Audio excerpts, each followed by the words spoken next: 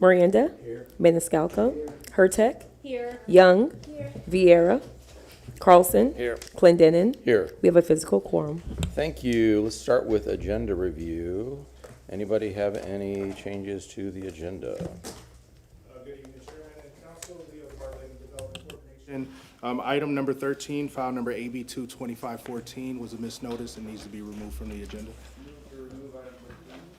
We have a motion to remove the misnoticed item 13 from the agenda from Councilman Maniscalco, second from Councilwoman Hurtek. All those in favor say aye. Aye. Opposed? Ayes have it. Anything else from y'all? No, sir. Anything from council? We have a motion to approve the agenda from Councilwoman Hurtek, second from Councilman Maniscalco. All those in favor say aye. Aye. Opposed? Ayes have it. Okay, so Mr. Shelby, would you like to start kicking us off with some rules? For Public comments. Yeah.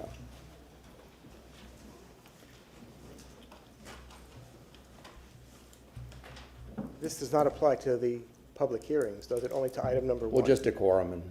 Just part. decorum in general? Yeah. Okay, thank you.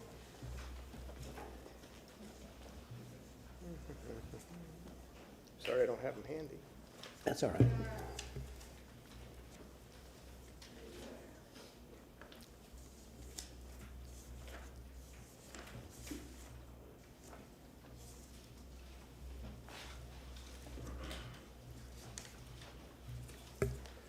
Good evening, members of the City Council. Martin Shelby, City Council Attorney.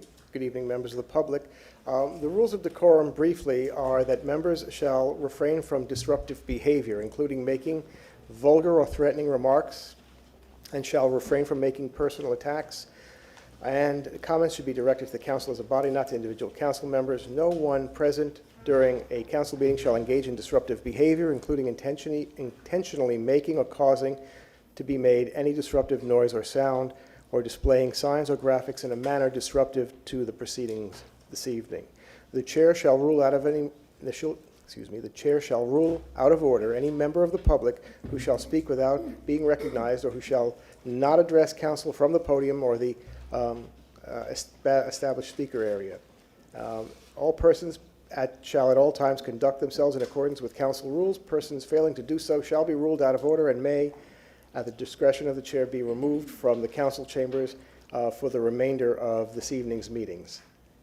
I believe that, in a nutshell, is it, Mr. Thank you. Chairman. So what I want to reconfirm is, those of you who are here this morning and you've watched before, that means, like, as much as people like validation, we don't want applause, and we also don't want boos. Basically, when people come up to the podium or the council is speaking, we want to be able to hear what they have to say and give them their full attention. So when people are speaking, we don't want the distractions from the audience. So sit quietly and listen to what everybody has to say, and we respect everybody. Oh, and another reminder that my Councilwoman Hurtek just reminded me about a problem we had this morning. I don't think y'all realize how good the acoustics are in here, even for those of you sitting in the back. When you start talking in this council chambers, it reverberates all the way up here, and it becomes very distracting, not just to the people that are speaking, but to us trying to listen to the people that are speaking. So if you want to speak, please walk out of the chamber, and you can go out in the hallway and speak with each other. Other thing, please remember to silence all of your phones. Take the opportunity right now, look at your phones, make sure they're silenced, because inevitably somebody has a phone that goes off. That goes for staff too. On speaking, on each item, these hearings, you speak after the item has been heard. Everybody will get an opportunity. I see there's a lot of similar faces. If you spoke this morning and you don't have anything new to add, you don't have to speak again tonight. And there are people that are still waiting to come into chambers to be able to speak. We want, you're perfectly capable. You want to speak, you can speak. And that's what I did want to ask council.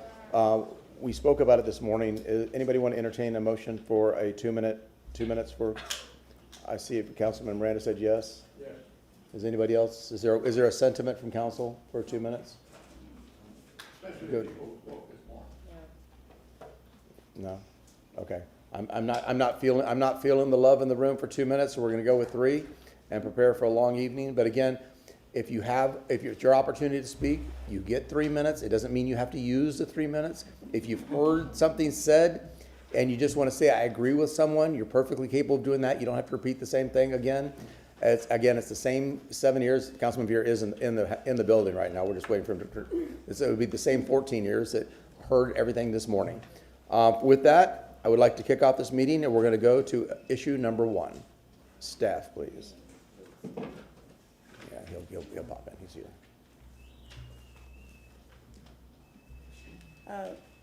Good evening, City Council. Jean Duncan, Administrator for Infrastructure Mobility. I was expecting our CFO to be here, being this is a financial resolution item that we'll bring before you. I'll share a few details and hope that he maybe joins us shortly.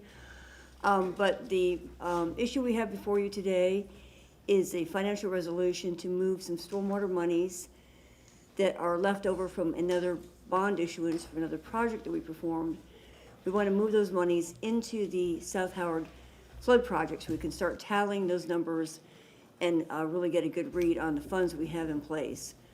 So that is the action we're asking you to take today is for that financial resolution, and we can certainly answer any questions related to the financial aspect or the project aspect that you would like to ask. Okay. Does council have any questions that were not answered this morning? Hearing none. Okay. So this will be the opportunity for the public to weigh in on issue number 1. I think this morning we asked for 10 at a time. There was more than 10 at a time. Y'all can say, we can put 10 people up against the wall here if you wish to speak to this issue, and I'll call you up one at a time. When you're called, when you call to the podium, approach the podium, start with your name, and you'll have up to 3 minutes to speak. Now, if there's 10 people up there, you can remain comfortable and seated, and then we'll just go with another 10 people. So the first 10 people that like to speak to this issue, if you'd line up against the wall to your right, to my left. If you'd like to speak to this issue, number 1. Wow, okay, this will be earlier than I thought. Okay. I was thinking, wow, I'm going to be home for dinner. For dinner. Yeah.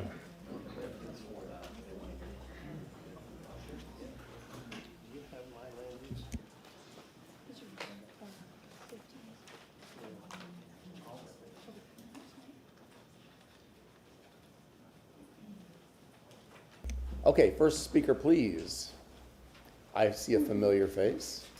Hi guys, it's been a few hours. Steve Garish, I live in Parkland Estates.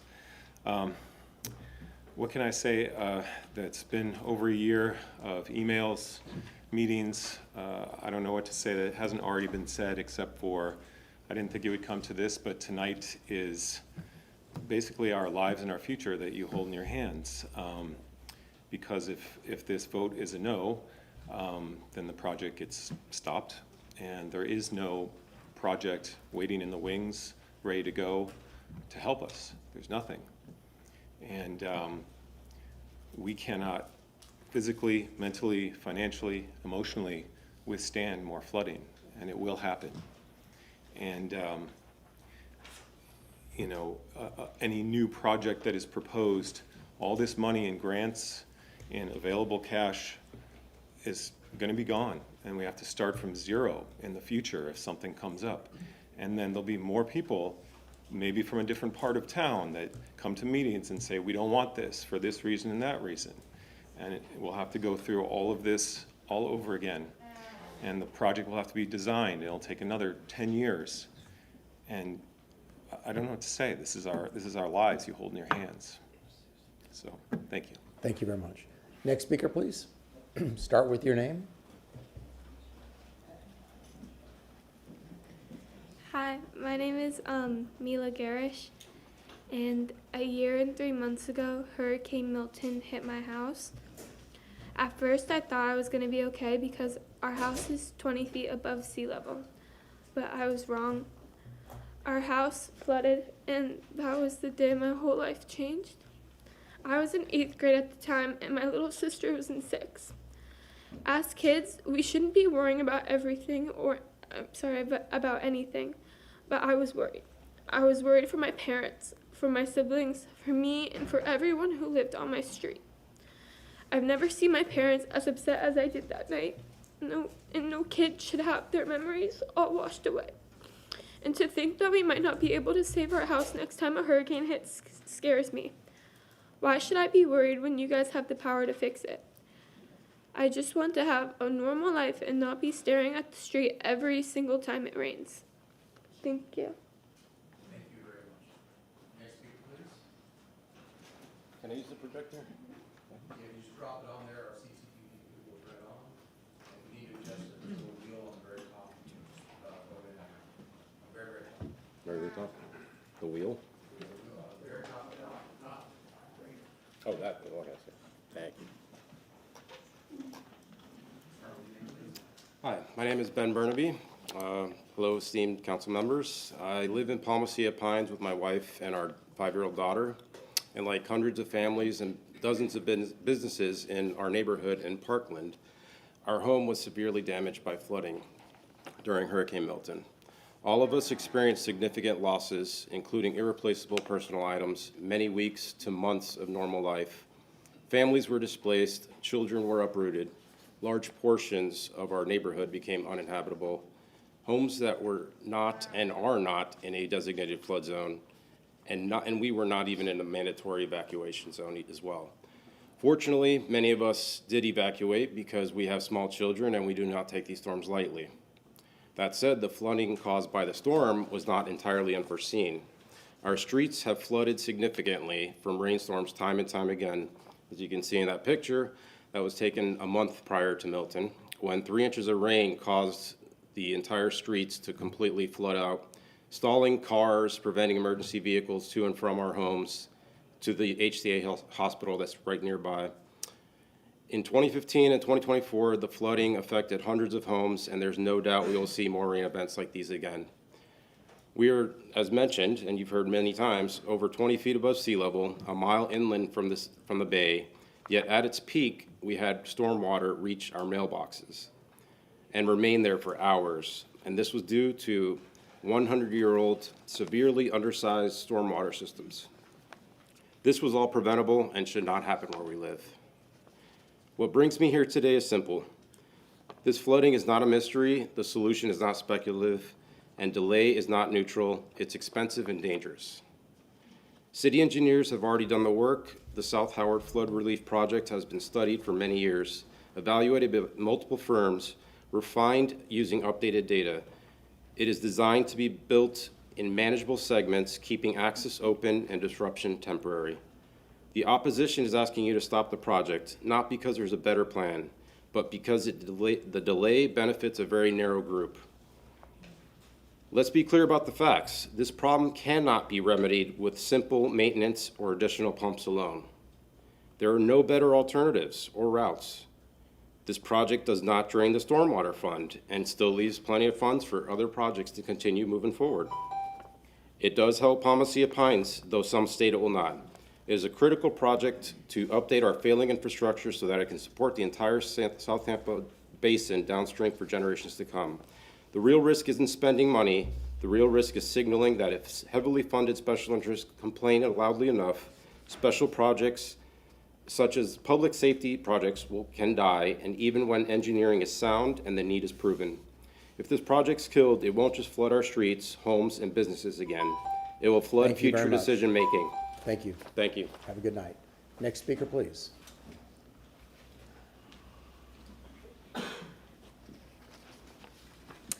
Hi, I'm Reba Cardillo.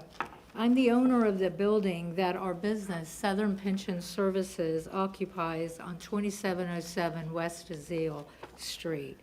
If you have seen the pictures of Hurricane Milton's flooding on Azale, you'd find our building in the deepest flooded area on the corner of Arawana and Azale.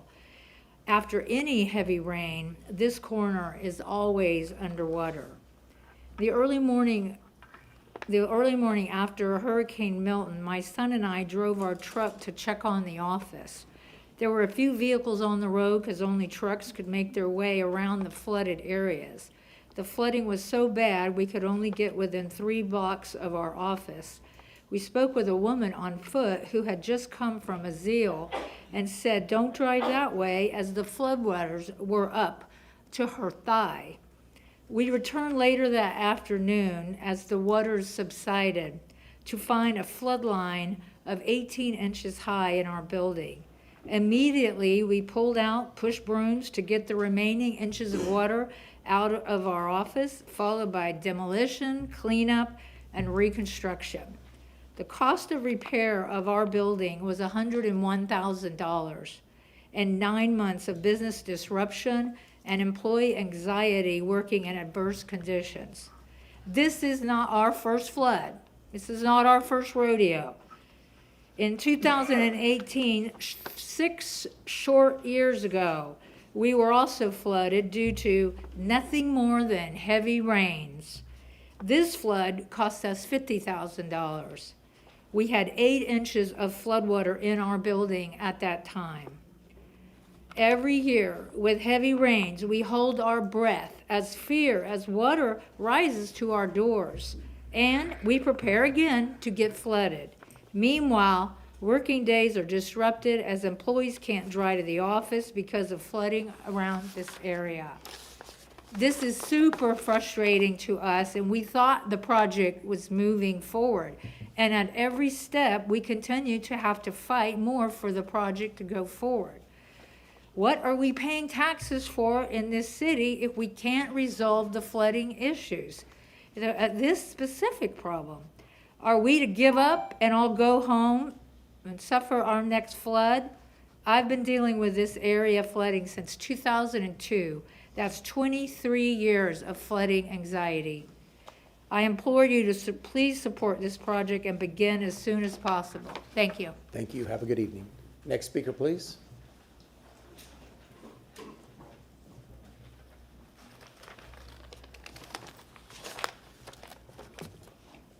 Start with your name. You have 3 minutes. My name is Tony Sloman. I was the owner of Skin Savvy RX at the corner of Havana and Azil. I lost my business in October 2024 because the city didn't put in the corrective pipes that should have been placed at that time. I have pictures of 2015 taken from my perspective on that corner.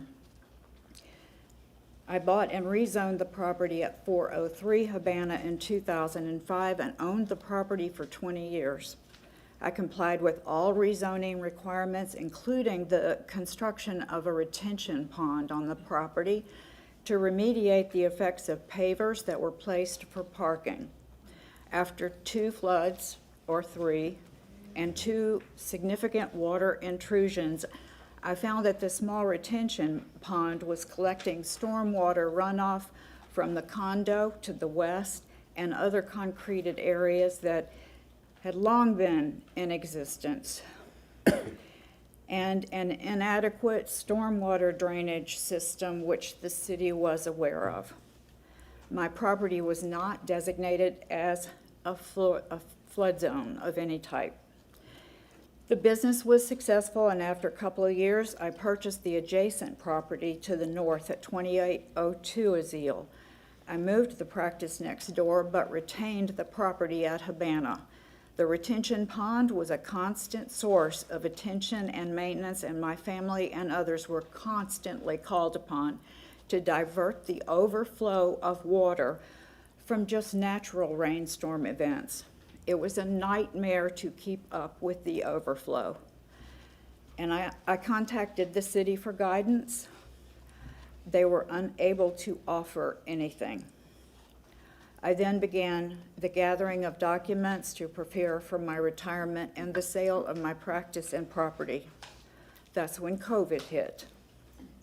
It took 3 years almost to recover even a semblance of income that the practice previously generated. In October of 2024, I only had flood insurance on the Havana building because I was still recovering from COVID. I was underinsured, and it was my choice not to cut employee salaries to buy more insurance. The result of Milton was devastating. The flood destroyed the building, its contents, electric beds, furnishing, treatment equipment, cabinets full of paperwork, files, medical equipment, skincare supplies, and retail products. I was 70 years old and uninsured for the flooding of this Thank you. nature. I Thank you. understand. Yeah, I'm sorry. Have a good It's night. true, I no longer own the property. Your time is up. I'm so sorry. Thank you. You only get 3 minutes. I'm sorry. Have a good night. Next speaker, please. Good evening. Start with Hey, your good name, evening. and you have 3 minutes. Good evening, Greg Parks. Thank you all for your time. I know it's been a long day. Here just to ask for your support to allocate these funds for this project. Like you've heard, I won't even take the whole 3 minutes. I think you all have kind of heard the gist today. But you know, I've been living with this since we moved into our house. We flooded in 15. We've had a handful of other encounters where we thought we were going to flood. Obviously, we flooded with Milton. A couple of pictures right here are from just normal rainstorms. They're not, I didn't even put any Milton stuff up here because I don't need to. We're at a South Arowana and Azeel. It's awful when it rains there. Some of my neighbors are here tonight. This is just a normal rainstorm, and we're kind of holding our breath every time you know, a big storm rolls through over the summer, and it's really stressful for me and for my family and for my daughter.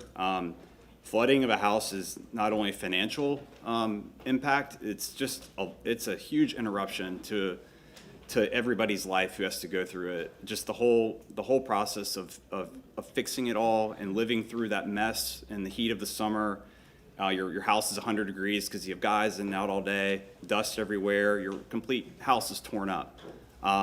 It's just an awful thing, and I just hope that we're able to come to a solution here so we don't have to live through this anymore. We're Zone X. We shouldn't have to deal with this. I shouldn't have to worry about not being able to pick my daughter up from an evening activity because there's so much water in our street that we can't leave.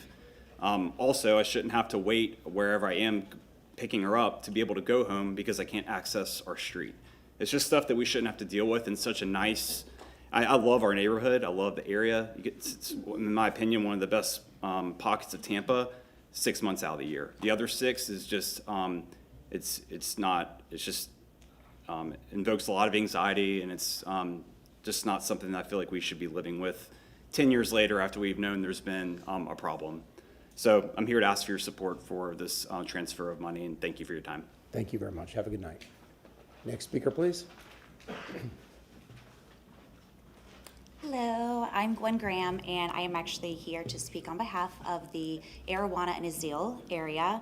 I've had a couple of neighbors and fellow neighbors speak already tonight, and I personally did get flooded as well in Milton, and it was an awful experience, just like Greg just mentioned, financially, emotionally, but I'm not really here to speak too much on my own personal experience with Milton. I want to more so focus on the impact that it has as a community. So my daughter attends Mitchell Elementary, and as you know, where Azeel and Arowana is, it is about a 2-block walk. Every day I walk her to school, and I also pick her up from school, and I bring her home. Along the way home and to school, you'll see many kids, different ages, walking to and from school by themselves. It's heartbreaking, terrifying to think about those children having to cross over Azeel when we have experienced such drastic rains. That was mentioned earlier today, that it doesn't have to be a hurricane. It doesn't have to be a drastic, crazy storm coming through. Our specific street, within about a 10 to 15 minute rain, will be completely flooded. All of the trash cans are floating down the river, which is, we call Arowana, or the Arowana River. And cars have water well over their tires. And like I said, that's after 10 to 15 minutes. I actually have a video. I have many videos, but I will spare you the time. But just in December, which we had 0 rain, it's a very dry season, we had a 10-minute rain, and I'm looking at our entire streets flooded. So there's no reason why there should not be room for this water, because the drain system, everything should be very clear at that point. So focusing on the children, the community, the drivers on Azil, seeing them stalling out one after another, getting out of their cars with moving traffic, it is a very hazardous situation that we're dealing with. So on behalf of the community, not just myself personally that was affected by Milton, but also the kids that are walking to and from school, and the public safety overall. So I really appreciate your time, and I hope that you take this in consideration when you are looking at the approval for the funds for this project. So thanks so much. Thank you. Have a good night. Pamela. Ms. Canella. My name is Pam Canella. I just wanted City Council to understand about the Zom pond, and that's why I'm here again, because it's important as part of this project. You're not going to get any flood relief in the Palmacia area without addressing the hospital pond and the Zom pond. The Zom pond receives all the water north of Horatio between Audubon and Armenia. It travels down Horatio to Audubon, which is the drainage, storm drain system that goes to two outfalls, one all the way down Euclid and the other to Bayshore. But it also goes down to the Swan Pond, down Swan. My point for all this, if you don't address that, along with the other pond, and you put a 10 by 10 box culvert up Audubon, you can see, and Swan, you're going to interfere with that drainage system that's there. You can't try to fix one without fixing the other, because then that leaves that whole area vulnerable again for flooding. I hope you can understand that. I made it as clear as I could. About the funding amount for the project just doesn't add up. The numbers don't add up. Residents need to know that there will be funding for future projects in their neighborhoods as well, not just one. So without threats of higher taxes. That's all I got to say. Thank you. Thank you. Michelle?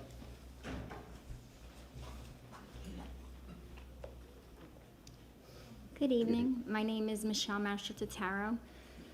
As many know, I was a part of Helene, Etta, Adelia, Debbie. So I did not just get surge, I got flood too. I feel the lack of maintenance in every area of South Tampa is the cause of all this flooding. Yes, infrastructure too, overbuilding. But I think if they had maintenanced everything the proper way, this would have alleviated a lot of catastrophic issues that have now played. And I've looked over the diagrams of the plan they want to do. When you look at it, it's not a fix. And it's, as someone said, 70% fix. It's not even 100. So we're going to be putting 100 million or plus into a system that is not guaranteed. And why single out one project and one neighborhood when people been I've been since 2020 begging for a solution in my area, and I went unheard and there was nothing done, and I lost everything in 24. So there was 3 years that I could have had help. So when I look at it all, make it fair for everybody, and if all this is allocated, there's no hope for anybody.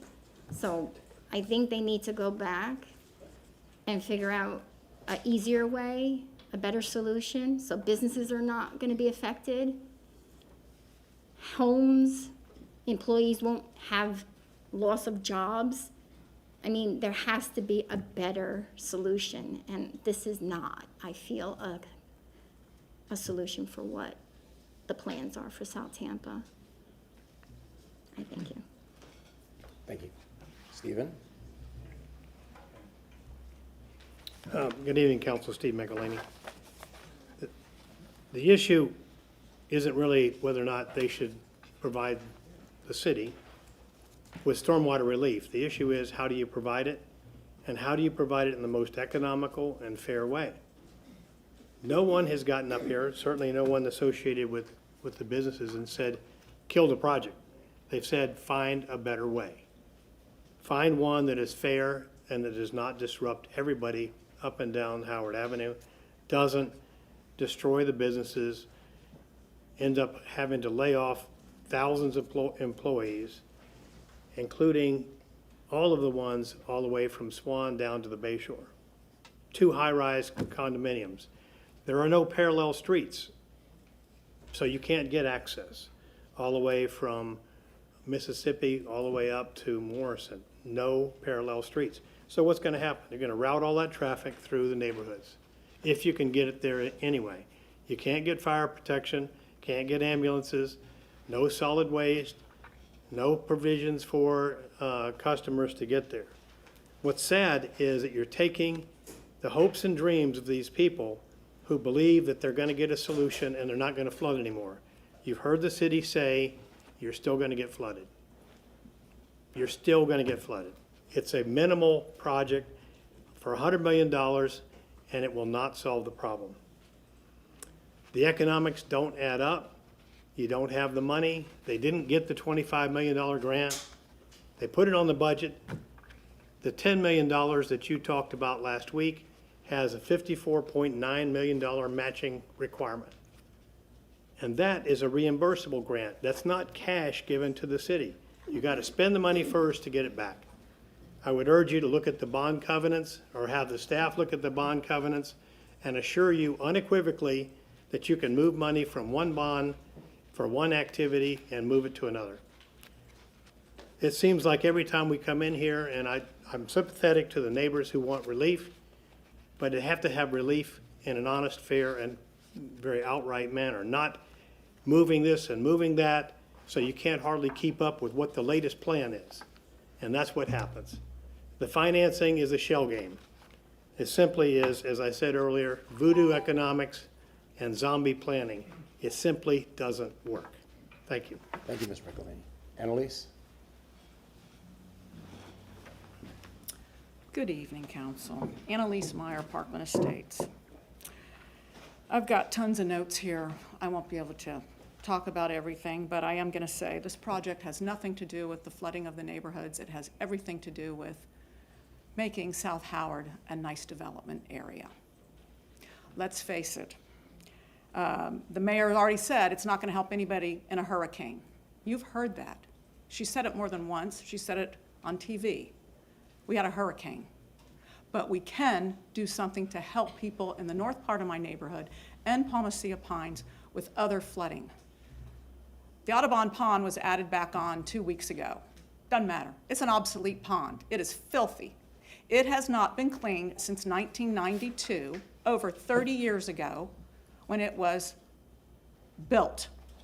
I don't know how much muck is under there. They went ahead and they took the water out last week, and you know what they did with it? They just took it across the street and dumped it right back into the storm drain. Went out into our bay. Pam showed you pictures this morning of the trash can. They need another trash can. They need a trash can across the street by the Zom Pond. I don't know why the city hasn't looked into that. They could get another trash can rental out of it, but there's trash everywhere. Pam brought up the Zom Pond. You've got a ridge right there. You've got 2 ponds directly across the street from each other. I flooded in my backyard and my shed.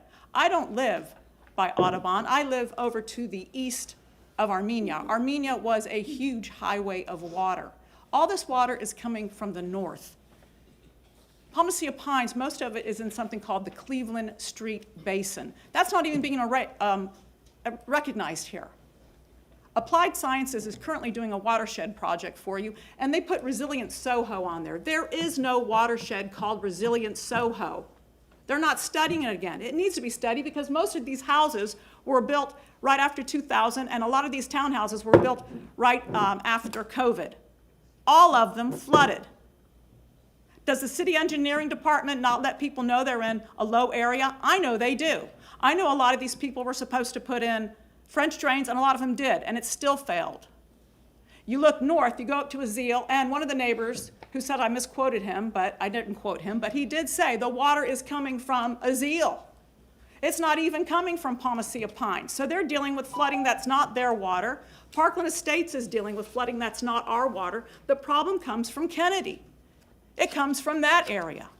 And Kennedy's being worked on right now by the state. Is the city talking to the state? I doubt it. Let me just show you one thing here. Our city can't even get, the names right of directors. This director has been gone for years, yet SwiftMud is still addressing letters to him. Letters that were never answered in the last 12 years because this thing was out of permit for over 12 years. Thank you, Annalise. Have a good night. Victor.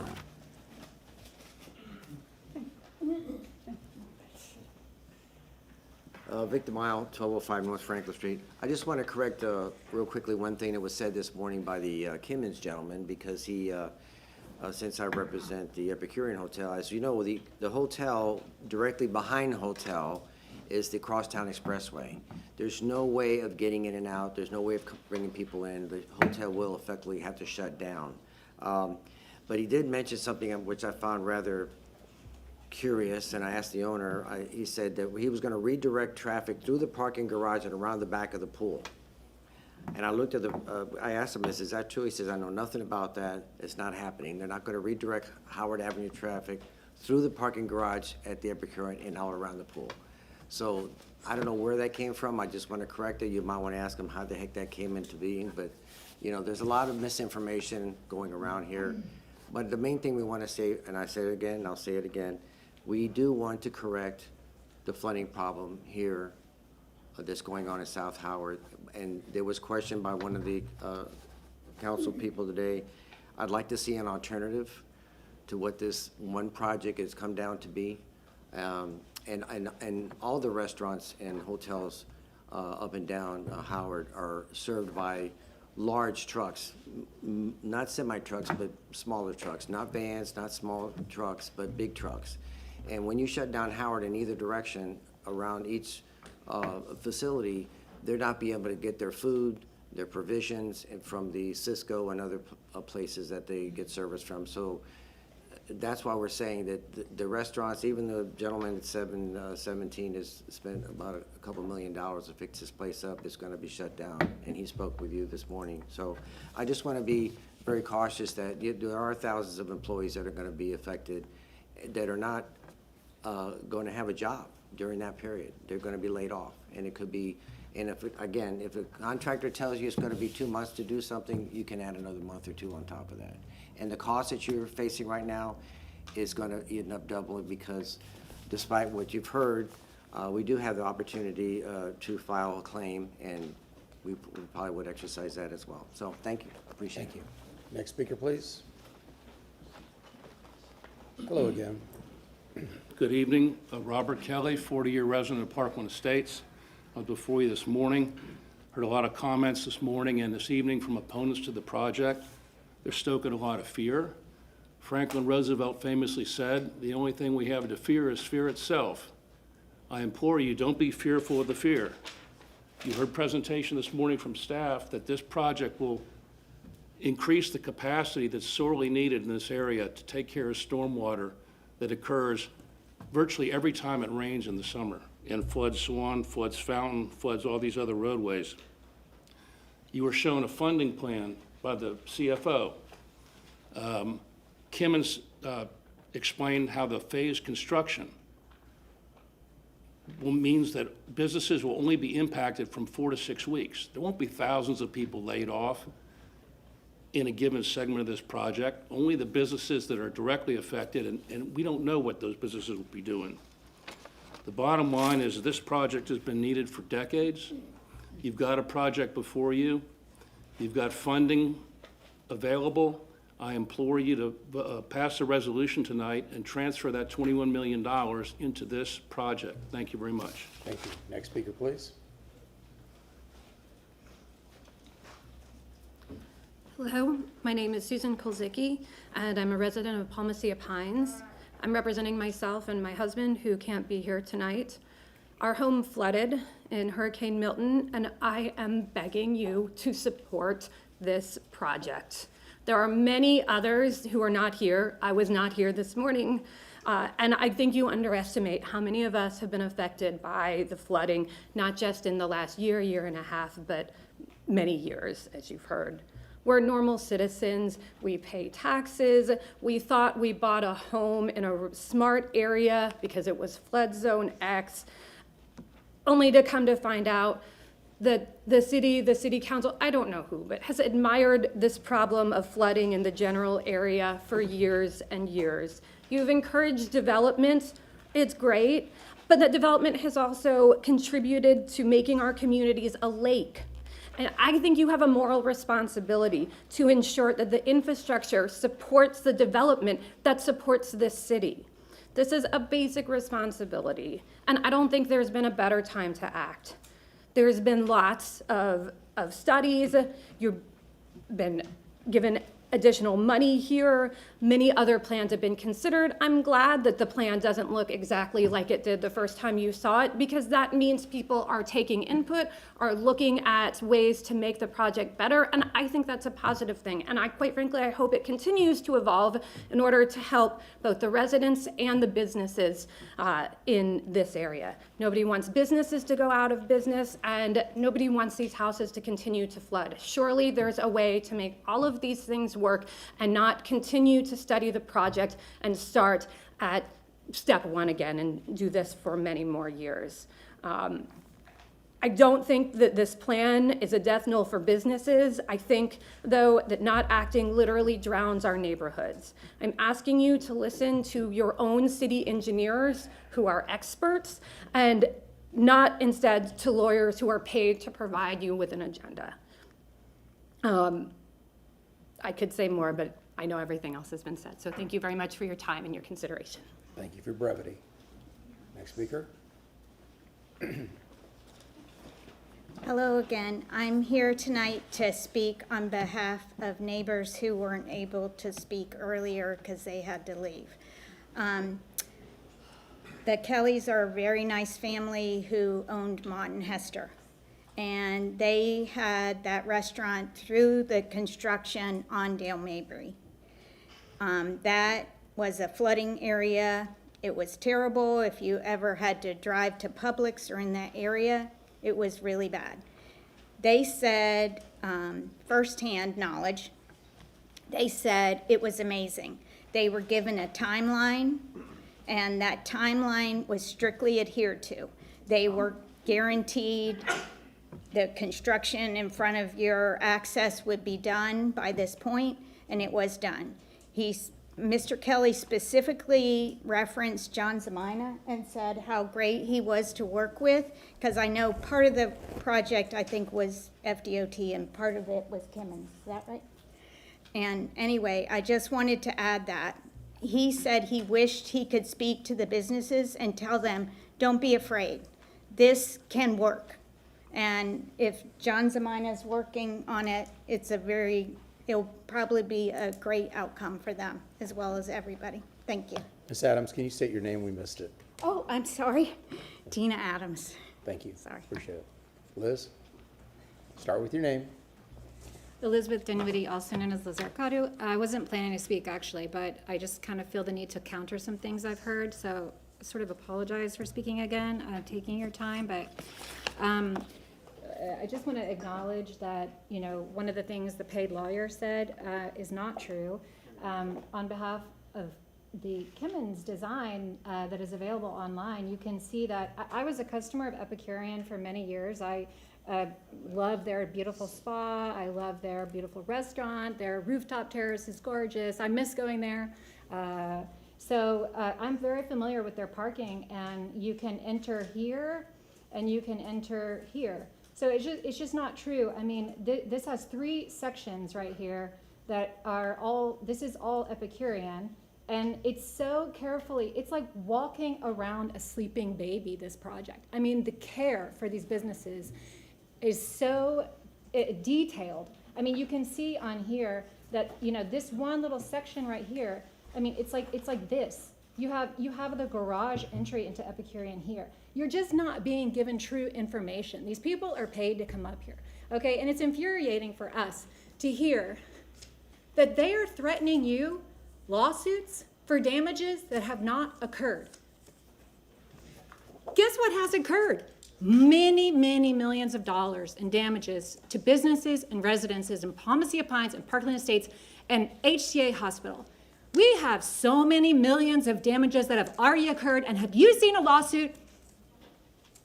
Have you seen one from any of us? No, you have not. What are we supposed to do if you kill this project? You think we're just gonna like roll over?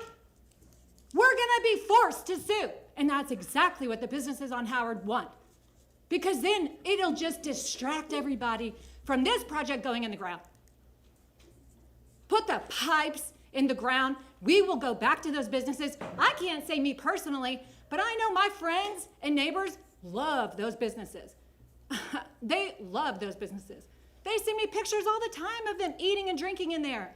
Those businesses are so loved that that exact love is going to sustain them through this project. I'm sick of this. We haven't sued. Don't make us. Do you understand?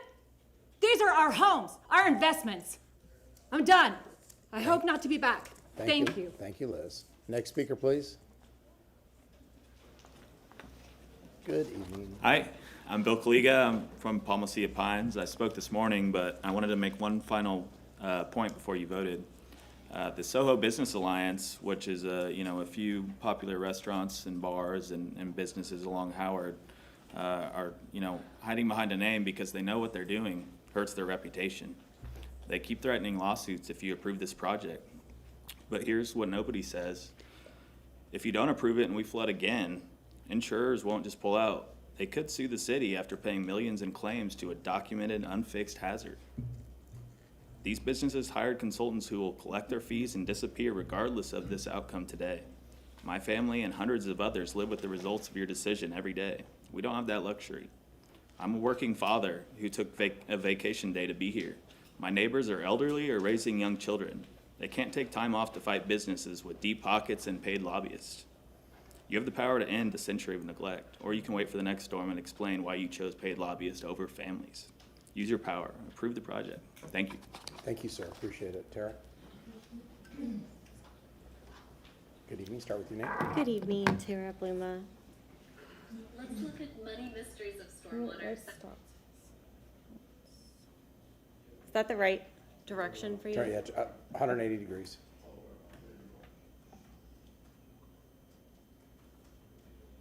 Okay. Say your name again and we'll scream. Tara Bluma. Thank you. This presentation isn't to support or oppose the South Howard project. In fact, it isn't really about the project itself. This is about financial shenanigans that happen to keep showing up in this project and many other places. Our first mystery. For a year, the public was told $39 million would come from the stormwater improvement assessment. Suddenly that's down to $8.4 million with CIT money used as a stopgap. Who was actually checking what was shared with the public and council? Second, does the $98 million estimate actually include the $7.7 million in design? This week's Grade 8 update frames $98 million as construction, yet Mr. O'Hara's funding math adds in the funding sources for the design contract. Is this a $98 million project or a $105 million project? Mystery 3.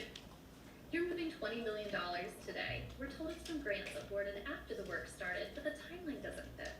Council approved $37 million in grants by July 2023. You passed the next bond series in November 2023, and official filings from that month show the Lower Peninsula was not intended to receive proceeds from it. Yet by early 2024, $20 million of the 2023 series bonds were now sitting in the project where they've sat for the last 2 years. Our next mystery, what is the plan for the $20 million once moved? The 2023 bonds put us on the hook for $24 million in interest alone. Based on the South Howard project's timeline, this money will sit idle for years while we bleed interest. We've only spent 5% of these bonds, but it was supposed to be fully used by last November. Borrowed money is a liability, not a windfall. We need a system to flag and address idle debt before it drains our budget. The final mystery, how do we get responsible? In 2026, we'll collect $16 million in stormwater improvement assessment revenue. But $10 million goes straight to debt service. That leaves just $6 million for new priorities. Again, these mysteries extend far beyond South Howard. This presentation is not to convince you to vote either way, but you should understand the origin and implications of the money you're voting on today so we can get better as we go. Please help us solve these mysteries. Finally, from the conversation earlier about where else the $20 million can go, I believe it can go to stormwater improvements, annual contract, in-house flooding relief and failed pipe replacement, ditch rehabilitation, consultants and land acquisition, box culvert rehabilitation, and comprehensive infrastructure for Tampa's neighborhoods. So there are a lot of other places that money could go. Thank you. Thank you. Hearing no other public comment, are you ready to giggle for a minute? Mr. Carl, Mr. Oh, come on up then. Yeah, sure. Okay, anybody else want to speak to this issue? Please line up against the wall. Thank you. I'll make it brief. Hello again. Hi again. I have a new presentation now. Okay, so I'm Suzanne Fernandez. I'm a small business owner in the Palmacia Pines neighborhood.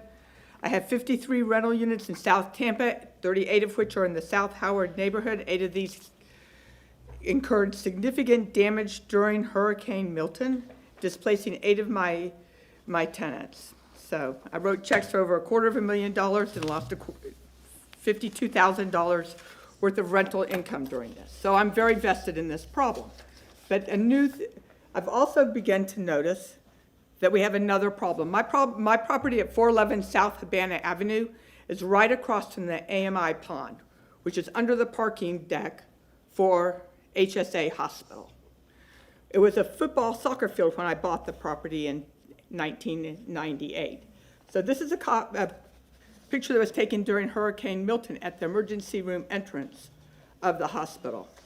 The emergency room parking lot was flooded.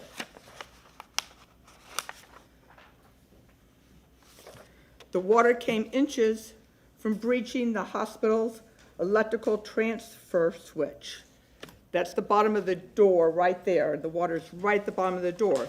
The flood water also came close to breaching the O2 supply, and it did breach their wellness center at 508 South Habana, causing $3 million worth of damage. So this flooding is not just occurring during hurricanes, it's occurring during your average rainstorm. When I originally built these buildings 25 years ago, the streets never had water in them. Now it's an everyday occurrence after a rainstorm. The water keeps getting higher and it's more and more frequent. So I'm so concerned about all of us, me and my neighbors. So I'd like you to consider this a viable option, a viable way that the city has come up with a plan. We haven't seen anything better on our table. And we all need to work together to make this happen, to make our neighborhood safe for everybody. Thank you very much. Okay, that concludes public comment. Councilman Carlson, would you like to move this resolution? After we move the resolution, then we'll talk. Councilman Vieira, would you like to move this resolution? Microphone. You just have to move the resolution. Move the resolution. Thank you. We have a motion from Councilman Vieira. We have a second from Councilman Hurtak. Would you like any discussion, Councilman Carlson? Yeah, there's a lot of misinformation on both sides of this thing, but I just want to make sure that some facts are on the table. There's been, for a long time, there was a talk about this project being out there for 10 years. Maybe a couple people had conversations for 10 years, but Yuan will tell you, she confirmed with me yesterday, this project, as it is now, started in 2022. I presented a month ago in City Council that there were plans going at least back to the 1980s that showed that Palmacia Pines was a bowl and there needed to be a big retention pond there. Somebody in the past decided not to build that, and they decided not to build infrastructure, but this City Council has only had knowledge of this after 2022. To my knowledge, we haven't slowed it down. If we did, it was less than 6 months. The decision on whether this should have been done or not was previous administrations, I think, not even this administration, but certainly not this city council. The other thing is some people have been told that this vote that we're about to make is the most important vote. And as Mr. Rogero confirmed earlier, the mayor has told people that without this vote, she's going to cancel this contract. I don't think there's anybody up here, including me, who wants to cancel this contract. I don't know why the mayor would have threatened people like that, but there's no reason why this vote, even if we voted it down, has to cancel the contract. If the mayor did that arbitrarily, I think we would vote strongly to bring it back because it's not fair to the people who are here to cancel the contract. I'm sorry that people were told that. It's not accurate. All we're doing tonight is we're moving money from one account to another. And you want to respond to that? Yes, sir. Good evening, Council. Dennis Rogero, Chief Financial Officer. Yes, thank you, sir, for the opportunity to respond. You're quite right. You know, it's really the classic management triangle. You've got time, you've got quality, you've got cost. Those are your three legs with management in the middle. If one of those pieces of the triangle stretches out too long or contracts, the project is in danger. The mayor feels that too much time of inaction has gone by and wants and desires council to take the next step so we can proceed with this contract. Thank you. Thank you. Appreciate that. And then Mr. O'Hara, Ms. Duncan said earlier, the big vote on this is going to be October. So that's the time when everybody's concerned, is this going to go forward or not? Even if we say no tonight, I don't think it's going to say no. I'm going to vote no, but I don't think it's going to be no. But tonight's vote, even if we all voted no, the contract's not canceled unless the mayor cancels it, which I wouldn't recommend because obviously the community doesn't want that to happen and city council doesn't want it to happen. In October, that's the decision that's going to be the go, no-go decision. Over the last year, we've seen the community come out strongly. Parkland Estates and others came out and said they didn't want this to go down Bristol and Lakeview. And at the time, the city said, no, we have to go down that way. There's no choice. But after negotiation, the city agreed to 3 choices, and one of them was to go down Swan. And so now it's going down Swan instead of through the neighborhood. So that's a benefit. I don't think there was any delay because of it, but the community pushed and folks listened. And so then 3 weeks ago, I presented that Palmacia Pines was getting screwed in this, that there was no infrastructure. The infrastructure in Palmacia Pines had quietly been taken out, and staff confirmed that. A week later, the engineers put Palmacia Pines back in. I don't know if it was a result of us showing that Palmacia Pines wasn't included, but the fact that the AMI Pond Connect is there is because the community wanted it. However, we know that the AMI Pond is higher elevation than corner of Habana and Horatio, which has been identified since the 80s. There's 150 or so people, especially in Palmacia Pines, are going to flood even when this is done, and there's going to be structural flooding as well. I don't think that's acceptable. Since the engineers were able to add a piece of Palmacia Pines in 4 or 5 days, I would challenge them to add a couple more pieces from phase 2 in. The engineers and the planners did not give us any real timeline as to when the money would be available for phase 2. That means most of the infrastructure that's promised for Palmacia Pines is not going to come because there's no definite plan for it. If I was in Palmacia Pines and my house flooded and I saw on this map that my house is going to flood again, even when this is done, I would want more infrastructure in Palmacia Pines. And so the thing I would ask all of you to do, we're not slowing down the project because they added a pipe in Palmacia Pines in 4 days since the last meeting. Let's ask for and demand more of the infrastructure in Palmacia Pines. If that is added and we can reduce the number of people that are flooded, I'll vote for future pieces of this. But it's not acceptable to me that so many people are going to flood because this is not a now or never project. This is a once in a generation project. There are like 19 other neighborhoods in South Tampa and there's some in North Tampa that are waiting for money. They don't have any solution right now. You've heard from some of them tonight. When this 100 million or 120 million, whatever it is spent in 7 years, if their house is still flooding in Palmacia Pines, there's not going to be another bucket of money to come back and fix it because Palmacia Pines will now be at the end of the line. We need to fight for everything we can get now. The last thing I'll say is that I pulled out between the meetings, I pulled out the list of CIT money. There's no project right now out of the 60 or so projects in CIT that's even close to 9 million. I think there's one that's 7. A couple of them that are around 5 million. The average is around 250,000 for CIT. CIT can be used for too many things. We're having a discussion in a week or two to talk about the overage that we have because of extra property taxes should go in. Let's take the $9 million from there and put it in this.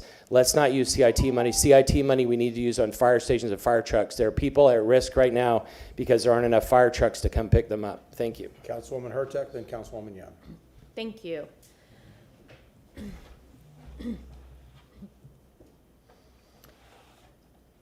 You know, this has been an incredibly emotional experience. Today has been a very long day. It's been very emotional. I had to go leave council between these meetings and take my dog for a walk and just kind of breathe some fresh air because there's a lot of emotion here.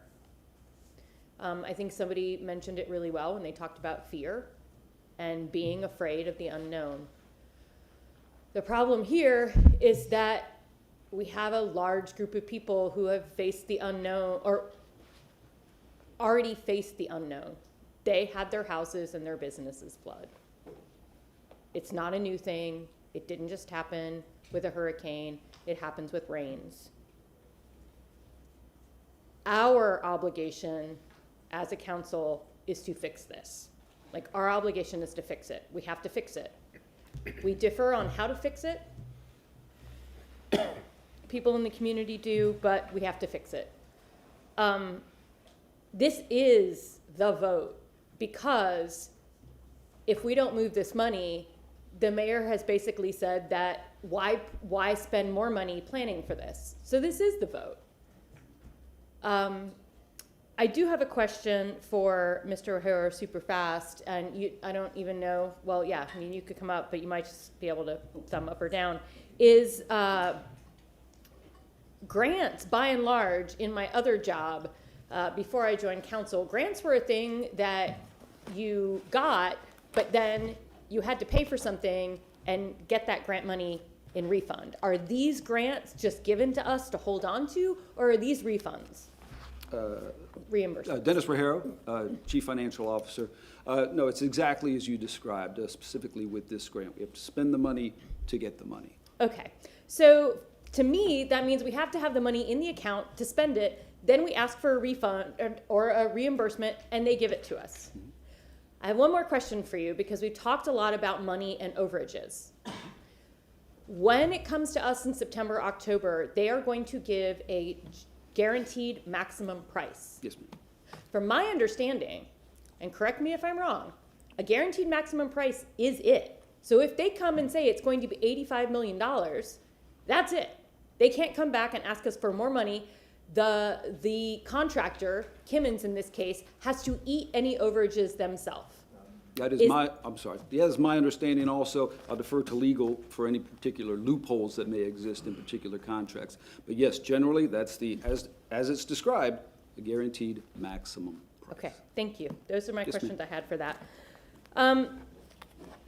While this project probably hasn't been talked about since 2022, it is a part of the 2026 project cycle for stormwater. These projects have been planned. There are still a few more left, but this is the last giant project in this particular cycle. We have known and we have wanted to do this project. Hundreds of employees have already been affected by these businesses that have flooded, that haven't been able to be in their offices for 9 months. The thing that struck me about all those business owners who came up here is that they didn't talk about having to lay off staff. They fought and they did what they could. I'm committed to doing whatever we can as a city. I did this for the Southeast Seminole Heights project. I will come and do it for South Howard as well, to come and visit these businesses, even though I don't live in this area. I will talk about them. I will put them on social media. Those people will do that. You can count on your council members for that. And I really do believe someone who came earlier talked about how the Dale Mabry businesses, it might be great to get, I'm hoping that the city could get a group of the Dale Mabry businesses together with the South Howard businesses to hear what they went through and what was and wasn't successful, so that we can build from this to help with this project. But this project has to happen. It just simply has to happen. The trunk, the 10 by 10 culverts will then create a giant trunk that other projects can then feed into as this goes forward. And this is just basic infrastructure in an area that does not have basic infrastructure. And this is the job of the city. This is the job of this council. And I'm supporting this project. Thank you. Councilwoman Young. Thank you.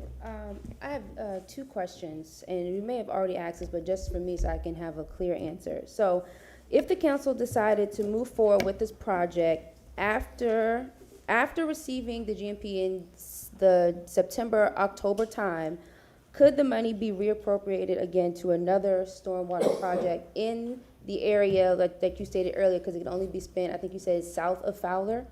So, yes?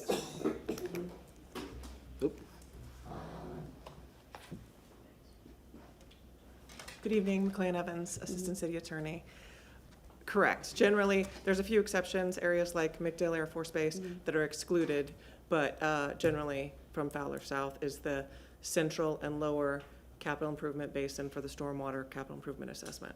Okay, so if we decided not to move forward with the project after receiving that guaranteed maximum price in that September, October time, could the money be reappropriated again to another stormwater project in that area? Let's say we decide that, okay, we don't want to move forward with it. Is that a possibility? Yes, ma'am. Okay, so would that require the mayor to make that decision, or could it come through the council to make that decision if we wanted it to be moved? It would require the mayor to make a recommendation for approval to city council. Okay. And then, okay, thank you for the Yes, questions. ma'am. So I just have some comments that I want to make, and I'm speaking from me as a contributing member of this council in my experience as far as with this project. So I don't disagree that there has to be something done. That's not even a question.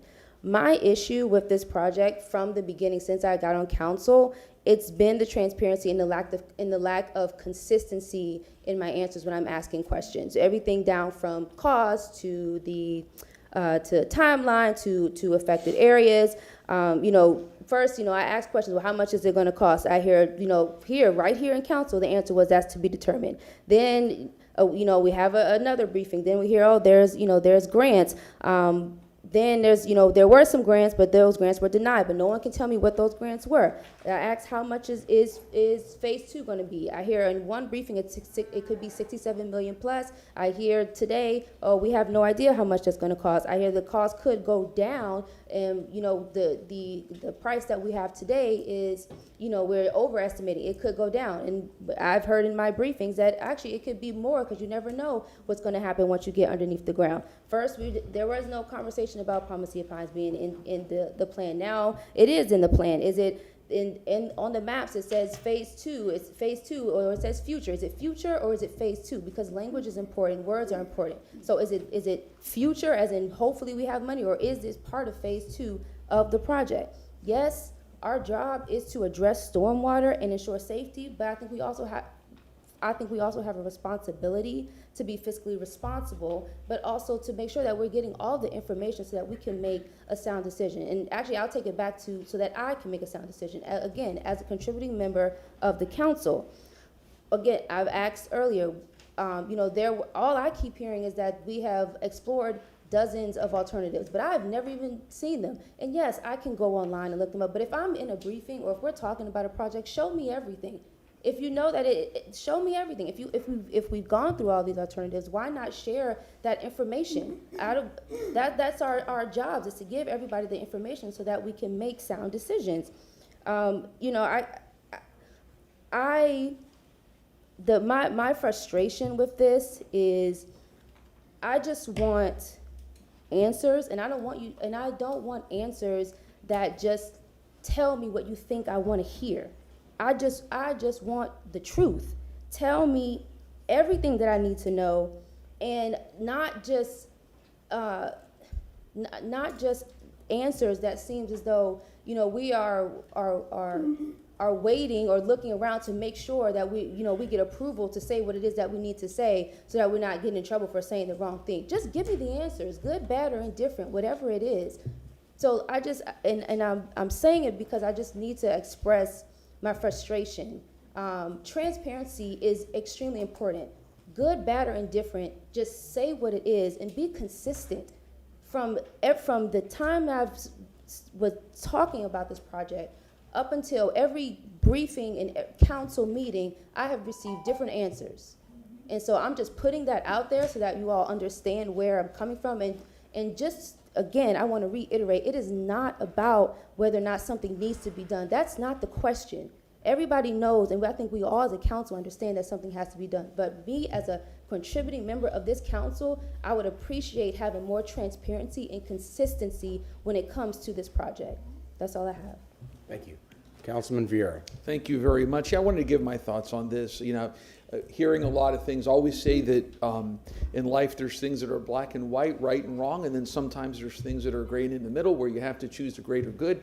My past votes on this, I think, have reflected my belief on what the greater good is on this, which is, again, acknowledging the detriment like there is in any large infrastructure project, but I think stating that one side far outweighs the other. I think one thing, and we all agree on this, is that we had, and Councilwoman Hurtak mentioned this as well, particularly with her, going on a walk because of all the emotion shown.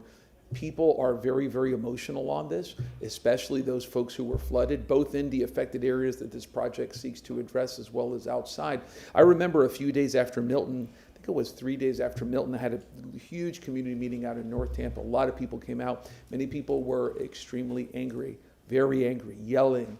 And I and nobody there who was there from the city judged anybody, because if that was me, I would probably be 10 times angrier, right? That's just a human thing. So to all those who came tonight, who shared from the heart, from your toughest experiences, being flooded, being, violated emotionally in that way, everybody, we really appreciate that, because it takes a lot of heart to talk about your deepest hurt in a public forum when you're on television. That's certainly not easy. For me, this just comes down to a few things in terms of my past votes and what I'm doing here today, which is, number one, responding to the storms of 2024. I think, just on behalf of myself, it sort of changed some of my views, the analysis that I took on things after those storms in 2024, and then just looking at the basic duties and responsibilities of local government. It's public safety, it's mobility, parks and recreation, and stormwater issues. And for me, I cannot abdicate that basic responsibility and duty on government when it comes to storms and stormwater, and in effect, damn these neighborhoods to be flooded. I just can't do that. We're gonna do something on this, and it's something, again, I trust the experts, right, that's gonna work. My rationale from this is formed not only on what the experts have said with the city of Tampa, who I choose to trust, but what my eyes saw after Milton and Helene, and what my ears heard after Milton and Helene. I talked to people out there like we all did, right? And I resolved, after not really having a position on this project much, to do what I could to support it in my own individual seat. A lot of people talk about different parts of the city that were flooded. It's no secret that North Tampa had some very historic, devastating flooding in Forest Hills and Overlook community, in different areas on 113th. Very, very significant flooding. But the inclusion of one thing doesn't mean the exclusion of something else, and vice versa. We can help one part of the city. That doesn't necessarily mean that because another part of the city exists that we should say, to hell with this part of the city. We are one city, and I'm not going to be parochial and go, well, I represent this area, so therefore nothing for anybody else. Because one day you're going to have a large project that is in District 7, and I don't want people to have that kind of an attitude towards the good folks in District 7 and the Alaska of Tampa, right? And when it comes to North Tampa, we are doing many, many things. Obviously, the pumps, in a couple of weeks, we're going to be voting on, I think it is $2 million in additional pump investments. This is something, and I know there's differing opinions on how long this plan has been in the works, that's been in works for some time, whether it's 10 years, whether it's 3 or 4 years, whatever it is. Things like this take time. And I refuse to say, well, one part of the city got flooded, in part because of unique issues involving pumps, by the way, which again are being addressed. So therefore, I'm going to say no to this. To me, that doesn't make any sense. We are one city, whether it's East Tampa, West Tampa, South Tampa, North Tampa, and I think that we need to operate under that analysis. I always have, and I think that's what I'm going to be doing here today as well. So just wanted to share my thoughts on that. Thank you, sir. Well, so I'll share some thoughts. You want to go? Go ahead.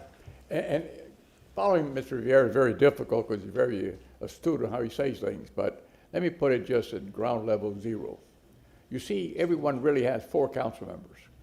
The city is divided in District 4, 5, 6, and 7, but you also have District 1, 2, and 3, and those 3 council members that are at large are also your council members in each district. So remember, you might have one that represents you directly, but you have 3 others that can vote yay or nay on the same item. It's not about preference, it's about the way it's dug up. So going further, when you look at a construction company, they're talking about this, that, and the other, certainly there's going to be done on time and money.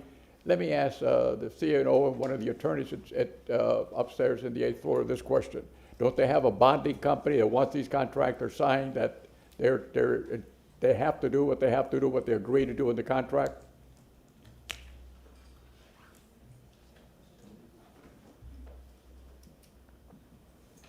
Justin Vasky, Legal Department. Yes, there is a public construction bond for this project. And don't leave yet. Just recently, and any time in the past, and I remember 1 or 2 of those contractors did what? They voided, that went in fault of the contract, and what happens is the bonding company has to hire a contractor to do what they've done. Am I correct? Yes, and it's a mess. So let's take some of that fear out. So now we go further, and what is the need? The need is that if this money is not moved, it's a signal to the taxpayers that we're not going to in any way help those that really need, no matter where you're at. This is not the end of something. This is the start of something that we're going to continue to do, and future council members, whoever's here, to look at what they need and how the need is required and funded to get it done. And bonding, although a lot of people say don't bond, I don't know any big business that has almost $2 billion in revenue does not bond. They all bond in one way or another. And bonding is why? About 4.4% for 30 years. A bank doesn't give you a loan for 30 years. That's why we can't get it done. And the bank interest would be much more than 4.4% for 30 years.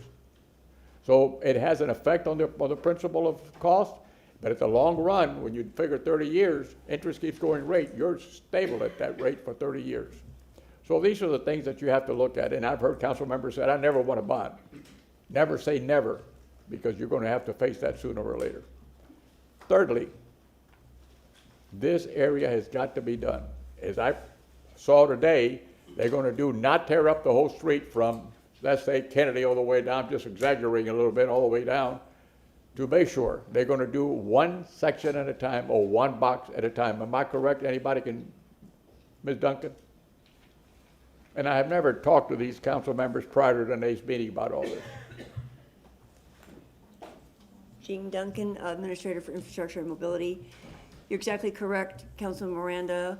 We've shared some graphics this morning, and there's a commitment by the contractor to do piecemeal, as someone described nicely, an inchworm approach to minimize those impacts in front of those businesses as we inch our way up to the north end. Let me picture that. They're going to start the first one, as I understood from this morning's section, at the far end of Bayshore Boulevard going north. Am I correct? That's correct. So there'll be one box or 2 boxes or whatever they can right there. And then those businesses on that road can be used all that time from, let's say, Azeel all the way south on Howard. Am I correct? That's correct. All right. So that's finished. Then they move up. But this place is already open where some traffic can come up because the road's already in, and the others can still come forward. So now the whole thing, whatever it is, 10 blocks, 8 blocks, whatever it is not going to be done continuously on one day from the other day to be broken up and be in despair that no one can walk. Am I correct? That's correct. So we're doing one section at a time. That takes some of the fear factor out. Is it hard on the businesses? You damn right it is. But it's also hard on the homeowners. You damn right it is. So we have to make a decision. Are we going to fix this at all? Or are we going to just sit on our hands and say, oh, no, I don't like it. I don't like it because the mayor said something. I don't give a damn what the mayor said. It's what is needed that counts. So my vote would be yes. Okay, so I think we could all stipulate that we have a known problem south of Kennedy, extending south of Swan, of severe stormwater issues with freshwater rainfall. Because we're not talking about, especially, one thing I want to talk about is we're not talking about flood zone X because that's mostly the tidal surge and all, right? So, but we have, what's that? I'm sorry, well, X for where they are, Palmacia Pines, flood zone X. Just similar to what we had in Councilman Vieira's district in Forest Hills, same thing. They don't get stormwater surge, but they are subjected to freshwater flooding. And that is a problem everywhere you live, anywhere you live in the United States. There's people that had freshwater flooding from flash floods that go down mountains and, or creeks, and people that, literally never in a million years might have thought that they were going to get flooded, but they do. But what we do have is we have a problem with these intense thunderstorms that are moving over our area, and they're not moving. And I see it all the time on Swan and Arwana and Azeel and through the impact that it has in the neighborhood streets, both north and south of Swan, that it's, again, I think the administration has been very clear, and I think everybody has to understand when we're building this, we're not building this for Helene. We're building this for a July thunderstorm where you get 5 inches of rain, and right now all these houses get swamped with 5 inches of rain. And that should be an inherently government function, that we provide this type of service. The problem is, and where I was keeping a very open mind, and I was tentatively yes on this project for the longest time, and then recently I was starting to sway a little bit because of the cost escalation. Because unfortunately, we live in a metropolitan area where our tax rates are extremely low. Our support from the state of Florida continuously declines. And so our revenues are always hurt, and our needs are great, and our resources are small. Living in the city of Tampa, we have a lot. Our playgrounds are falling apart. Our parks are falling apart. Our roads, when this council started, our roads were a mess. Thankfully, we're starting to fix that. We have sidewalks that need to be repaired. There is so much infrastructure in this city that has been neglected decade after decade after decade. It is a shame. It is absolutely shameful that in a city as prosperous and as beautiful and as wonderful as the city of Tampa, that we're having to pick up these ashes and try to put it back together. But we're doing a good job of doing it, I will tell you that. But we get to this problem, we have these needs, fire stations, all these things that we're having to do. There's only so much money because guess what? We have low taxes. I know you guys don't think this, but we do. Our taxes are low. We're some of the lowest taxed city in the state of Florida. So the problem is not, as I look at all these projects, it's not that we don't need to do it, it's can we afford to do it? And that's what made me really nervous in the last. But thankfully, I've been convinced that with the creative work of the city team, at the leadership of Dennis Rohara and Gene Duncan and the mayor and everyone else that's weighed in on this, that they've been able to put together a financial plan that is not as burdensome on the city of Tampa than it may have been as this cost of this has escalated. I've also been reassured that as we move forward, if we pass this resolution tonight, as we move forward, that if for some reason this grant money and all this other free money that's outside money come in, or money that we may have paid the federal government that's coming back to us, or the state that's coming back to us, if that money is not realized, this project's not going to be doable. And we'll have that question will be answered either yes or no when we get the maximum price from the contractor this fall. So it's not about whether this project isn't needed, and it's not whether the project, but the project's needed. There's no reason in the world that all these houses should have been flooded and all these families should have been displaced. I also think, and Councilwoman Young, unfortunately, you weren't here for a lot of that discussion when we talked about routes. This council insisted that this route not go through Parkland Estates. I led that charge. I know Bill Carlson was on that as well, ensuring this doesn't go down Bristol because of the impact that it would have on this historic neighborhood and these trees. We fought that, we won. But we also looked at all these other options down Swan and all these other areas. They were not practical. They didn't work. And unfortunately, there's going to be some impact, but I think that the contractor and this team has worked diligently to try to mitigate as best as they can the impact that it's going to have on the businesses that it's going to do. Councilwoman Hurtak has highlighted there's been a lot of businesses impacted by this. There'll be continue. This is a need. I think we can afford it with the plan that has been brought forward, and I'll end it at that. Thank you. Anybody else? Okay. Councilman Vieira, we have a motion from Councilman Vieira, and we have a second from Councilwoman Hurtek. Would you please do a roll call vote, please? Young.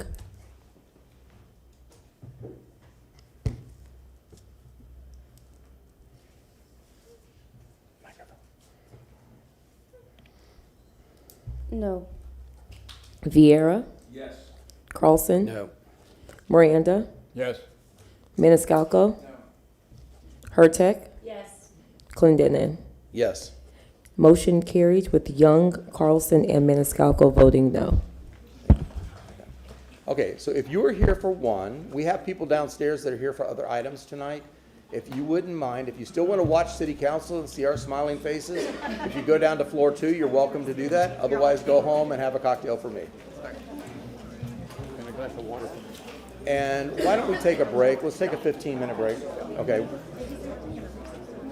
We're going to have a 15-minute break. We'll be back at 6:45.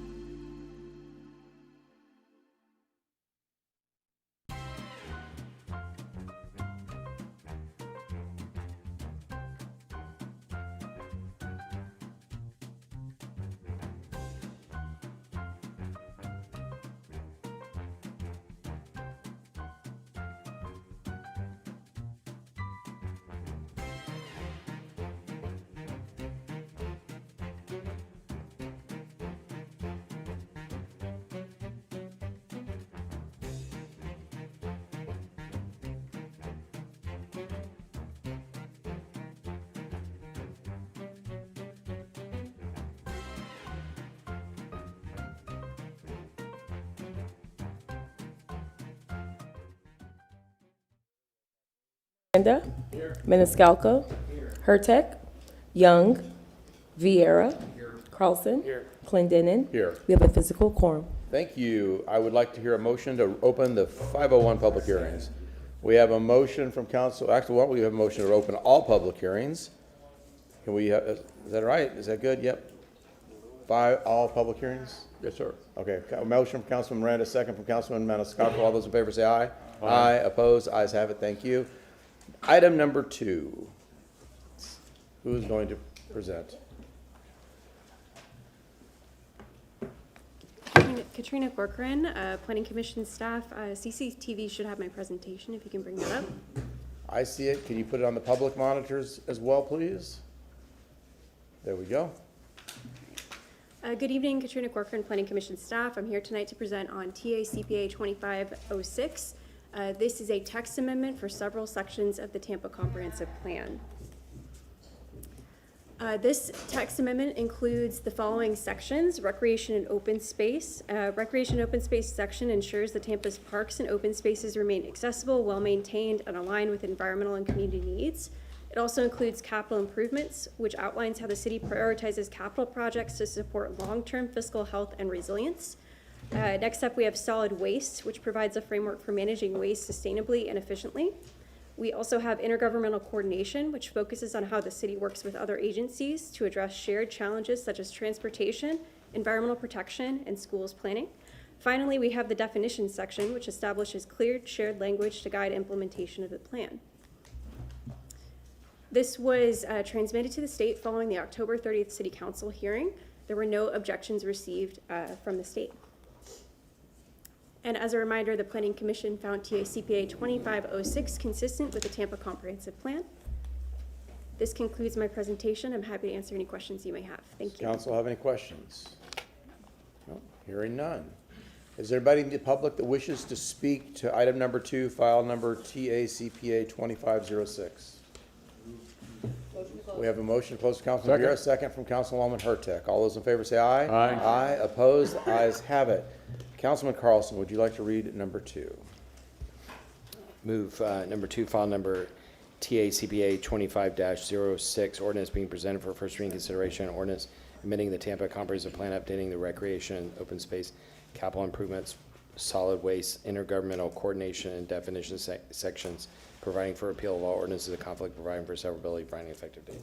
We have a motion from Councilman Carlson, a second from Councilman Vieira. All those in favor say aye. Aye. Opposed? The ayes have it. Thank you. Item number 3.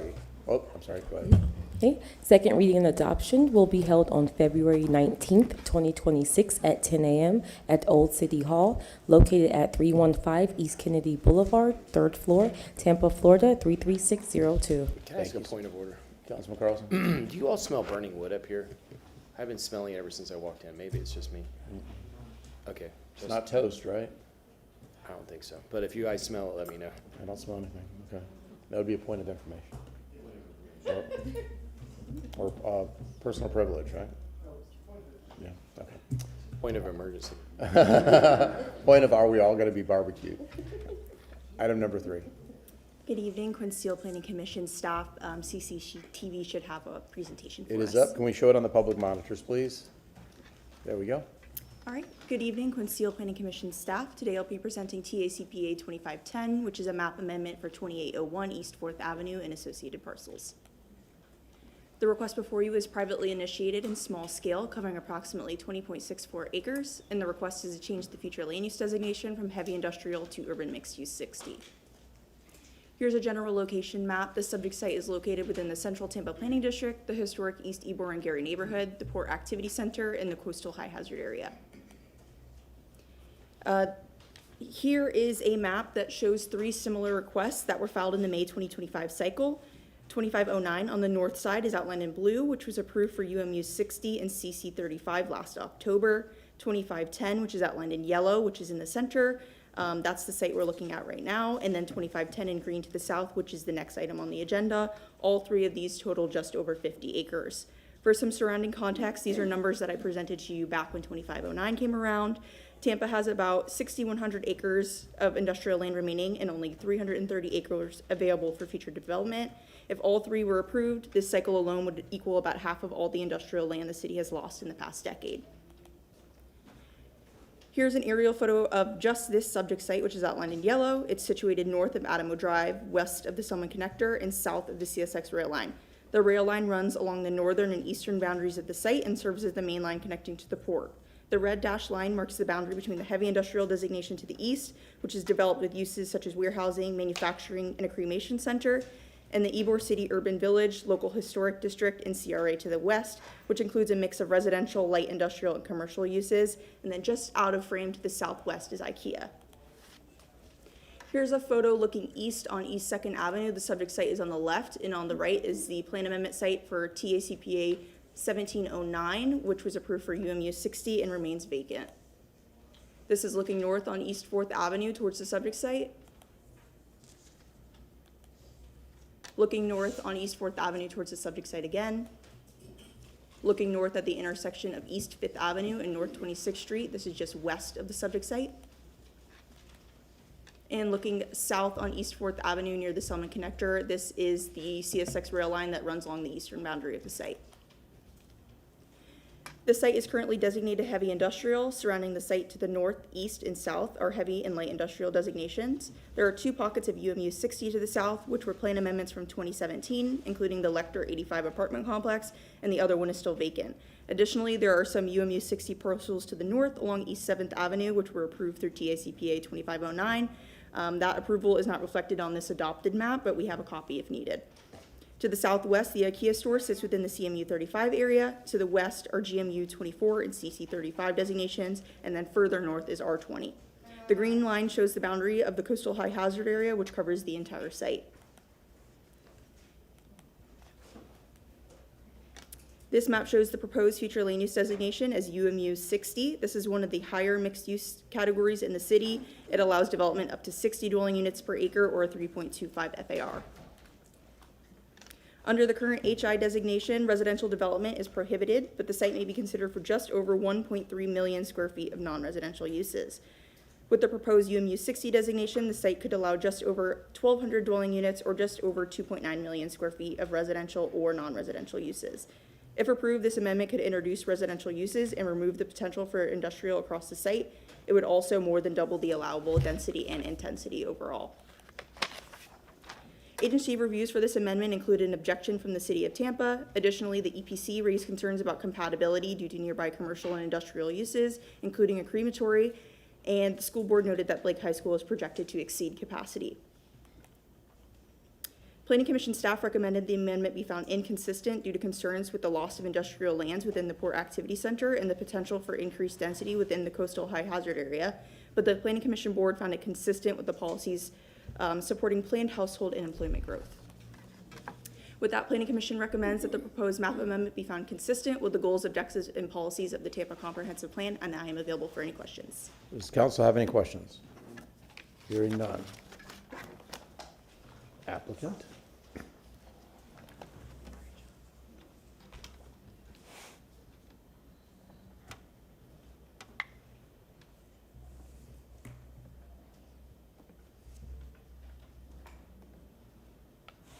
Good evening, Council. Alex Shaler, 400 North Ashley Drive.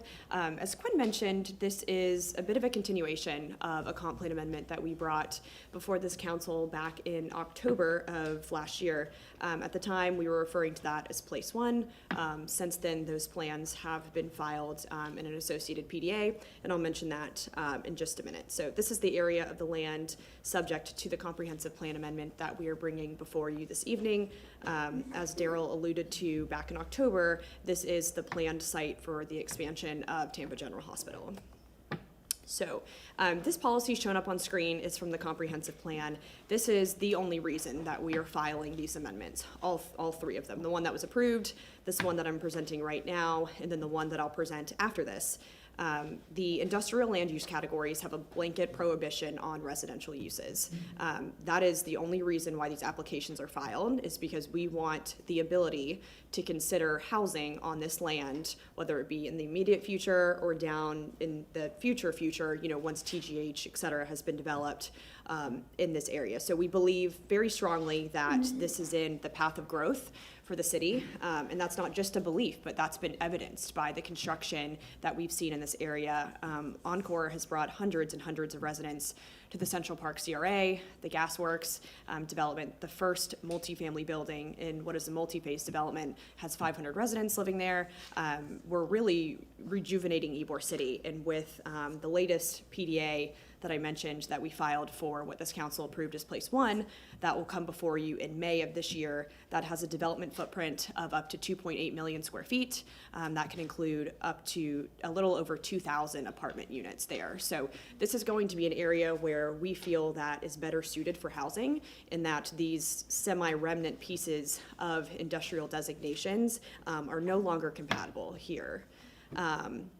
We have shown this slide a few times. I'm sure you all maybe have it memorized at this point. We keep showing it over and over again. But in UMU 60, commercial intensive or CI uses are consistent.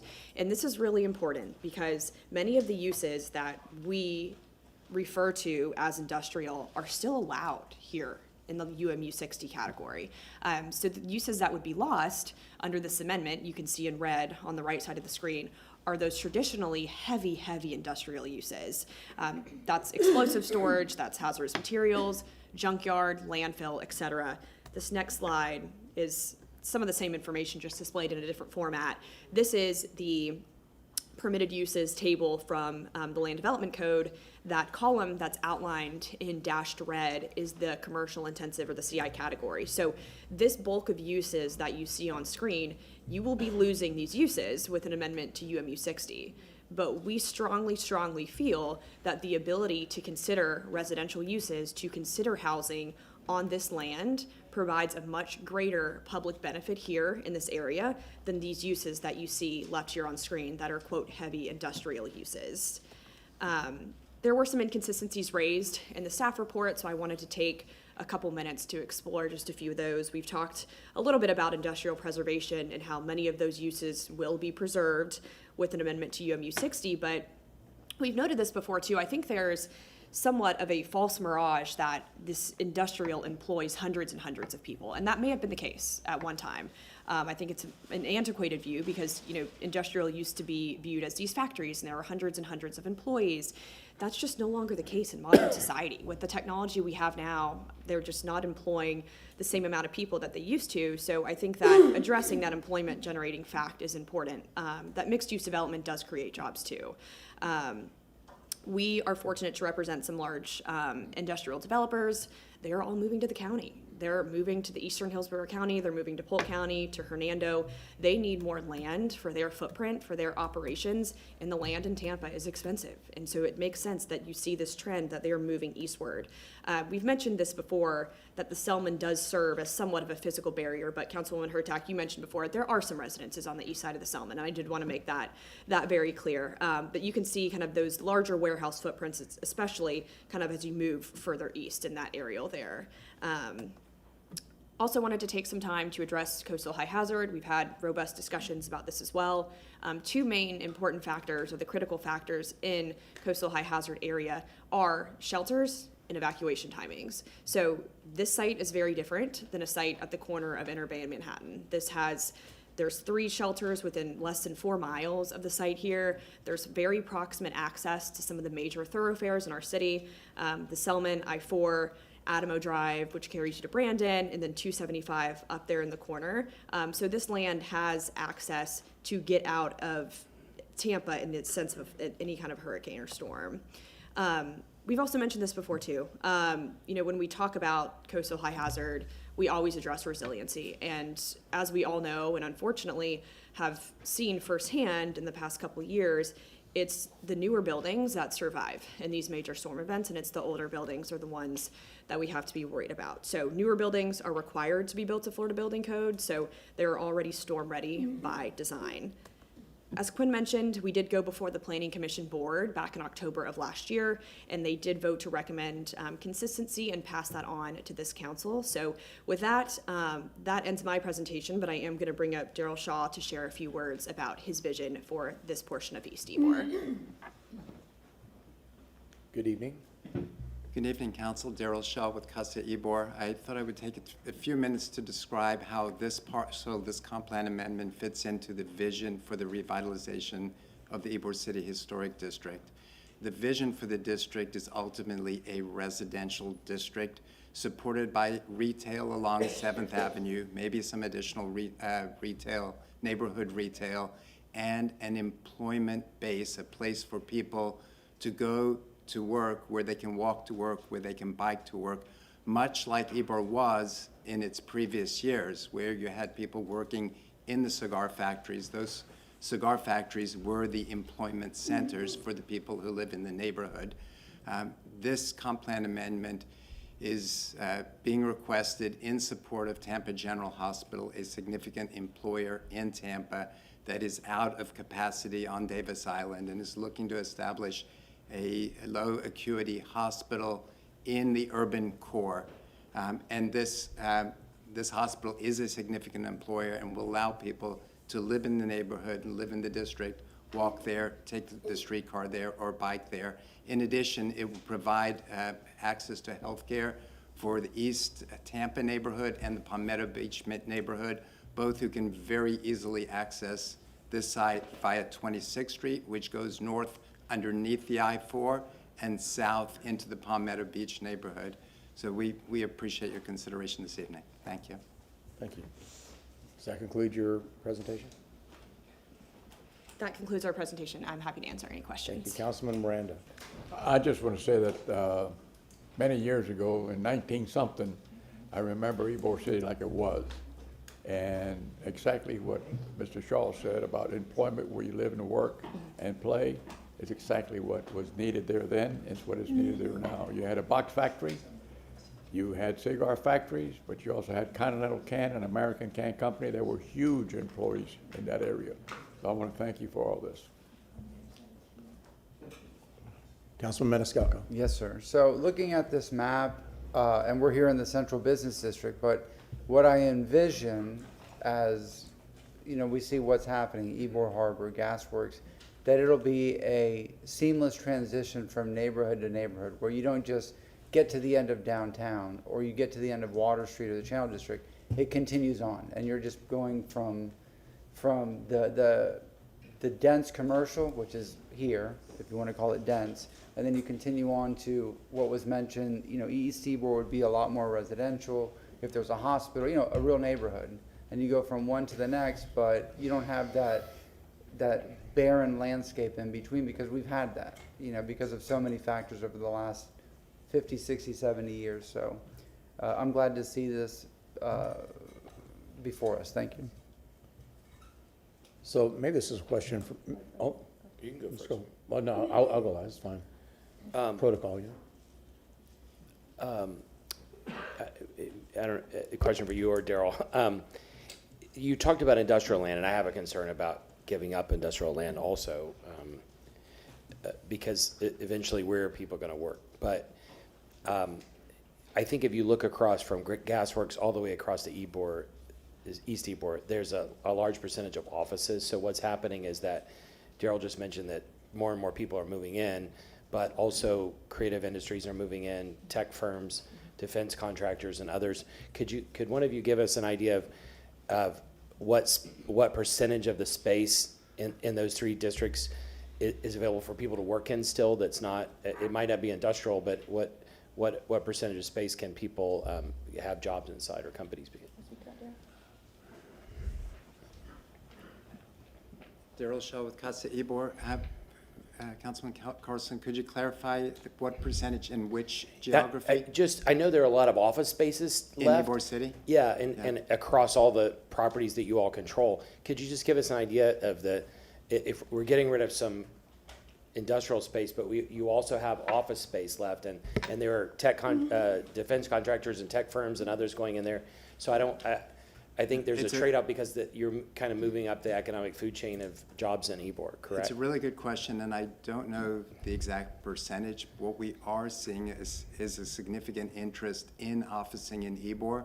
There are really 4 sort of placemaking environments in Tampa where we're seeing office interested in moving to: Water Street, Armature Works, Midtown, and Ybor City, and it's primarily about recruitment and retention of an employment base, because they have the ability to walk to work, or they have the ability to go out to lunch and come back to the office, or the ability to go to happy hour afterwards. And we are seeing those tech industries moving in. Palantir just moved in to Ybor. We're seeing a number of military contractors move in. It's easy access to the base. It's easy access to South County, where many of the personnel live. And so there is a significant demand. And so, yes, while I acknowledge there will be some loss of industrial land, you raise a good point, and that is it will be substituted by a lot of employment, a lot of growth, a lot of opportunity for people to live in the area. Yeah, I think my number might be slightly out, but I think Ashley Furniture has like 1,000 tech employees. Ashley or something. Furniture has a significant presence there, yes, in Can I ask, and this is just interesting question in the area. A lot of my friends were followers of the Junta farm. I haven't seen in a couple of years. Is it still there? And is it? I can't remember. Is it to the east of the highway, or is it in this east? The Junta farm is sitting at somewhere around 10th Avenue. I think maybe between 10th and 11th. Is it in this area or outside? It's outside of this area. Okay. Yeah, it's outside of this area. Thank you. Councilwoman Herzog. Thank you. I have a question for staff.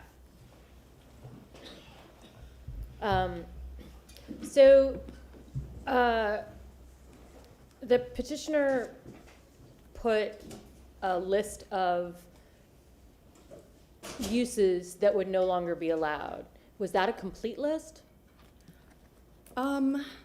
I have a copy of the consistency matrix off the top of my head. I'm not sure, maybe. You would? Evan.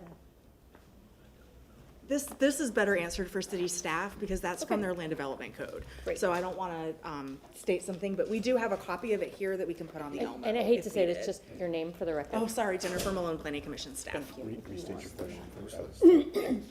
Evan, my question is, the petitioner mentioned specific uses that are no longer allowed, and I just want to make sure that those are the only things that are no longer allowed. Yes. Was that the full list, or is there more of a list? Evan Johnson, City Planning, I would have to actually look at their list, since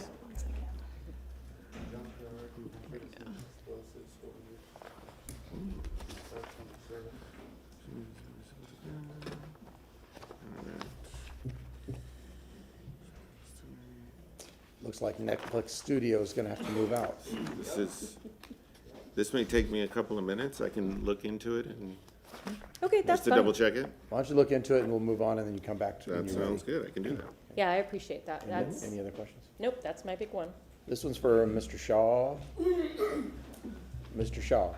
So as you know, I'm a big proponent of the streetcar. What do you anticipate?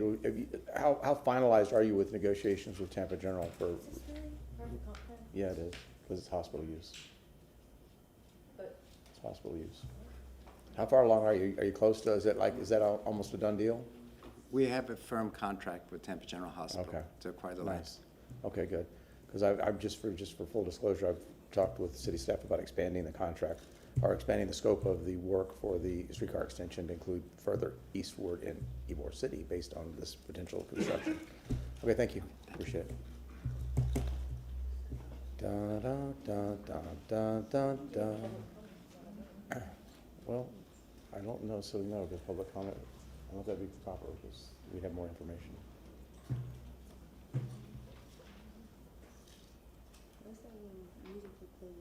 That was me. Dun, dun, dun, dun, dun, dun, dun. Do you want me to sing?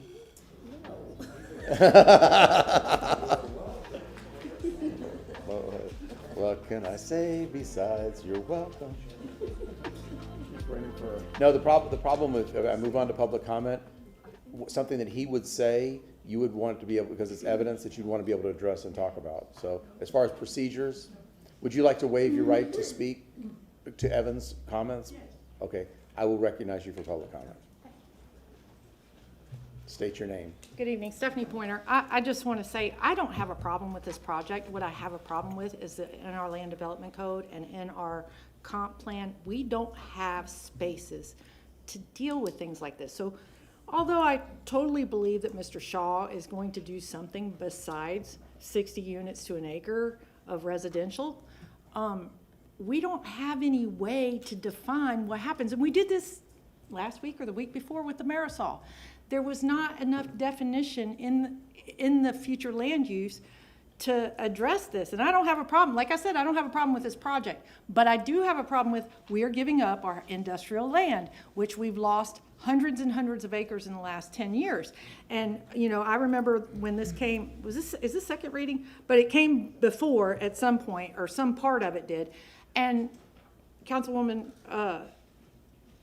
Hurtak asked about, hey, you know, this is a big chunk. It's like 50 acres between this one and the other one.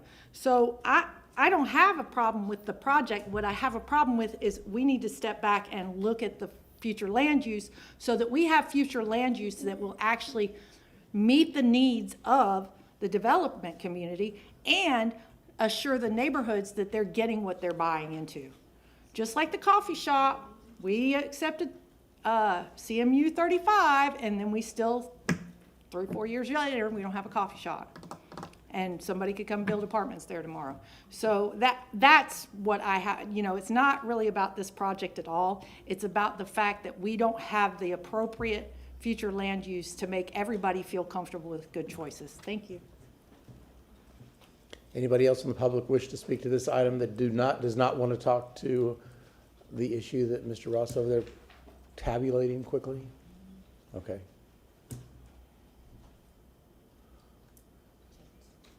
Oh, something, John. I keep calling him that because I have a friend. I do it all the time. And guess what his middle name is? Ross. His name. And I do that all the time. I've got it in my head and I can't get it out. Just like Councilman Randall did.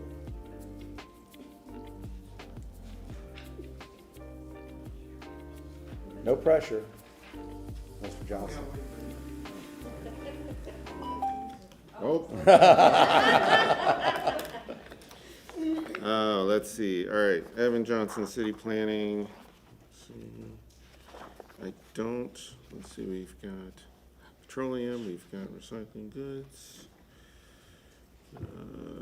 correctional facilities, we've got, yep. Got some explosive storage somewhere here? Yes, we do. Hazardous materials. I see that Councilman Miranda's going to object to this because you can't put marijuana processing in here. That petroleum bulk storage. And I think, make sure we got everything. Yeah, I believe this is the list. Yes. Okay, and then I have a follow-up question for you. What is considered heavy manufacturing? What type of work?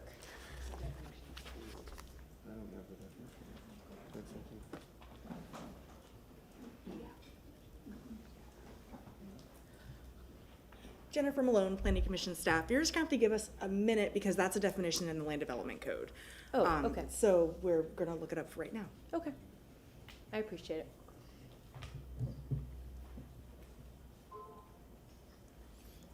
Does that make a difference? Yes, it does. If we have the usages, the usage? Yep, I still want to know what heavy manufacturing is. I'm very unsure of vote on this, so this Okay. would help me. Okay.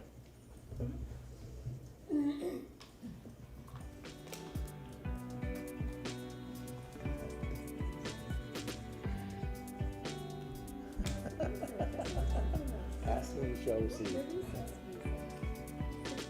Oh, recess when we're out.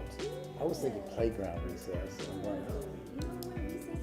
Oh, okay. You know, guess I'll tune it out. That's funny. All right. Evan Johnson, City Planning. Question was definition of manufacturing heavy. I'll just read the definition. Yeah. Heavy manufacturing is an establishment whose principal purpose is the mechanical or chemical transformation of materials or substances into new products, including the bulk storage of raw materials, but may emit noise, vibration, dust, odor, or pollutants. Activities include manufacturing, assembly, and fabrication, including large-scale or specialized industrial operations, processing and compounding of semi-finished products from raw material in bulk form to be used in an industrial operation. Thank you. Okay. Any other questions for staff? Is there anybody in the public that wishes to speak this item that hasn't been recognized? Can I get a motion to close? So moved. Second. We have a motion to close from Councilman Maniscalco. We have a second from Councilman Vieira. All those in favor say aye. Aye. Opposed? Ayes have it.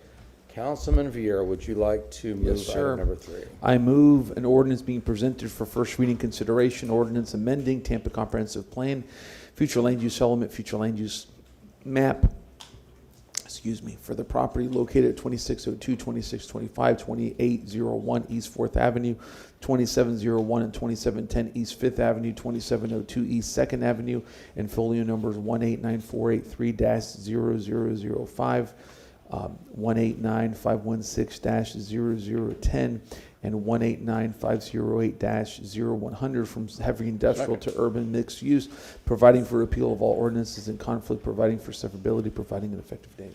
Did you read urban mixed use 60, right? Did you Yeah, read that? it's not just urban mixed use. Urban mixed use 60. I apologize. 60. Thank you. Okay, very good. We have a motion from Councilman Vieira, a second from Councilman Miranda. Roll call, please. All in favor, I'm sorry, everybody in favor say aye. Aye. Aye. Opposed? Is that a yes? Yeah, this one's really hard because I think heavy manufacturing is really important. And I think this is the spot to do it.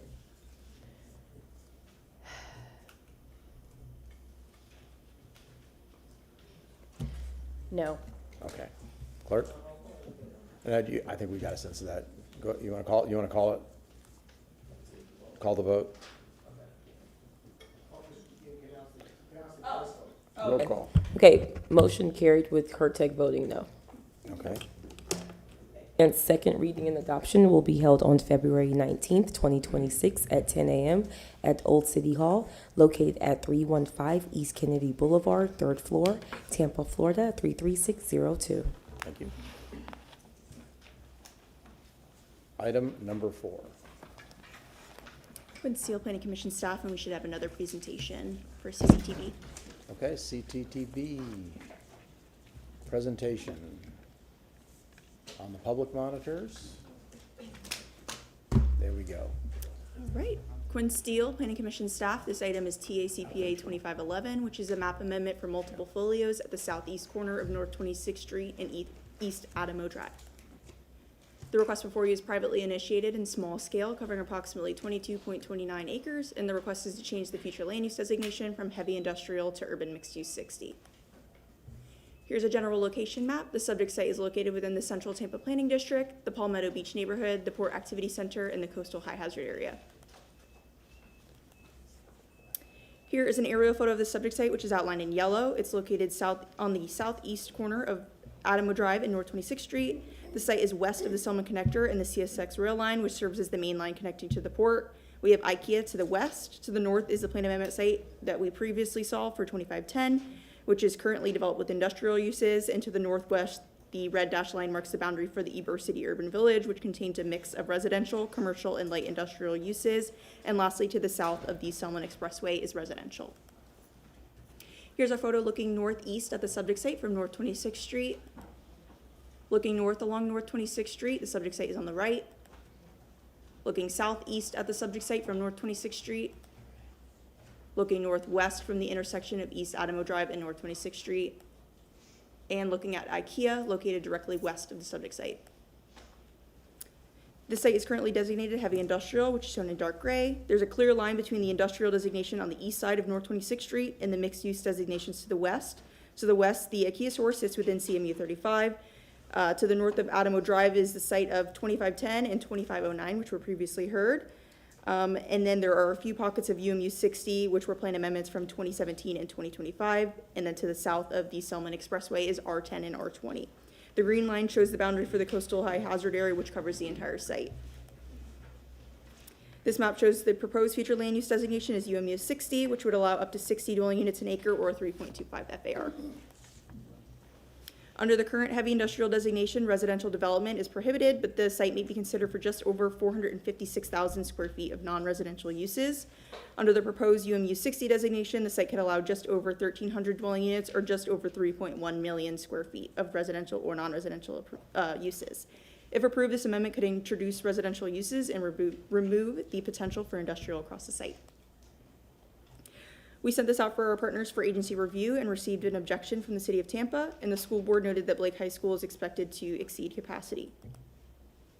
Planning Commission staff recommended the amendment be found inconsistent due to concerns with the loss of industrial land within the Port Activity Center and the potential for increased density in the coastal high hazard area, but the Planning Commission board found it consistent with policies supporting development that exceeds Florida Building Code's minimum energy efficiency requirements and compatible development and redevelopment.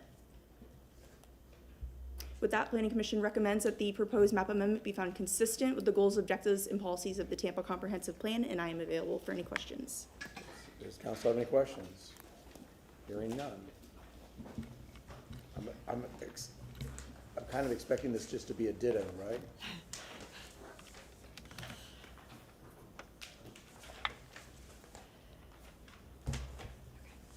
Alex Shaler, 400 North Ashley Drive, yes. I know we have a full agenda, so I will. Can we get this on the public Yes. monitors, please?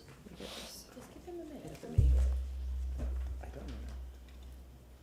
Good. When Okay. do I lose business? I will try to avoid any kind of repetition and just summarize kind of the points that were shared in the first one. Just want to make sure everything makes it into the record. We're filing this application for the same exact reason. The current blanket prohibition on residential uses in this area is the reason that we are requesting the amendment to UMU 60. Addressing some of those same concerns that were raised in the staff report, the first one being compatibility. This site is different and unique in the sense that it's kind of in its own pocket south of Adamo, north of the Selman Expressway. And as you can see, given not even just the plan amendment that this council just approved on first reading, but given some other plan amendments that have occurred back, I believe it was in 2007 and 2017, as well as this IKEA building here as well, as you can see, this site is wholly enveloped by residential or commercial uses. And based on that, we do not feel that heavy industrial uses are compatible here in the future. Moving on to coastal high hazard, same justification here. This site is also within 4 miles of 3 different shelters with very proximate access to some of the major thoroughfares in the city. Same thing here. We believe that new development is inherently more resilient. Any future development will be adhering to Florida Building Code with floodproofing, et cetera, different measures taken for that. Last one, industrial preservation. We've spoken about this enough. Currently on this site today, what exists is a warehouse. Warehouse and both light manufacturing are allowed in the UMU 60. So I just want to make that clear that the uses that exist on this site today are permitted with this amendment to UMU 60. With that, Planning Commission Board found this application consistent, and I think Daryl wants to share just a couple brief words about this application as well. Council Daryl Shaw with Casa Ybor. We are seeing a significant interest of large format retailers in the Ybor City district, the urban core. We do not currently have the ability to accommodate them within the historic district, given the smaller grid size. Many developments these days are moving in the mixed use direction. We're seeing that in Gasworks. We can see that in Ybor Harbor. Ybor City itself is mixed use. This site sits west of the Crosstown Connector, as you saw on the map. It is bounded on the east side of the site by that Crosstown Connector. We believe that this is an integral parcel, part and parcel of the district. And so we are therefore seeking UMU 60 to allow for that mixed-use development in the future. Thank you. Council have any questions? Hearing none. Does that conclude your presentation? Yes, that concludes it. Happy to answer any questions. Thank you. Anybody in the public wish to speak to this item? We have a motion to close from Councilman Miranda, second to close from Councilman Vieira. All those in favor say aye. Aye. Opposed? Ayes have it. Councilwoman Young, would you like to read this item, please? Item number 4. File number TACPA 2511, ordinance being presented for first reading consideration and ordinance amending the Tampa Comprehensive Plan future land use element, future land use map for the property located at 2703, 2715, and 2801 East Adamo Drive, 1101 North 26th Street, and 508, 1100, 1101, 1102, and 1120 North 28th Street from heavy industrial HI to urban mixed use 60, UMU 60, providing for repeal of all ordinances in conflict, providing for severability, providing an effective date. We have a motion from Councilwoman Young, a second from Councilman Miranda. Discussion, Councilwoman Hurtak. Yeah, this one's a lot clearer for me. I don't think that we should have residential that close to, that to me is a bridge too far. I don't think we should have residential in that area, so I'm not gonna support this. Any other comments? Any other discussion? Hearing none. Can we get a roll call on this one, please? Carlson? Yes. Miranda? Yes. Maniscalco? Hurtak? You said no. Young? Yes. Vieira? Yes. Clendenin? Yes. Okay, motion carried with Hurtak voting no. Thank you. Second reading and adoption will be held on February 19, 2026 at 10 a.m. at Old City Hall, located at 315 East Kennedy Boulevard, 3rd floor, Tampa, Florida, 33602. Thank you. Here we go. Number 5. We should have another presentation for this item as well. Okay. CTTV, you're up.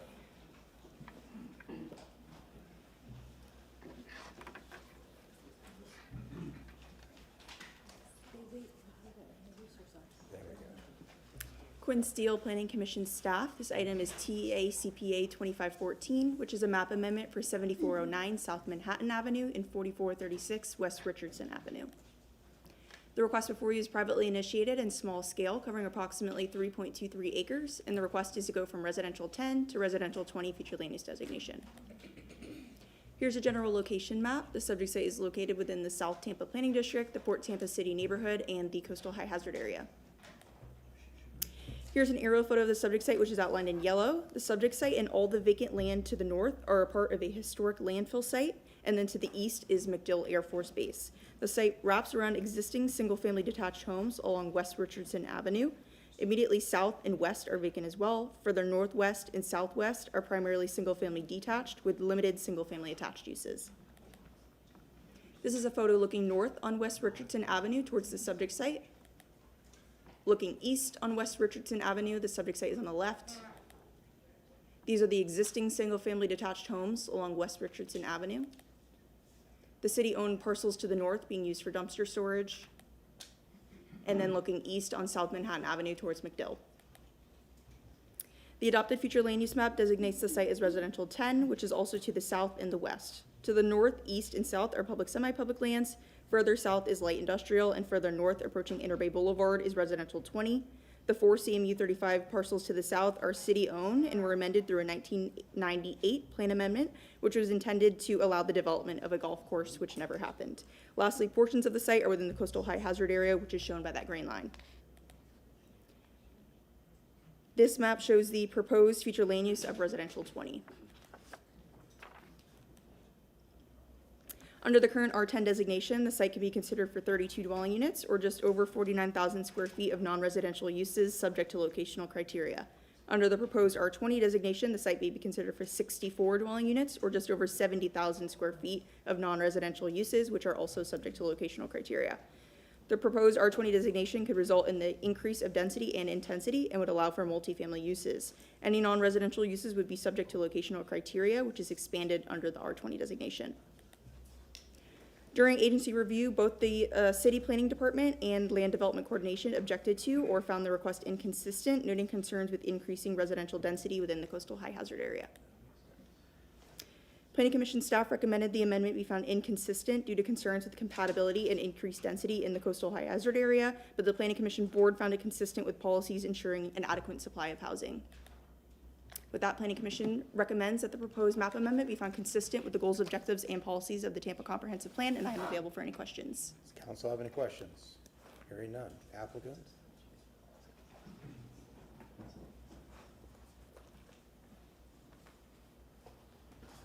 Good evening, Mr. Chairman and council members. Todd Pressman, 200 2nd Avenue South, number 451 in St. Petersburg. I do have a PowerPoint for you. This is TACPA 25-14, Res 10 seeking Res 20 with a companion rezoning that is not tonight. It's scheduled in the future. I will say to you, council members, as I begin, that this really is an unusual set of circumstances, a mix of issues that really are singular and unique for this particular site, which I'm going to walk you through. As the staff has indicated to you, the Planning Commission Board did vote for consistent, and you just heard from the staff that they're presenting this as consistent as well. So we are located very near MacDill Air Force Base in the south part of town. This is the site noted in the star. You can see MacDill Air Force Base. You can also see to the north an area that appears different than the rest. That is because it is a Tampa landfill abutting to the north. So the site is composed of 2 parcels, as you can see here. And I think it's very important, we are at the Planning Commission, the ex officio, the representative from MacDill Air Force Base, gave this a very strong support. His quote was that building housing here is a great idea. People need housing there, causes no problem with our mission. That's directly from the representative for the MacDill Air Force Base, sitting in with the Planning Commission, giving us that kind of feedback, which we are thrilled to hear. Planning Commissioner Jeff Lauk also followed up at that point, noting, quoting him, that housing down there, referring to the site, is not aligned with the ability for people to work there, that we need townhomes and homes for people on that base. There's also good public transit in the area, so we're very glad to have that support as well. These are existing single-family homes. The site, as you can see, is to the right. We did hold a community meeting. We have 12 people sign in. I'd say maybe there were 18 to 20 people in attendance. Now, when you look at the future land use categories, you'll see that blue is the most prominent color. So the site literally is found to be the north and south to be public, semi-public. To the other side is public, semi-public, is MacDill. So that's the predominant land use category in the area. And plus you have CMU 35, which is a very intensive category to the south. Those are intense categories. They allow high density, vertical mixed uses, single use commercials, a wide range of intensive uses. Public, semi-public actually has no FAR or dwelling units because it's proposed for large facilities like MacDill Air Force Base, parking structures, government building, things of that nature. Key characteristics, very large multi-story structures. Now, the Planning Commission states the subject sites are abutting City of Tampa and MacDill Air Force Base, but the neighborhood can be characterized as an established single-family neighborhood. City of Tampa more or less says the same thing, that it can be characterized as a single-family neighborhood. But compare and contrast that to the future land use map, where public, semi-public is the predominant category. Not only that, but the uses are the Tampa landfill and the MacDill Air Force Base and CMU 35. And looking at a larger area, you can see MacDill is by far the most predominant characterization in the area. The site's off to the left and the Tampa landfill to the north. So we don't agree, with great respect to the Planning Commission, how they see this as almost predominantly or completely a residential area. Plus, just over to the other side of the landfill is a very nice single multifamily development. This is it. It works very well. Single family on one side, multifamily on the other, which is basically what we're proposing here. This is just another view of it in the immediate area. When you look at some land use policies, you'll see that it encourages the development and retention of a diversity of multifamily houses and provide a scale of development and building types that differ from those of single family and low density multifamily areas, and should be located to the periphery, which clearly we are. We're abutting MacDill Air Force Base. Now, changing gears, when you look at the site and the City of Tampa landfill, there has been intrusion, there has been impaction. there's been major consequences as elements of the landfill have moved into this proposed site. And again, we're abutting that landfill. This is just another historical picture of it. Now, that's also captured by EPC. The note item number 54 is Manhattan and Richardson, not only their investigation program, but their remediation programs for landfills in the area. And a topo survey shows how those type of elements have moved into and continue to move into in that respect. So the applicant is going to do a great thing. They're going to clean up and remediate this zoning site. And they're working currently with a director's authorization to remove and clean up the site. Now, we do have an extensive report from Envirex, and a representative from them is here today, on how that's going to work and how they will clean up this site. But that will be a godsend for those single-family homes that are literally right abutting the site. So what they found when they started investigating the site is a 1.5 to 2.5 foot thick of materials on the zoning site, including rubber, newsprint, ceramic tile, petroleum odors, etc. What we're trying to do is to have one complete slab, not individual single-family homes. R10 is single-family homes. R20 is multifamily. We want to increase the density so there is a covering and protective element above what will be cleaned up. So it will maximize the impervious ground levels, as Envirex indicates, provides an effective means of vapor control beneath and including the 2-foot area, minimizing the outdoor spaces. We don't want people digging pools here and getting into a cleaned up area and a safe and secure area. With a significant portion of the ground floor reserved for garage and utility space that will provide significant separation from any spaces that may experience potential vapor migration. And one of the emails you received, this is the proof in the pudding, one of the emails you received notes that they had friends on Richardson close to the proposed site building a pool where trash was buried underground, delayed their pool construction. That's what we don't want happening. We want to increase density, have a complete slab above this, and not have people digging into the ground under a lesser density single-family basis. We had Patricia Ortiz, AICP planner, looked at it. She noted that the infill associated with the brownfield site is consistent with the intent of the comprehensive plan. And in regard to a coastal high hazard area, if you can imagine if this area is inundated and it's not cleaned up, which this site will be, that will cause a terrible impact, not only for those single-family homes that you saw, but for people in the general area. This will protect it, this will clean it up, and that will be a godsend for those single-family homes. Looking at the coastal high hazard, and the prior applicant noticed this, if you can demonstrate no negative impact on hurricane evacuation times, routes, and shelter demands, that is a direction that you can go to look at coastal high hazard. In this particular circumstance, only 63% of the site is actually outside the coastal high hazard, and it is an A evacuation, which is the first call. But as Patricia Ortiz looked at the situation, she did look at the addition of 52 villas, which would be capped at the zoning, will have no substantial increase on the hurricane evacuation time. And that evacuation times, the practical standard to use nationally is 24-hour period. She looked at all the shelters in the immediate area. There's plenty of shelter space. She looked at all the evacuation routes. There's plenty of evacuation routes. And looked at even the regional evacuation routes, which all meet standards. So she noted the development of the site will not have a significant impact on hurricane evaluation times. The proposed step up in land use classification allows for the site to be used for buildings and a corresponding increase in impervious surface. So in summary, the surrounding future land use categories do support this site differently with respect to your planning commission. The comp plan policies and planning commission boards support it. The MacDill, critically, the MacDill representatives support this request very strongly for housing down by the base.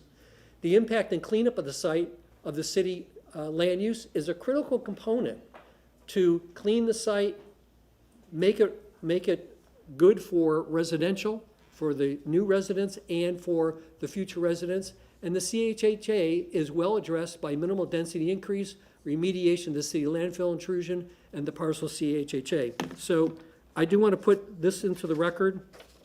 I do have one email from one of the residents of the homes that you saw that are abutting the site, noting that they live at 4419 Richardson Avenue. He refers to another neighbor right at that abutting area. They support the cleanup of the chemicals as part of the subject file. If the developer can get this approved, it will be a positive for new construction and for cleaning up the area and keeping it safe. So I'd like to put those in the record along with the environmental report. I'd like to go back to one slide and just indicate to you where those folks are. So when you look at the aerial, those single-family homes abutting the site are the two people that I'm referring to, and I think that's an important consideration in terms of support for the request. So with that, we appreciate your attention and consideration. Thank you. Does council have any questions for the applicant? You look like you're biting at the bit to say something. Go ahead. Jennifer Malone, Planning Commission staff. Mr. Pressman, could you put up the slide again with the quote from the MacDill representative? Yeah.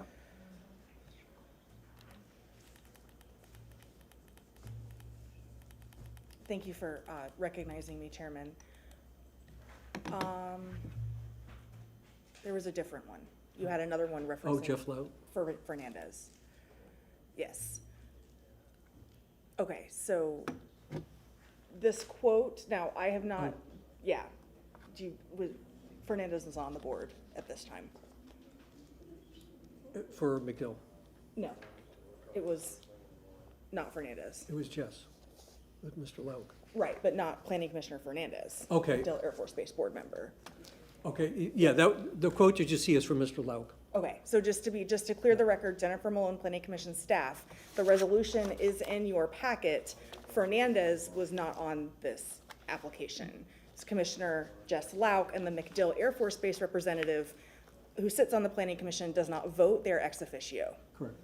I also wanted to point out the shelter space analysis by Patricia Ortiz, AICP, that you saw tonight. Planning Commission staff did not review that. It was not part of the application.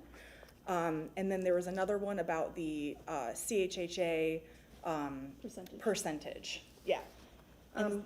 Sorry, go ahead. Yeah, go ahead. Quinn Steele, Planning Commission staff. I do have a map here that shows another perspective of the Can we get coastal the high wolf up, hazard area. please? So it should be a little bit easier to see. This green hatched line shows the coastal high hazard area, and we have this upland area right here. So you can see kind of the southern portion of the site is within the coastal high hazard area. We had our GIS analysts look at this. The western folio is 80% within the CHHA, and then the eastern folio is 34% within the CHHA, but it's completely surrounded by the CHHA. The comp plan recognizes that parcels which may include isolated areas of higher elevation, but are fully surrounded by the CHHA, still function as part of the CHHA from a public safety perspective. So for the analysis that we did, this entire site is considered within the coastal high hazard area because this is an isolated area of upland, and it's completely surrounded by the coastal high hazard area. Thank you. Mr. Pressman, in your presentation, you talked about the mitigation of the property, but if the developer that owns this property, which is kind of odd anyways, this is one of these pieces of property that, with all of these conditions, you'd think would almost be undevelopable. But if he was going to develop it in its current future land use, he would still have to do this mitigation, correct? I assume they would have to do remediation considering the condition of the property. The question is, how do we best do it? All right, okay, thank you. And if I may, go ahead. If I may respond to the comments. Start with your name again, I'm sorry, just for the reference name. The staff cited. Say your name real quick again. Since she spoke before, say your name again. Todd Pressman again for the record. Our planner looked at the whole site and stated the 61% is outside. The staff, I believe, was looking at the two different sites. I believe that's the case. And in regard to the quote, I did have an error. Mr. Fernandez shouldn't have been included, but the quote is from Mr. Lauk. and from the MacDill representative. So that was an error on my part. Noted. But the Noted. quotes are still good. Does council have any further questions? Okay, hearing none. Okay. Anybody from the public wishes to speak to this item? Carol Ann Bennett? CAB? Cab? Call a cab? Cabby, cabster?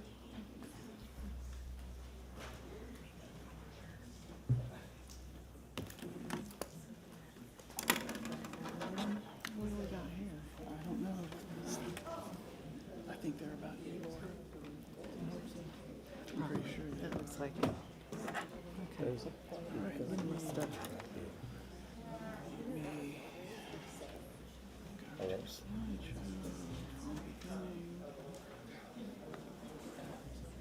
Okay, ma'am, start your say your name and you have 3 minutes. Already. Oh!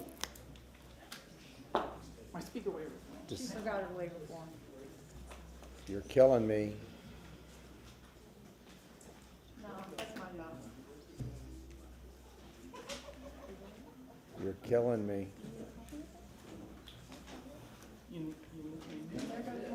Mr. Shelby?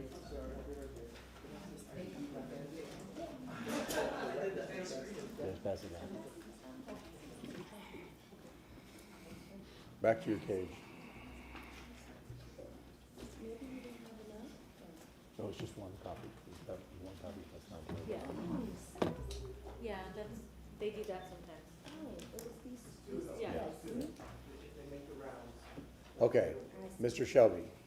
Thank you, Mr. Chairman. Please acknowledge your presence, Adrienne Laramie. Thank you. Sandy Sanchez, thank you. Anna Murray, thank you. Debbie Zimmerman, thank you. And Paul, it looks like Gion? Grove. Right there, okay. Thank you. 5 + 3 is 8. State your name, you have 8 minutes. Carol Ann Bennett, lifelong resident of South Tampa. The Planning Commission staff finds the proposal inconsistent with the Tampa Comprehensive Plan. The City Planning Department finds this does not meet the criteria for a plan amendment and finds it inconsistent. The City Land Development Coordination staff finds this inconsistent and objects to this amendment. The Transportation Department says Manhattan is already rated F. I want to remind you that this is a legislative item. It is at council's discretion. Everything I am presenting is directly from the staff reports. These are not my opinions. I will read the highlights, but I've included screenshots of the reports. Planning Commission staff says this will double the density from 32 units to 64 units. Planning Commission staff states the closest R20 is near 2 collector roads that have transit service. But this is on a local road and it is not served by transit. The closest transit is a half-mile away without sidewalks, which limits pedestrian access. Planning Commission staff states the increased density is incompatible because these are local roads with limited access to goods, services, and transit. These conditions violate 9 sections of the comp plan. Planning Commission staff tells us the CMU 35 to the south was a 1998 amendment initiated by the City of Tampa. This was to allow development of a private recreational use, a golf driving range, which was never developed. Planning Commission staff states the comp plan supports moderate increases as transitions between single-family and more intense commercial. But this public, semi-public, and CMU 35 land does not do that. Staff says it is an undeveloped strip of land between the neighborhood of MacDill Air Force Base without any commercial activity or transit service. Approval could create a precedent for R20 along this portion of Manhattan, which is a local road in the CHHA. This violates 4 more sections of the comp plan. Planning Commission staff states increases in density in the CHHA are discouraged because of public safety and evacuation concerns. There is no route for evacuation that does not pass through the CHHA. The comp plan specifically directs future population away from the CHHA to ensure no net increase in density. Planning Commission staff cites 4 more sections of the comp plan that this change would violate. For those of you who are accounting, and hopefully all of you are, Planning Commission staff states this amendment violates 17 sections of the comp plan. Planning Commission staff states this is in the CHHA and outside of where growth is encouraged. This location further limits the appropriateness of increased density. The comp plan wants housing on vacant land, but this is inconsistent based on compatibility and the location in the CHHA along a local road. Planning Commission staff emphasizes that multiple agencies have raised concern. The City Planning Department and Land Development Coordination each objected to this or found it inconsistent. Their concerns included increased density in the CHHA, increased density in Evacuation Zone A, and increased density in flood zones. In addition, the City Planning Department said this would not provide a functional transition between the R10 neighborhood and MacDill Air Force Base because this area serves as a primarily undeveloped buffer and is not served by transit. Planning Commission staff states R20 density is incompatible with the surrounding area. They found it inconsistent with the comp plan. But the Planning Commission board voted consistent with a split vote. You are all aware there are problems with the board. They are unpaid volunteers, and the board is skewed with industry professionals with an agenda and a vested interest in development. An inconsistent is normal. A consistent is normal for them. At least this one was a split vote. The City Planning Department has 2 criteria they must use to evaluate FLU changes. Criteria 1 is whether it meets the intent of the comp plan and is consistent with the comp plan. Criteria 2 asks if it meets the requirements for increased density and intensity. City Planning Department staff finds that both criteria 1 and criteria 2 have not been met. The comp plan states that City Council may deny the amendment. City planning staff goes on to say that even though it's the periphery of this neighborhood, it is not a major/intense commercial corridor with transit, but rather a largely undeveloped buffer between the neighborhood and MacDill Air Force Base, and that the comp plan directs no increase in density within the CHHA, which this would do. The city planning staff objects to the proposed amendment. The city's land development coordination staff also finds this request inconsistent. They object to this amendment because increased density in the CHHA, increased density in Evacuation Zone A, and increased density in flood zones is inappropriate. Duh. Transportation Department says that this section of Manhattan is already failing. The LOS, or level of service, is already an F. And they say there are no roadway capacity improvements, no transportation-related projects, and no new transit services proposed in this area. In fact, they say the only proposal is a tiny little bit of sidewalk 6 miles away. Planning Commission staff says no. City Planning Department says no. City Land Development Coordination says no. City Council, this is a legislative item. It is at council's discretion. Please say no. Thank you. Okay, thank you very much. Next speaker. Hey, my name is Todd Randolph. I'm active in the local Sierra Club, Tampa Bay group.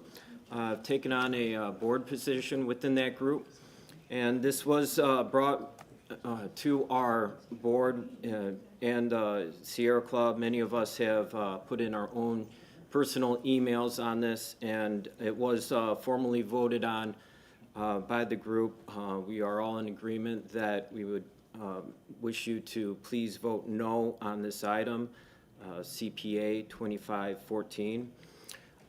This is the formal Sierra Club Tampa Bay Group letter signed on by both our conservation chairs, Nancy Stevens and Willamette. And I'll just read out the first paragraph here that please vote no on item 5, TA/CPA 25-14. This request for a land use change from R10 to R20 is not appropriate for the coastal high hazard area and is not consistent with the R10 designations nearby. The rules directing population away from the coastal high hazard area are meant to minimize damages in future storm surges that occur. Increasing density in this area will put more citizens at risk. Increases in density should only be allowed in areas that are high and dry. That repeats some of the information that you heard, and then there are references to information that was already repeated. So I will conclude there, and please vote no. I have extra copies to submit for record. Thank you. Thank you very much. Next. Hello again, I'm Tara Bluma. I am coming to you tonight on behalf of the Civic Association of Port Tampa. I serve as the president. Our association is unanimous in our opposition to this project, and there is overwhelming opposition in the neighborhood. I believe you received over 100 emails, and all but one of them were against this project. You know the project is within the CHA. The project is to develop between 54 and 64 townhomes in a community that only has single-family homes. Introducing townhomes here will negatively impact the fabric of this neighborhood. As stated by staff, there are no sidewalks, limited pedestrian access on a local road with no access to goods, services, or transit. This is not the place where we want to be increasing our density. But the important thing I want to talk about tonight is that I was at that community meeting, as were about 15 to 18 of my neighbors. The developer stood there and told us that he bought this property without knowing that it was a landfill. I actually felt really bad for him. Can you imagine how terrible that would be if you invested in something and then found out after the fact that it was contaminated? But we found out after that that was not true. A lot of people here tonight in this room witnessed that statement from him. And we did find out that was not true at all. You can see that he purchased the property on February 7th of 2022, and he had phase 1 and phase 2 environmental assessments done in July and November of 2021.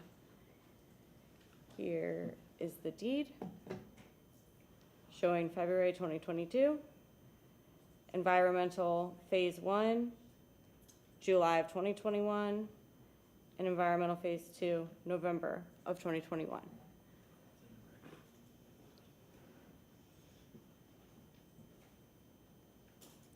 At the community meeting, the question also came up if it would be disclosed to the people buying these future townhomes that this was on a dump. They stated emphatically, of course we'll let everybody know that. Keep in mind, this is right next to MacDill. Most people, including my family, we've bought houses without ever visiting the area over the phone or being there for one day. And we don't know all of the background and information when we're buying houses like that. However, these people aren't actually the ones building the townhomes.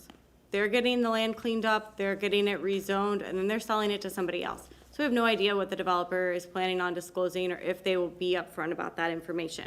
I can tell you that of the people that live on Richardson right now in those 8 houses, none of them knew. So let that guide your opinion. Finally, he said in his speech that he was working with a director's authorization to clean up the site. I think that he meant that he was working on getting one, because as far as I'm concerned, he does not currently have that authorization today, and there should be no activity going on. Thank you. Next speaker.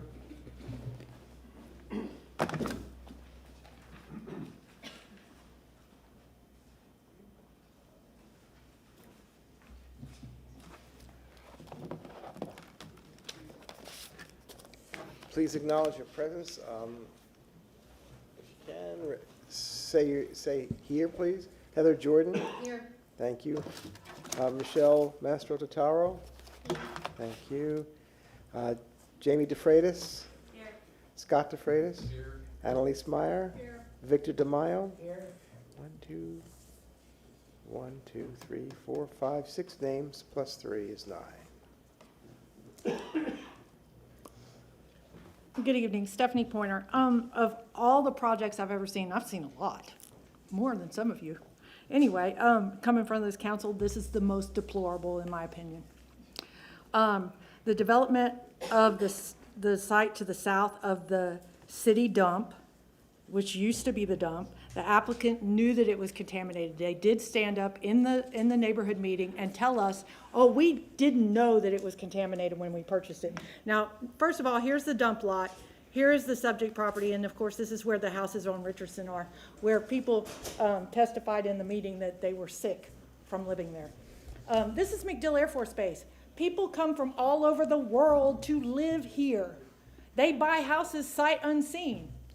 When they buy this house, this lot might be vacant. But remember, and I'm sure Councilman Maniscalco can remember because he was at the press conference that the mayor did on 9 days after, and we had a story and a half of garbage then, and we continued up until the 90-day point to collect garbage. This is a letter in the documents that I sent you this afternoon on page 32 of the court documents that were filed against the city. It says that the EPC says that any impacts, they have to do stuff before they can build on it. Not after, but before. Okay, I want to start out by showing you, and Terrace beat me to the punchline. They said, remember, these people told us that they did not know that it was contaminated before they purchased it. You know what? I came in here and pulled public records. I contacted Ms. Zellman and I said, they're talking about this lawsuit. Oh, what lawsuit, you might ask? Oh, we'll get there. Okay, so they paid $550,000-ish for 3.32 acres, which is probably worth about $3.5 million in South Tampa at this point. This is the deed filing. This is in your packet on February the 7th of 2022. On the exact same day, this is the first letter to the city attorney, telling them that they're going to file suit. So then, of course, I asked for public records. This is where I got it. By 1/24/23, they had gone ahead and filed suit. And less than a year later, let's see, guess how much? On page 8 of 12 of the lawsuit, it says $57.5 million. They paid a $500,000 for it, and they sued the city for $57.5 million. Considering the fact that they told us that they didn't even know that it was contaminated, it sure is interesting. Now, this was never city land. This was never city land. And I'm going to tell you right now, you drive by that corner, that southeast corner, you'll see garbage out there all the time. The city may not have any responsibility for it. If you look at the charts, it says most of the garbage was in the southeast corner because people would go down there, drive, and say, oh, the dump's closed, and they just dump it out of their cars. So at the public meeting, the applicant told the neighbors that they didn't know it was contaminated. They don't just store dumpsters there. Don't get misconfused because they literally had 2 stories. Remember, they said the 6 beer can buildings full of debris was left on this site after the hurricanes. So these people could buy these properties and have no clue that they're going to come home one day and there's going to be a pile of garbage 2 or 3 stories high. Page 4 of the lawsuit said that they wanted to build 28 homes. On that white paper in there, the first letter to the city attorney, it also says 28 homes. I guess when you lose a $57 million lawsuit, you got to double the density. And at the meeting, Mr. Pressman said, oh, we want to build townhouses so you can't put in swimming pools. The applicant interrupted him and said, oh no, we're going to go down deeper than that. Well, first of all, why are we increasing impermeable surface for this nonsense? And who do you think's going to buy this? I mean, seriously, I was absolutely disgusted. I will tell you right now, I am absolutely disgusted with MacDill Air Force Base leadership because they did not say anything about this. Because when their soldiers, their airmen, their Marines, or their Navy personnel are sick from living on this property, I'm going to be livid. People can't live on this kind of garbage and not get sick. They just can't. This is Absolutely disgusting. And for them to say, oh, well, we need to double what we're going to build there. And when asked, oh, are you going to tell people that this trash is on your land? Oh, yes, absolutely. Well, those 8 people who live down there on Richardson, they weren't told. They had no clue. They didn't find out until after they bought the places. And a lot of them were military. It's funny because Mr. Heffert, who probably wrote that letter, was down with this until somebody showed up on his doorstep and said, if you tell everybody, we're going to tell everybody that your house is on contaminated land. I mean, I wasn't there. I just hear the word on the street. I don't know. This is, like I said, it's disgusting. They think it's okay. Would you let your children live there? Would you live there? That's the question you have to ask yourself. If the answer is no, then they can build 28 houses today. And trust me, I own a house on Manhattan, okay? I live not very far from there, okay? But I'm going to let you know right now, I will do everything within my power to ensure that people who are going to buy there know that it's contaminated. Because, I'm sorry, they cannot clean up that mess because there's still runoff underneath the dump next door. All they did was cover it up with dirt and more dirt and more dirt for years and years and years. This is the most egregious project there's ever been in here. I mean, I've seen some crappy projects, and this one would probably be okay on a normal lot, but it's also in the coastal high hazard.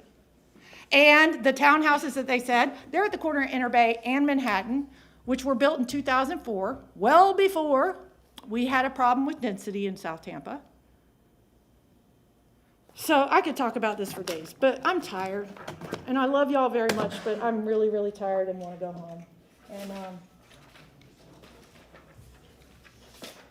this is the time to say no.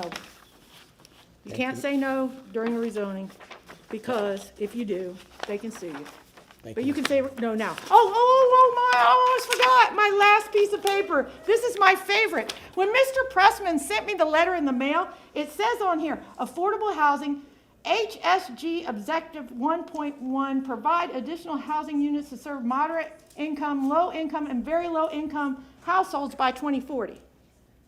These are going to be $450,000 or more. Sorry, not sorry, this is not affordable housing. And he said he was going to take it out of the record, but it sure as hell ain't on base today. Y'all have a good day. Thank you, Ms. Pointer. Mr. Shelby. Mr. Chairman, I would like to bring to your attention that it came to my attention that Councilman Miranda had looked at what was distributed in this case, and I believe, do you want to explain, Mr. Miranda? Let me explain what happened. Okay. As we passed these around, I wasn't even looking at it. Mr. Maniscalco pointed to me that a family member name is on one of these petitions, so I'm going to recuse myself. Okay. And that being the case, I'll prepare that form for you to be able to submit to the City Council. I'll fill up the forms. Okay. Good.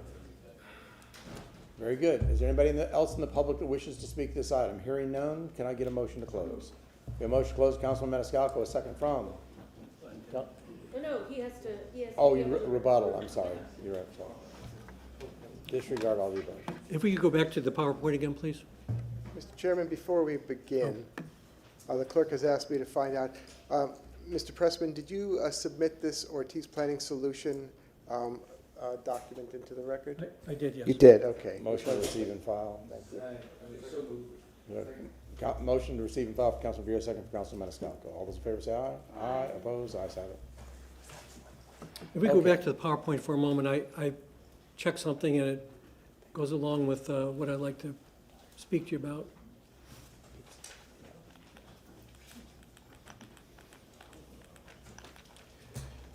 This request is about housing. It's about 20 units. And because of the rezoning, if we ever get to that, it will be about 15 units. So this is about housing, which is strongly supported by the MacDill Air Force Base.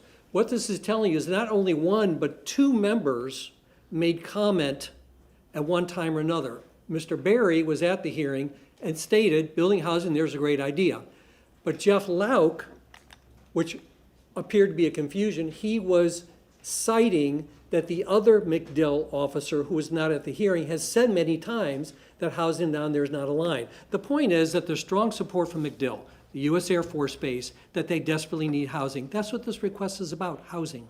And to do it at a site that has been damaged and impacted by the city landfill, and to remediate it. Look, brownfields are cleaned up every day.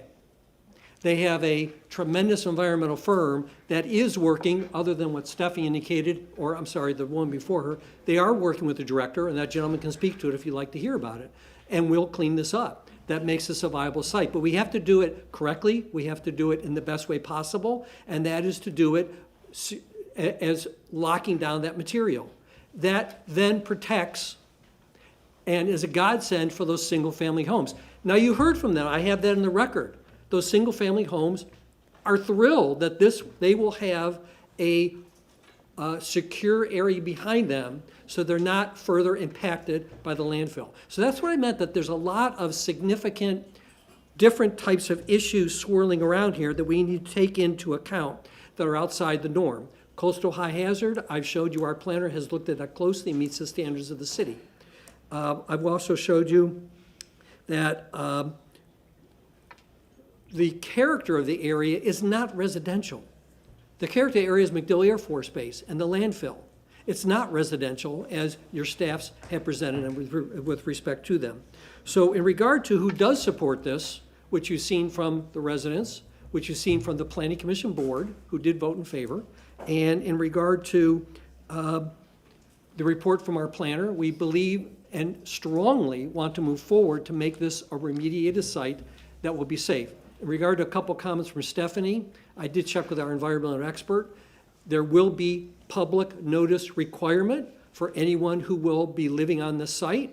That is required in that process.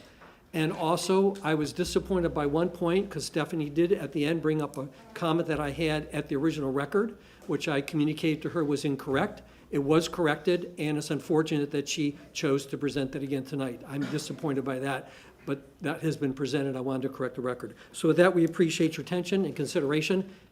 This is housing that's needed, and we need your help. Thank you. Thank you, Mr. President. Okay. We have a motion closed from Councilman Maniscalco, a second from Councilman Vera. All those in favor say aye. Aye. Opposed? Ayes have it. Okay, Councilwoman Hurtak. Thank you. File number TACPA 2514. I motion to deny the ordinance based on the testimony, or rather the testimony in the staff report from both Planning Commission staff, City of Tampa staff, and the fact that this is adding density in the coastal high hazard area. I'm just gonna stick with my drum tonight and no more housing in the coastal high hazard. We have a motion from Councilwoman Hurtak. We have a second from Councilman Maniscalco. Is there any discussion? Hearing none. Roll call, please. Miranda's abstain. Maniscalco? Yes. Hurtak? Yes. Young? Yes. Vieira? Yes. Carlson? Yes. Clendenin? Yes. Okay, motion carried unanimously with Miranda abstaining. Thank you. Thank you. Number 6. Jennifer Malone, Planning Commission staff. I should have a PowerPoint loaded for TACPA 2515. This is a small-scale amendment. It is privately initiated. It's about 1.36 acres, and the request before you tonight is from residential 10 to residential 20. This is in the Central Tampa Planning District, East Tampa Urban Village, East Tampa 1 neighborhood, and the East Tampa Community Redevelopment Area. Here's an aerial of the subject site. We are south of East Chelsea Street. It's out of frame on this map, but East Dr. Martin Luther King Jr. Boulevard is about 4 blocks to the south of the site. We have the Farrell Girls Preparatory Academy to the west of the site, and a middle magnet school to the southeast of the site. Primarily single-family detached residential in nature, but there are a couple of different housing types in this neighborhood. Oh, excuse me, I almost forgot the most important, a very important point. The subject site itself is outlined in purple. That is the privately initiated amendment. Planning Commission staff initiated a publicly initiated amendment as a companion. That's outlined in the blue. You'll see that one later tonight. So this is looking at the subject site along North 26th Street, looking at the subject site along North 25th, looking west of the subject site towards that middle school along North 25th, looking northeast along North 25th, looking south at the intersection of North 26th and East 38th, and the adopted future land use map. The site is residential 10. There is residential 20 to the south of the subject site. That blue is public, semi-public. That is the middle school to the west of the site. Community commercial 35 is to the south. That borders East Dr. Martin Luther King Jr. Boulevard. It allows for some commercial uses. And the proposal would take this area to the residential 20. As we can see, we have residential 20 in the area to the south as well. The pocket of residential 10 kind of remaining to the like east was a publicly, you'll see that one later tonight as a publicly initiated companion. This would increase the impacts from 13 units to 27 units.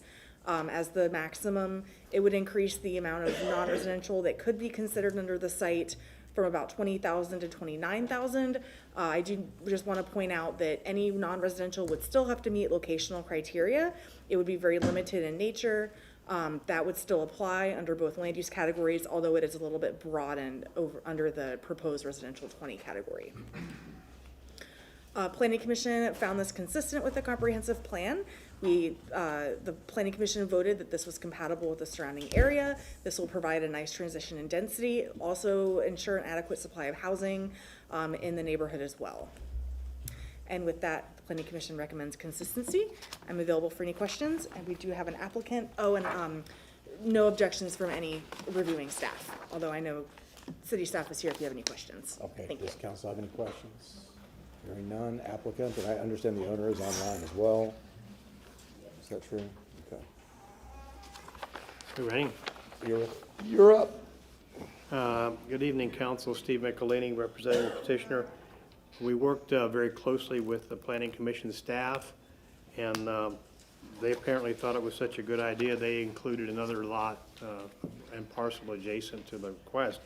And it does provide the compatibility and a transition between the R20 to the south and the R10.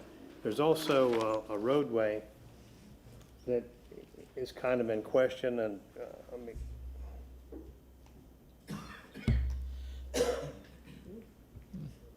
They'll fix it. I think I'm losing my eyesight. There we go. there we go. So there's a roadway that's platted over here on this side, but it's not finished, and that'll be part of the project when we come in for rezoning. The plan is to bring townhouses in here, but that roadway will be improved and be brought in and up to standards. We think it's a decent project, and it will help to provide some housing in the area that's badly needed. It is in a redevelopment area, and it's also close to a transit corridor. So, I mean, it's been a long night, so I don't want to belabor this, but I don't think we have any objections. I got one phone call from a neighbor who was happy that we were coming in to redevelop the site. I'd be happy to answer any questions. Any questions? And does the owner want to say something, Mr. Mansour?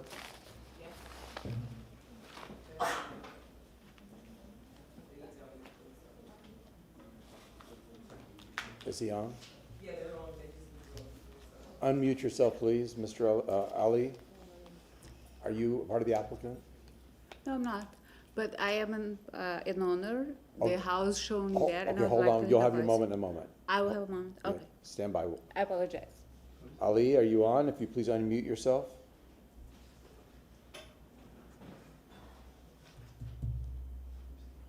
Good evening, Council. I'm sorry, I was muted. I just got unmuted. No, I'm good. I don't have any question. I have nothing to add. Okay. Thank you. Thank you very much. Okay, and does that conclude the applicant's presentation? Yes, that concludes our presentation. Okay, very good. Unless you have any questions. We have no questions. Okay. Anybody in the public wish to speak to this item? Now is your time. If you come up to the podium, start with your name, and you'll have 3 minutes. Good night. My name is Dr. Sarlene Sechin, and I own one of the properties that was shown there for you today. I was never consulted about anything, and I have a direct interest in the overall building, not only for myself, but for the schools that are present in the area. So you propose to increase the density from 10 to 20, and what type of housing are these going to be? Are these going to be for families? Or are these going to be for single people that 27 are soon become 54 and then some? This is one concern. Another concern is, the city actually has capacity to absorb this in terms of infrastructure? When the rain comes, the space for the people who move around with wheelchairs, none of that is present at the moment. I myself have septic tanks. What will the city do for that? So if you are coming and you are going to build 27 new dwellings, I want to know what the city is prepared to do for us who are already living there.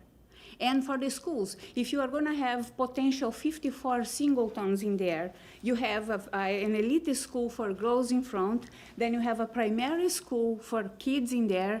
That is not a safe environment for kids at all. So I think, yes, you voted. I want development. Don't get me wrong. I do. But I want it to be for families. I want it to be safe. I want it to be well done.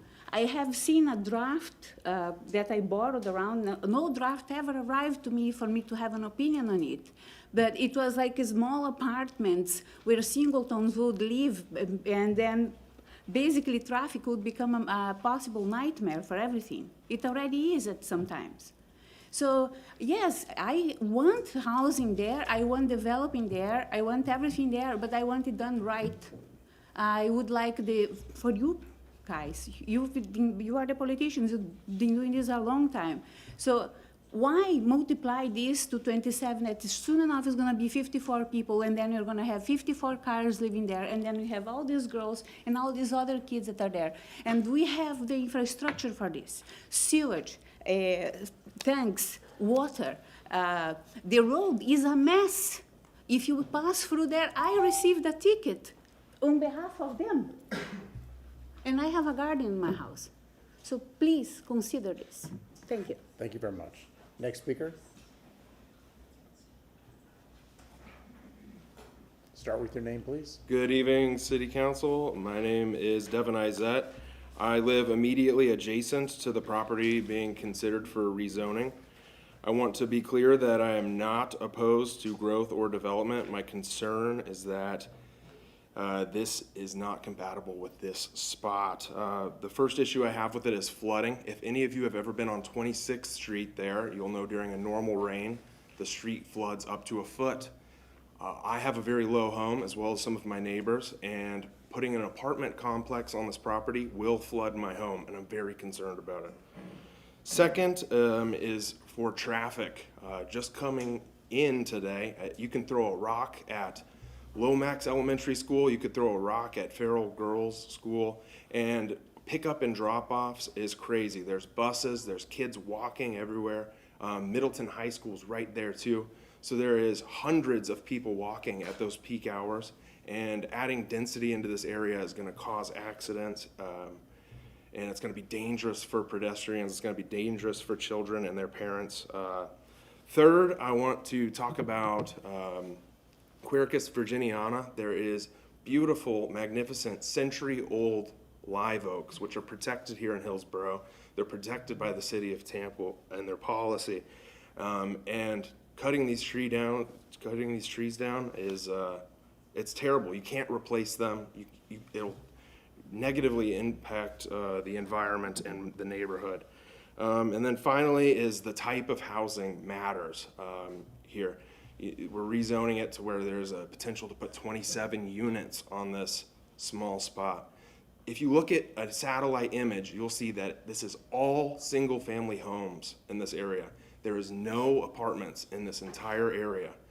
And we're just gonna, slap these studio apartments there. I'm very concerned about that. We need to have housing designed for families, long-term residents, not these kind of transient residents. We need families that can use the schools, use the resources that are right there by them. So I respectfully ask the council to deny this rezoning request to protect the safety, infrastructure, and characters of an established single-family neighborhood.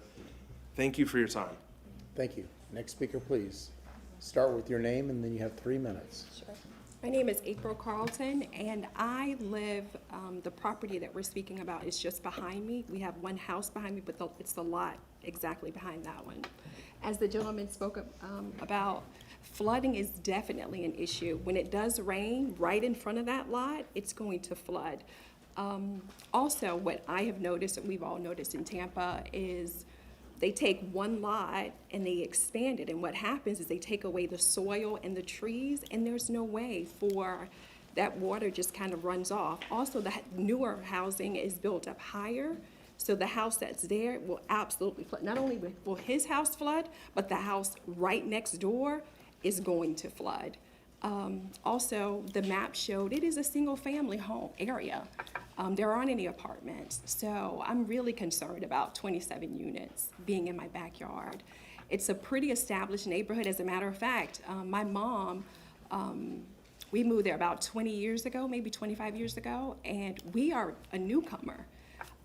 If you guys don't know already, Gwen Miller lives across the street from us. I'm surprised she isn't here to kind of talk about it, but yeah, it isn't a great idea. We also have not been told what is going to be built there. So I can't co-sign on a development that I know really nothing about. I just know that it's 27 units, which can multiply to, like she said, 54 because, because of the cars. And I implore you guys to come by in the morning and watch the kids go to school. It is bustling there with Middleton and Lomax and Farrell and the buses. You have MLK that's just 2 blocks away. It's an incredibly busy area. So I implore you to please not allow them to build in this capacity. We're open to new development there, but just not expanding it to this point. So thank you for your time. Thank you very much. Next speaker, is there any other speaker? Thank you. Start with your name, please. Kenneth Matthews. I reside there at 2504 East 38th Avenue, and I've been there living there 40 years. And the crime is already bad, and those kind of units will cause more crime in the neighborhood. So I propose that you don't build there. Single home families are great, but the complex, I'm not on that either. Okay. Thank you very much. Okay. Have a wonderful night. Are there any other comments from the public? Hearing none, we'll move on to the rebuttal. Mr. McElhaney. I don't know where, Steve McElhaney, I'm not sure where they got the idea that apartments were being planned there.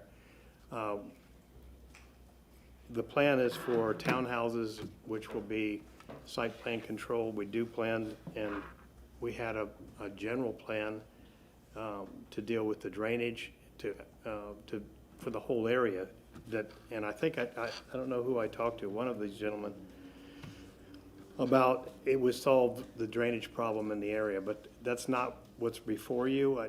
We get to this issue about zoning and land use discussions being separate. So we're asking for the ability to come back to council with a PD plan that will address the issues that these individuals have brought up.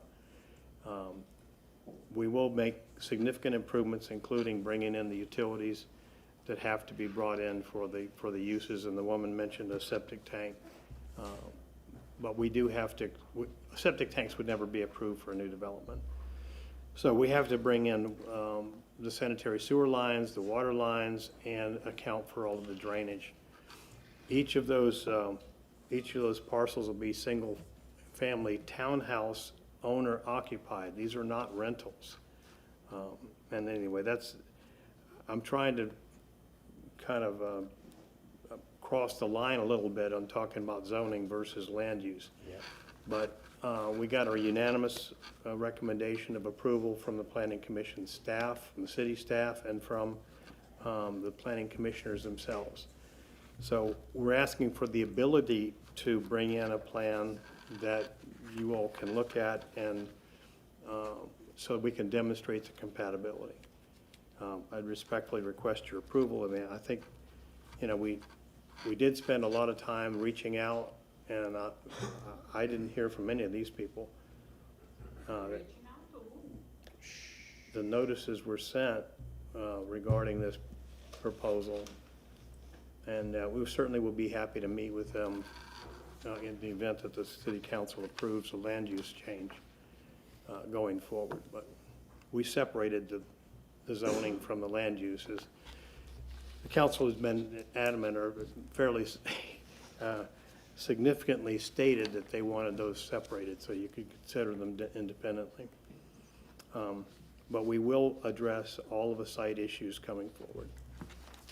I'll be happy to answer any questions. Council have any questions? Councilwoman Hurtak. I have a question for staff. Can you please put up the image again of the Plats. Yeah.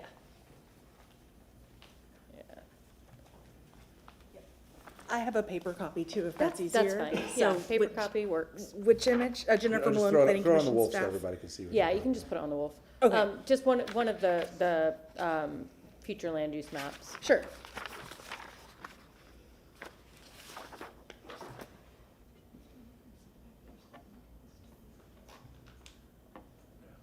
Okay, so this is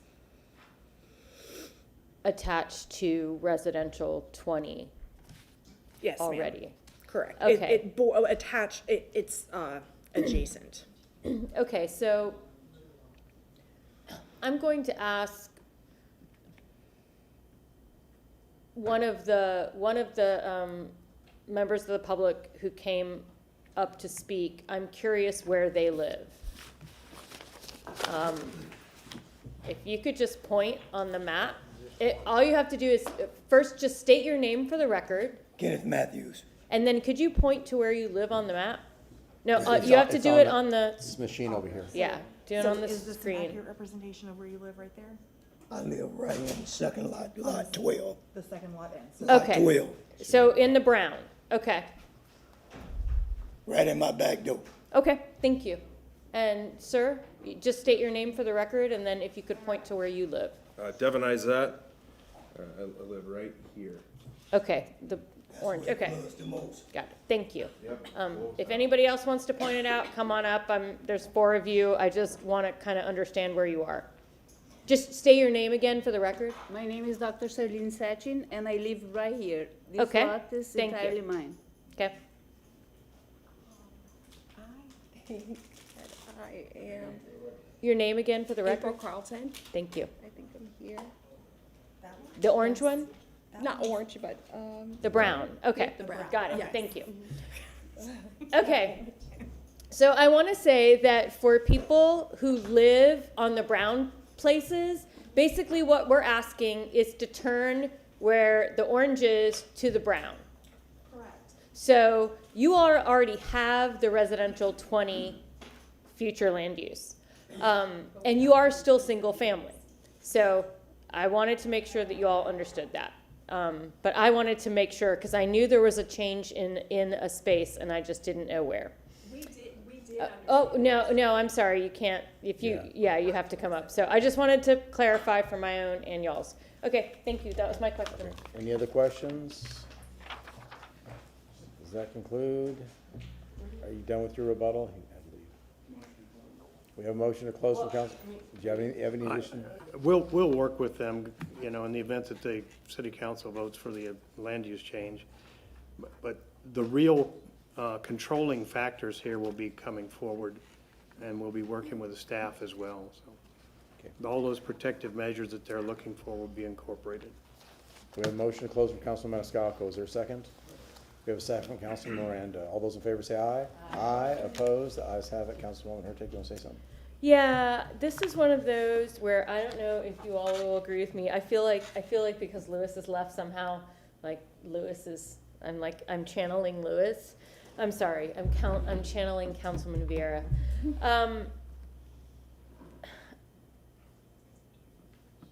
I almost want to give the residents more time to talk to the petitioner about this because I don't think it's clear. I think the residents are clearly have not had a chance to communicate. I'd like to give them a chance to communicate, but that's just me. I'm going to leave it at that. We continue it, and I hate to be that person, and I know y'all are going to tell me no, but I'm channeling. Well, it does have to come back to us. Councilman Vieira. So they can have that communication between first and second. The problem is the second reading is during the day, right. And so I mean these folks are here tonight, and I just wanted to throw that out there. We don't normally have these with comp plans, and I just feel like to have so many members of the public come out tonight, I really feel like they need to have a meeting. That's just where I am. Councilman Carlson, then Councilwoman Young. Has the hearing been closed? Yes. Yes. Yeah, I think that the petitioner definitely needs to have a conversation with the neighbors. We just need to figure out how to do it. Just brainstorming the other way, as you said, is to address it in second reading and see if it's sufficient. But the problem is if we continue it, then they still have to come back again, and then it's going to be harder to track it on the agenda and everything. So it's probably easier for the constituents if we pass it and then have them come back, and maybe they can somehow organize so they can present for each other or something like that. Councilwoman Young. I was just going to say I would support a continuance just to have a little bit more robust conversation with the community members that spoke and had some concerns. That was it. Councilman Maniscalco. I would support reading it in first reading, let them discuss it, and if it's still unclear, there's still issues, then we can always deny it at second reading. What's interesting is that on this one, during staff briefings and looking at this, the details, this is one of those ones I was asking staff, well, why didn't you just do the whole block? And they go, because it was staff workload that prevented them from doing that. And it is, I think we're all kind of taken aback because generally it's this kind of upsizing this dramatically increases property values. So it surprises us because it increases property value so tremendously when you No, it doesn't. Oh, no, okay, I'm sorry. Yeah, don't talk about it. So I mean, it just surprises us because we usually don't get this kind of pushback on this type of an amendment. But that is why. I'm sorry, you can't speak from the comment anymore. And but that is why I don't know. Just my gut just tells me they just need more communication. And if they still disagree, I want them to all have that communication. Right. And why they can't come and talk to. While Mr. Michelini is correct in that this council does not appreciate knowing what the plan would be, I believe that the residents would like to know that. So if I were to ask to reopen, like what would, and we asked to continue, would that be supported? To what end? Again, so that the community feels heard, and so that they can have their questions answered. Is there a sense from this council that we should continue this? Well, I'm going to vote no if it's not a continuance. Right. Well, is there a sense? What are we feeling? Here's how I feel. I mean, I understand the petitioner's position, I understand the public's position, but have you all met or discussed this at all? No, I think they said no. I think they said no. Yeah. Okay, I'll entertain a motion to reopen the hearing. So moved. We have a motion from Councilman Maniscalco, a second from Councilman Carlson to reopen the public hearing. All those in favor say aye. Aye. Opposed? The ayes have it. Councilwoman Hurtek's recognized. Mr. Michelini, would you be willing? I'm not opposed to a continuance if Okay. that's what you like, but I would need a point person, who I'm contacting. I would just have a meeting with all of these neighbors outside, and they can give you a point person, figure out who you need to speak to, because I believe they may again disagree, but I want them to truly feel that they understand this process. So that's what I'm going to ask, and I'm going to ask when we would have a free date. February 28th is what the staff is telling me. Okay. All right, motion to continue to February 28th with the Second. stipulation that he. Wait. Hold on.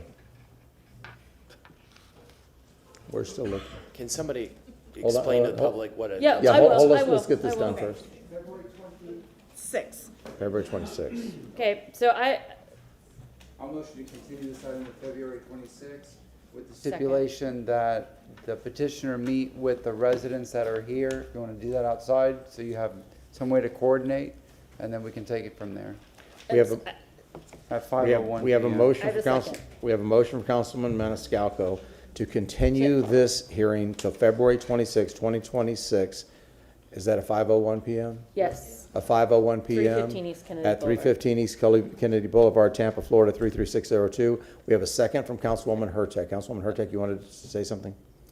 yes. So you said you wanted me to explain to folks what's going on?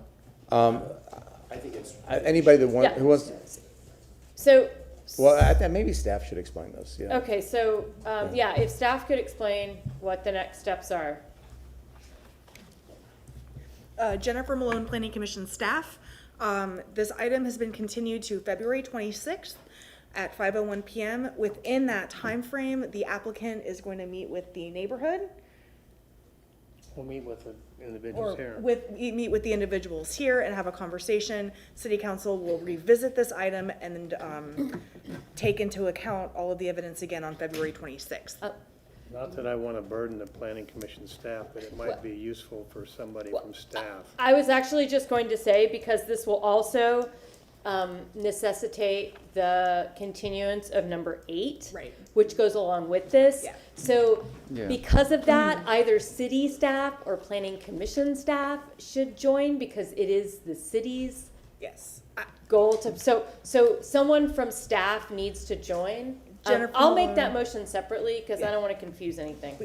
Yes. It might be useful as well, well, I'll be happy to work with the planning commission staff to set it up. But it's got a dual petition here that we need to deal with. Let's Maybe still deal with Yeah, that. we're doing We'll- one at a we'll- time. We will deal with that when we address item 8. Mr. Shelby? Yeah, Mr. Chairman, I just, with all the talk, and I can understand the public that does not understand the distinction between a future land use map amendment and a rezoning. We spent Correct, up- that's why- If I can finish, please, Councilwoman.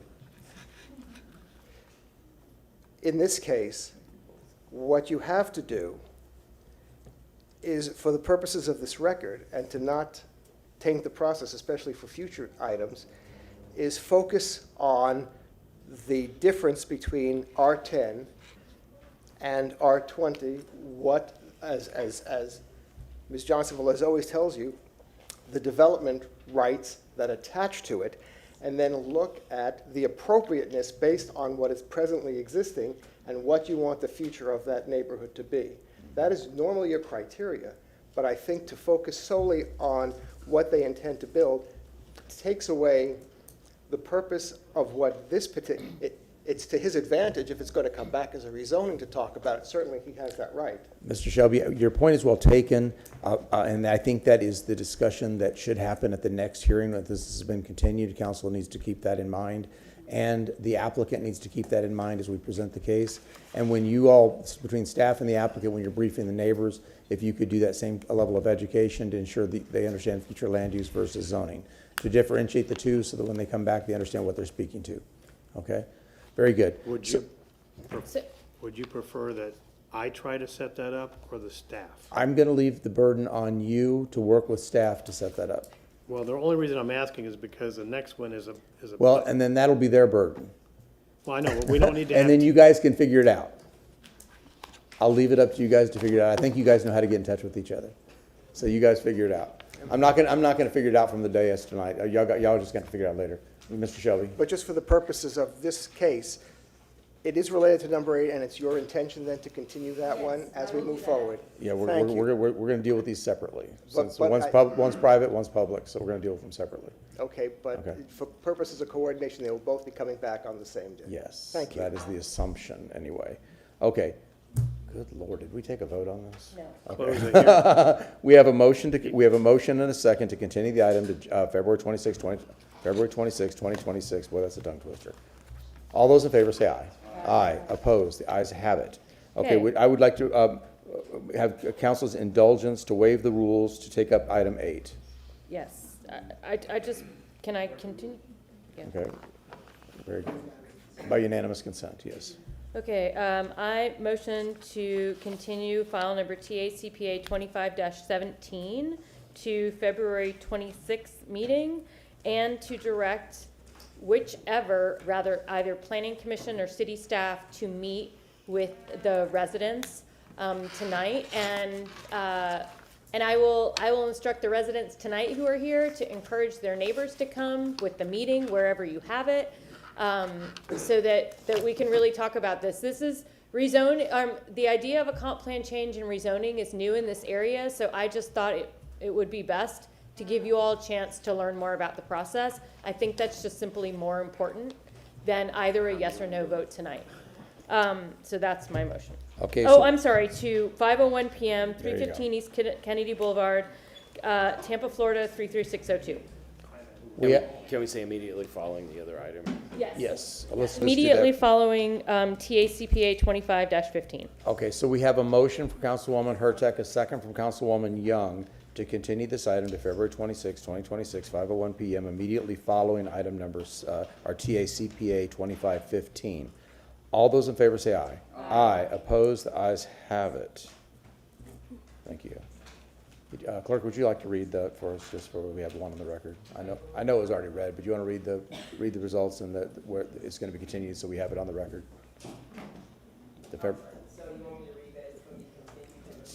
Yeah, to February 26, 2026 at 5:01 PM.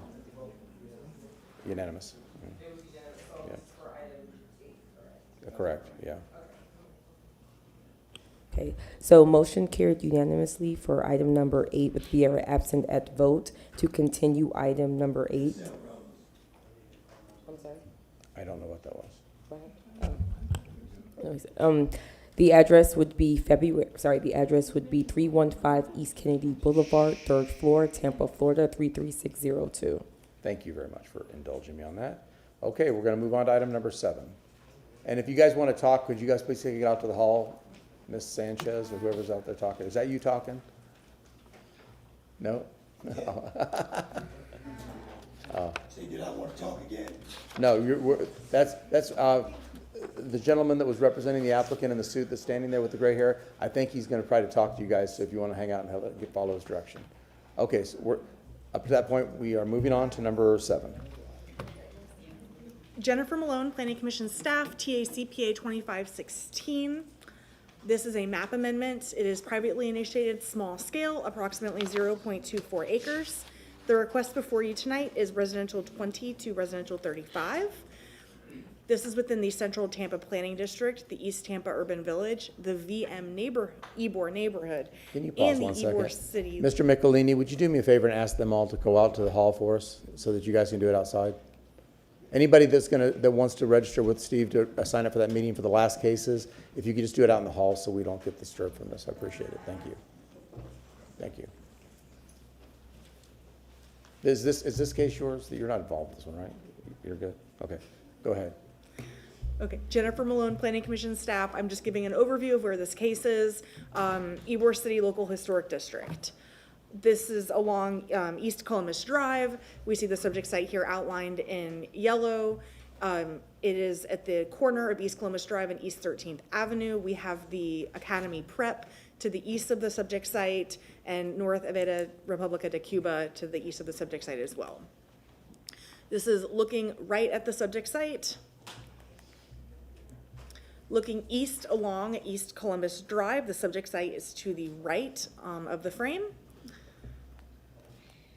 This is looking west along East Columbus Drive. The subject site was behind the photographer. Looking at the east side of the courtyard of the subject site. And looking south of the subject site along North 13th Street, and that is the brick building that is the subject site in question. The future land use is residential 20. As we can see, that is very prevalent in the area. There is some community mixed use 35 to the east of the subject site, some residential 10 further north. The request before you tonight is for residential 35 on the subject site. This would increase the potential number of dwelling units that may be considered for development from 4 to 8. It would not increase the amount of non-residential development. The FAR, the floor area ratio, is the same in both of these categories, as is the locational criteria. So the impact here would be an increase in potential residential density. I'm just going to slip over this one. The proposed amendment was found consistent with the comprehensive plan. While when we looked at the adopted future land use map, there's not a lot of residential, or really any residential 35 in the surrounding area, we do still believe it's compatible with the surrounding development pattern. And the plan seeks to maintain neighborhood character and compatibility, as well as provide an adequate supply of housing, and this is an area where we would want to do that. It's also within an urban village, and the plan seeks to direct the greatest share of growth to the urban villages. Since this is, one more point. Since this is within the local Ybor City Historic District, the Barrio Latino Commission is required to review this as a comp plan amendment and provide a recommendation as well. So that recommendation from that board was consistent, as well as the Planning Commission vote. And no objections from our reviewing agencies. Consistent, and that concludes my presentation. I'm available for any questions. Thank you. Does council have any questions? Hearing none. Is there an applicant?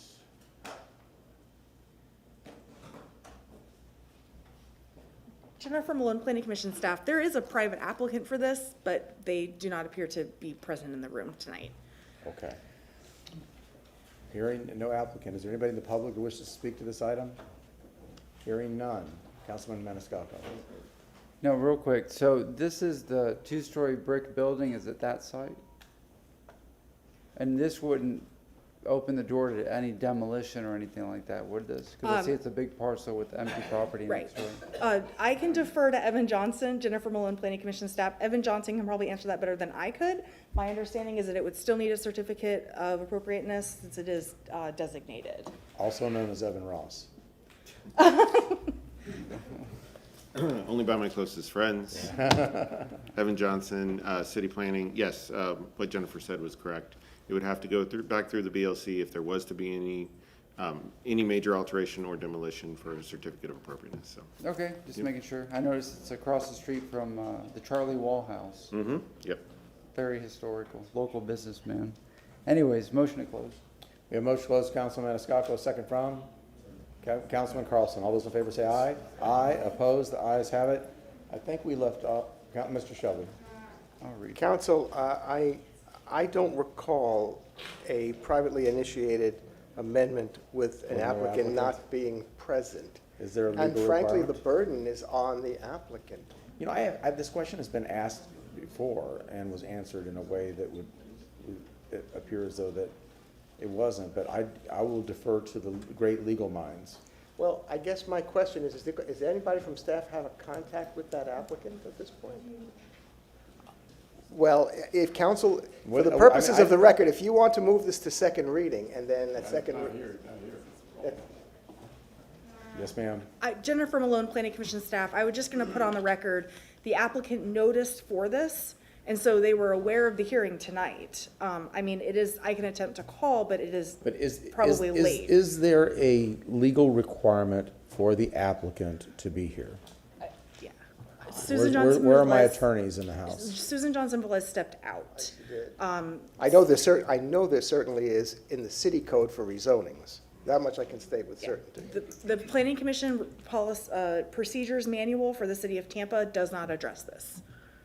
We can figure it out between now and second reading. Yeah, but if we forward this, is that and then it wasn't proper. It's still well, it's still legislative. And it's still subject to being able to be discussed at second reading. I mean, I personally, I don't have a problem with it, but I mean, I really do believe we should be able to. Here we go. Oh, the woman of the hour. It doesn't say. It's silent. I'm almost guarantee you. Susan Johnson, Velez Legal Department. So, yeah, apparently there is no legal requirement, or a requirement in the procedures manual. However, since this does affect the property owner's rights, entitlements, it might be best for council to continue this because the applicant's not here. Well, it's the Typically, first reading, there. so we can do the first reading and pick it up on the second?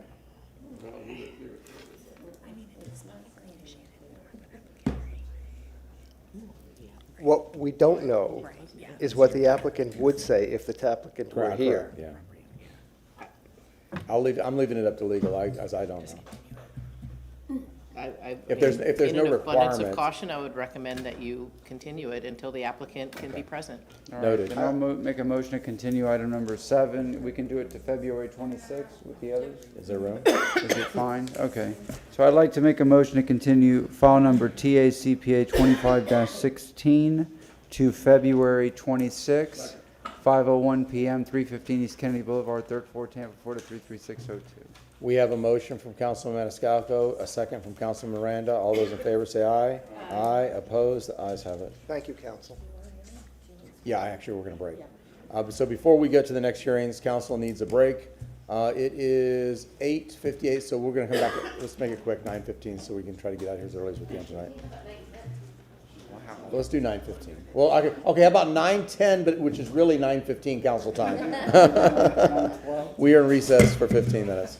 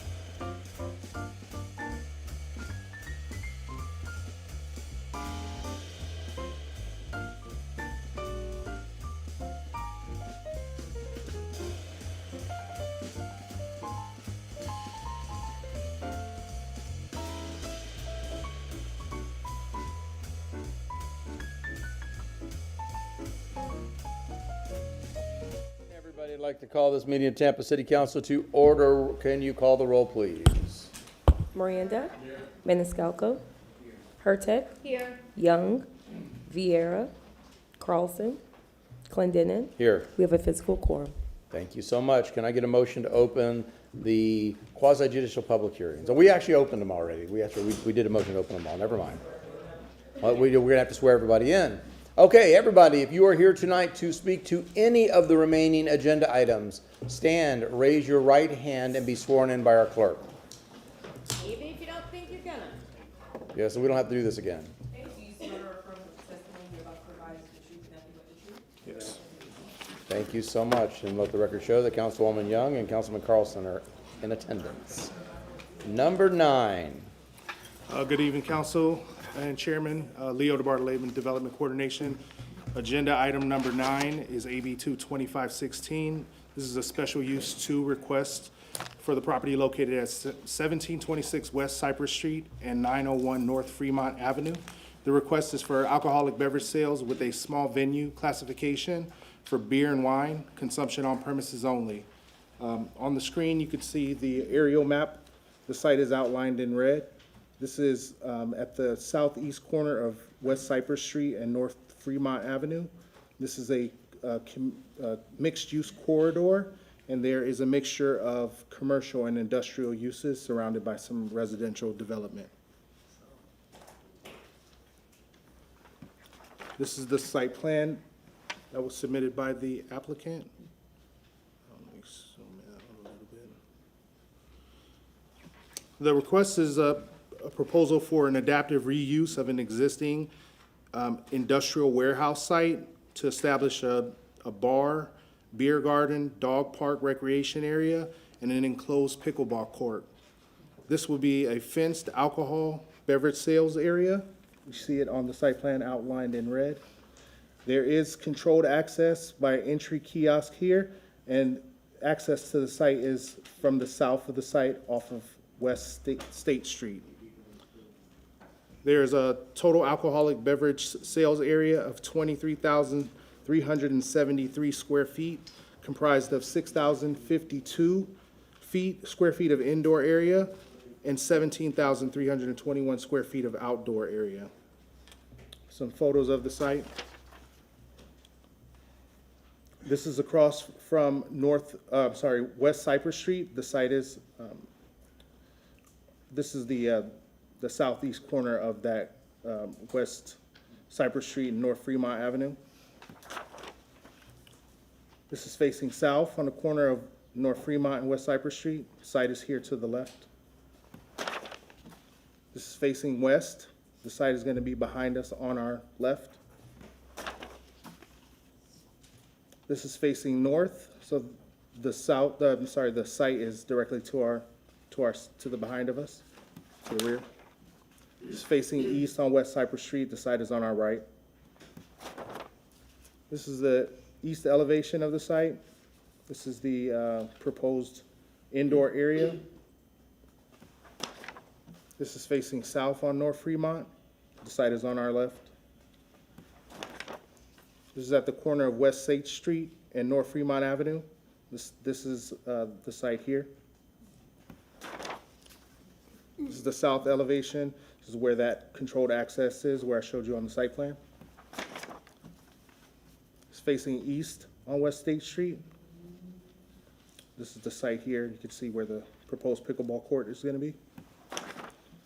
This is directly across the street from the site. Another view from that facing west on State Street. You can see the commercial or industrial uses in that area. This is the interior of the site. Man, you love your pictures. Yeah, I'll shorten them up for the next ones. The surrounding industrial uses, some more of that commercial and industrial uses in the area.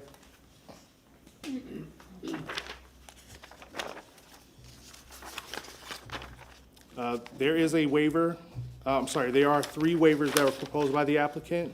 Development review and compliance staff have reviewed the application and find the request inconsistent with the applicable City of Tampa land development regulations due to the the waivers that were requested. Minor site plan modifications are required between first and second reading if council chooses to approve, and I'm available for any questions. Does council have any questions? Hearing none. Applicant?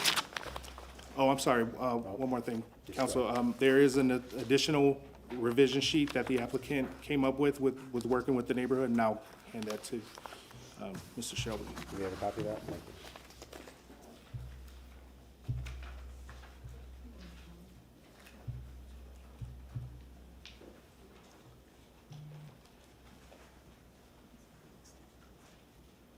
Okay.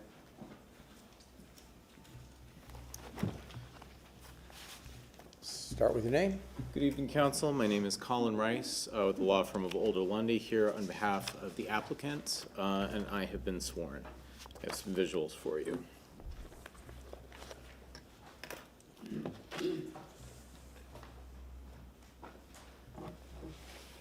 All right, thank you again, Council. Colin Rice for the applicant. Here tonight for the property at 1726 West Cass. Excited to present to you this project in the North Hyde Park neighborhood, which will feature a dog park, beer garden, and enclosed pickleball court. So more specifically requesting AB2 small venue, beer and wine consumption on premises only, no restaurant, no liquor, no package sales. To orient you, we are on West Cypress, west of Rome, east of North Howard, and in the West Tampa Overlay District.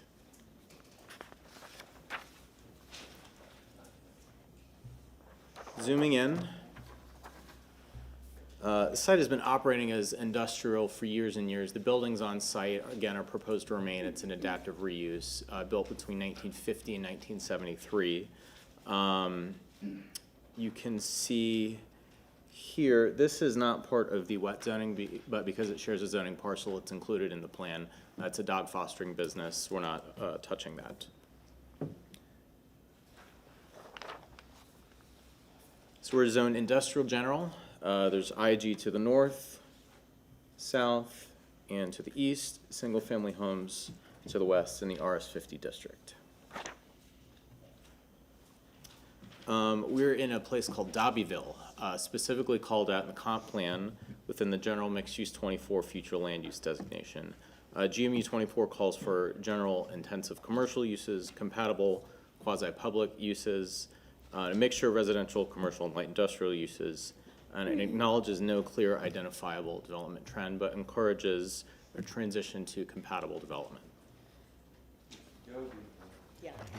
I'm so sorry, Dobbyville. I'm thinking Lord of the Rings, yeah.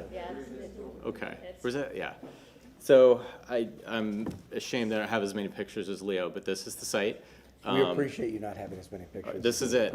All right, so we've got existing industrial building. This is the rear of what will become the beer garden.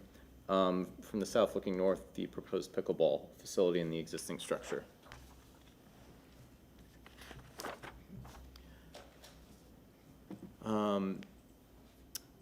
So pretty industrial right now, not very inviting. We're proposing to change all that. I'm showing you now the site plan. So outlined in red is the proposed AB area. So again, excluding this section of the two parcels. Beer garden here, converted warehouse building, opening up onto the dog park, existing enclosed structure proposing for pickleball, structured installed parking to the south. Oh, and importantly, the dog park, this will surprise you, beer garden dog park doesn't appear in the parking matrix, so we have a lot of conversations with city staff about this, and we're limiting occupancy to 75 for the dog park, and I'll get into that more in a moment.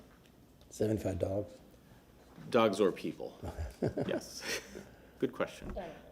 Animals, mammals. So what we have here, so Dobbyville, and I appreciate that, has come a long way. We have a lot of new residential within walking distance. We have the Green Spine on Cass, 2 blocks away, literally hundreds and hundreds of new residential units within walking distance. All dog friendly, we checked. So we're envisioning a lot of people walking their dogs to this site.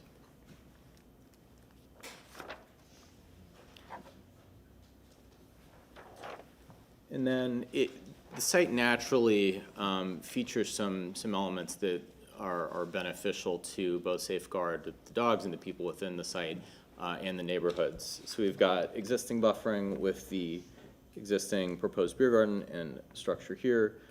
Even further removed and biased towards the industrial area is the enclosed dog or pickleball facility parking to the south. So there's some natural features to the site that we think lends well to the neighborhood.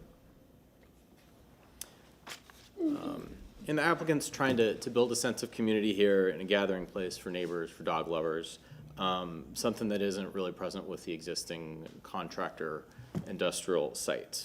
Again, this is industrial general. Most of those uses wouldn't be terribly compatible either. So to speak to operations for a moment, as you can imagine, operating something like this, there's a lot that goes into it. Very specific protocols in place from the proposed operator. This is membership-based, it will be software-based, so in real time you can know how many dogs are on site.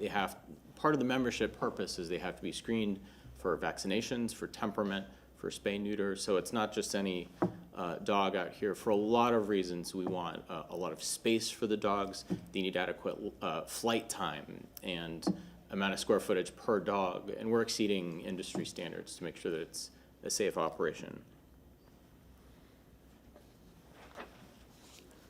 And so we are requesting 3 waivers. I'm happy to answer any questions about these. Again, we're in the urban village. There's no residential distance separation required. The maneuvering along Fremont, again, that building was from 1950 and the space is just back up onto the street. Happy to answer questions about access from parking or within 150 feet of the intersection. But really the parking waiver is the main thing. Again, we worked a lot with staff about capping the occupancy limit on the dog park. It's just there's nothing in the code that's analogous, and we agreed that that made some sense to start our calculation. But we own this, we own this. So there are 45 additional parking spaces within a block. There's sidewalk connectivity this entire way. We'd even go so far as to propose a lease to formally bind them to the site, but in talking with staff, we came up with the parking reduction waiver request. But this would be 45 spaces in excess of the waiver ask. So in our view, there's plenty of parking. These are compatible hour uses. We put a lot of thought into making sure that this works. And further to compatibility, we held a neighborhood meeting on August 7th. It was well attended. A lot of good feedback, things that we've incorporated into this ask tonight. Code allows us to ask for 3 a.m. We are asking for 10 p.m. closing Sunday through Wednesday, 11 Thursday, Friday, Saturday night. Again, we're biasing the intensity away from the residences. The pickleball court is enclosed, and we have the dog operation plan. And because of these efforts, we're very proud to have 2 letters of support, one from the North Hyde Park Alliance and one from the North Hyde Park Civic Association. I'll submit both of those to the record along with these slides. And this is the sheet that Leo had referenced. These are conditions we're completely in support of and assume will be adopted into the record before second reading. What this further does to address neighborhood commentary and these discussions, we're going to have quiet hours. We're going to shut down amplified music an hour before closing every night. Pickleball will conclude at 9 every night. 6-foot vinyl fence will be installed around the perimeter of the AB area towards the residences, and will include shade trees as approvable by Natural Resources along the west as well. So we're excited about this project. We know it's a little bit novel, but in going for this type of scale of adaptive reuse, it doesn't cleanly fit within a box, but I'm happy to answer any questions that you might have this evening. Thank you for your time. Councilwoman Hurtak. Can you bring up the slide that you showed where the extra parking is? Sure. Because you said there's a sidewalk connection, and while there may be a sidewalk connection where those parking spots are, that is not where your entrance is, correct? That's correct. And this maybe doesn't show the whole picture, but Because I don't think there's a sidewalk on the side where the dog rescue place is. And you may be correct about that. I didn't mean to mislead. So my point was this is sidewalk connectivity. So yes, they would have to probably traverse this way, and that's a go good around. point. Okay, wanted to make sure on that. And then, while I love that you call it an indoor pickleball, a canvas structure is not really indoors, and that the sound will echo. So I am concerned about that. Although if the public is good with 9 p.m., I just wanted to make sure I put those on the record that was the stuff that I was concerned about. I'm happy to hear about the 75 people. I think that's a good max. But those were my 2 questions. Thank you. Could you imagine one day we're not going to be sitting on council and we'll never have to hear the word pickleball again? Are you kidding? I mean, that's like, it's a thing. I just hear about it from my friends. Oh my gosh. So do you guys own that whole, even like the dog rescue? Is that is that the owner's property? Yes, They have it's site a control? tenant. They own it's 2 parcels. They own all of it. Okay, I didn't know you said you had site control. So you have site control of that warehouse and this one over here too? Yes. Okay, good. Owned. Nice. That's all Very ours. nice. Yes. Great area, I love that. And I love that barrel building across this way over there too. Okay, good. Any other questions? Hearing no other questions. Is there anybody in the audience that wishes to speak to this item?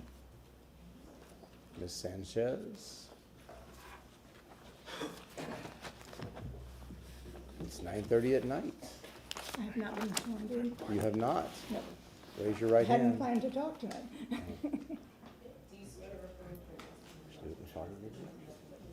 Yes.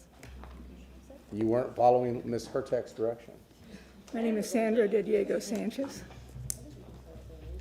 Okay, and I go ahead. cannot believe the West Tampa overlay has not been mentioned once on this project. And it is right in the middle of the West Tampa overlay.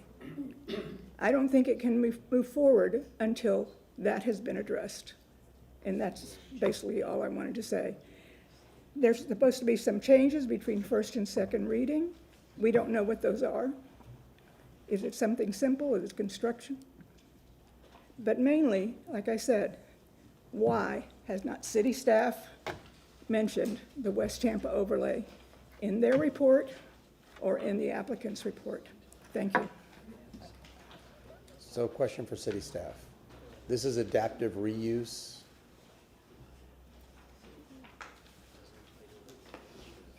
Yeah. So it's adaptive reuse of existing buildings with the West Tampa overlay. Wouldn't it be, I mean, it's an SU. Would it be applicable to this for this request? No. Leo DeBartolome, Development Coordination, it would not, Chairman. Yeah, Sandy, I don't think that would apply because it's what the applicant's asking for the alcohol use and the adaptive reuse of the buildings. I don't think it would apply for that. Councilwoman Hertek. But if the applicant could put the revision sheet back up, that was the amplified sound. And I did have one follow-up question about amplified sound and pickleball activity to conclude. Are you willing, that is going to be on the site plan, correct? You want me to confirm? Yes. Leo DeBartolome, Development Coordination. Yes, ma'am, the revision sheet, those will all be included between first and second readings. Okay, and then I have one more question for staff, just to make sure. And when looking at the site plan, there is a clear boundary for where pickleball is allowed.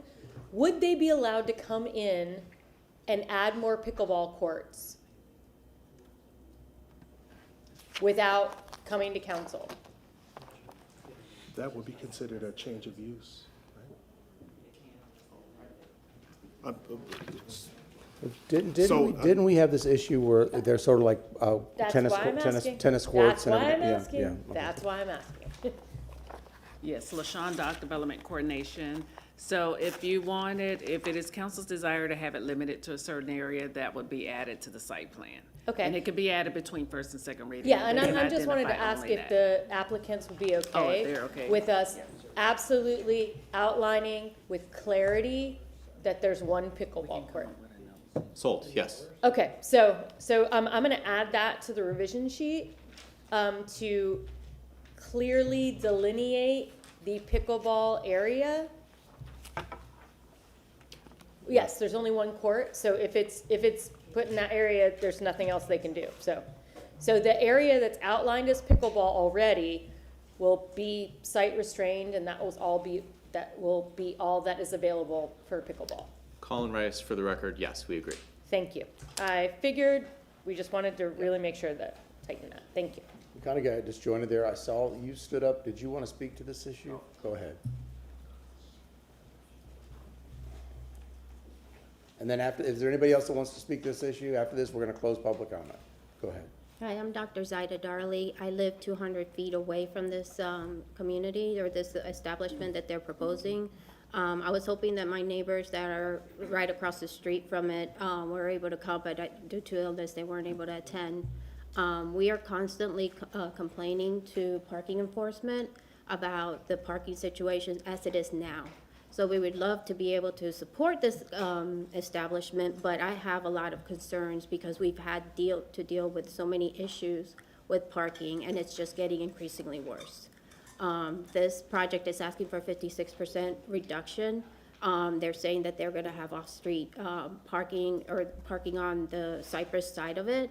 Cypress is a very busy street, so I don't see how people can safely go from park for one thing in that street, like depending on the time of day, and then cross the street to go to this establishment. The other issue that we have that I'm concerned with, is that the pickleball nets, are they gonna be secured permanently? Because you can move pickleball nets and then now you have an event space. And so now they need more parking, and that is not being considered maybe. I'm not sure, maybe I missed the meeting, so. And then at the moment right now, the Foster Center on 901 North Fremont, they are constantly having events on the weekend. I almost weekly have to call parking enforcement because they don't have the parking to do these events, and yet they even have, like today, they had 2 mobile vets in front of their parking on top of that little bit of sidewalk that is available on that side. So they have been a nuisance, a business that has affected the whole block. So this affects now any new businesses because nothing has been done to manage that business in itself. So now we're having people that are coming for these businesses, coming to all the, I found it interesting that none of the photos showed all the houses that are right across the street from this establishment, single-family houses that have been there from the 1950s, and they are small homes that a lot of them use their front yards for parking because, they have to fill every room with a person, and every person has a car. So we just don't have it's been frustrating to have people actually parking on our yards, strangers parking on our yards, or impeding our access to our own driveways. So I really would hope that you don't approve this license or this rezoning for the west zones until some of these things get cleared up. Thank you. Thank you so much. Okay. Applicant, would you like to respond?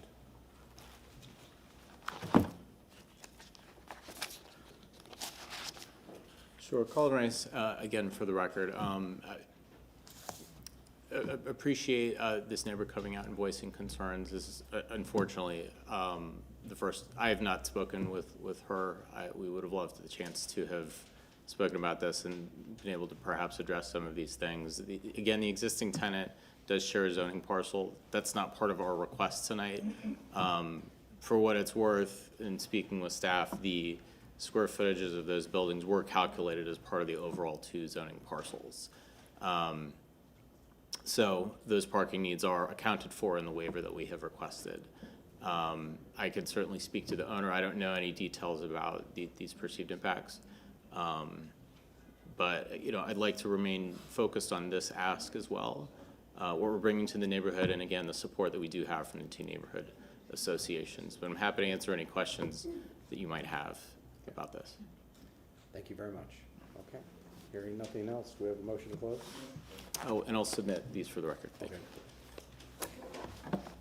Submission for the record. We have a motion to close from Councilman Maniscalco. Is there a second? Second. Councilman, do we leave it off to you, Councilman Maniscalco? Councilman Maniscalco, would you like to read this one? So we have a revised revision sheet because we added something to it, or We just? do. Okay. Huh? Yeah, we have an addition to the revision sheet. All right, I'll clarify. Yep. No, I have the sheet. Oh, look at that. And Okay, that's the thank you. clerk. All right, thanks. I have an ordinance being presented for first reading consideration, ordinance approving a special use permit SU2 for alcoholic beverage sales, small venue consumption on premises only, and making lawful the sale of beer and wine at or from that certain lot, plot, or tract of land located at 1726 West Cypress and 901 North Fremont Avenue, Tampa, Florida, as more particularly described in Section 2, providing that all ordinances or parts of ordinances in conflicts are repealed, providing an effective date with the revision sheet and the additions that were made verbally, which are written down here. And that is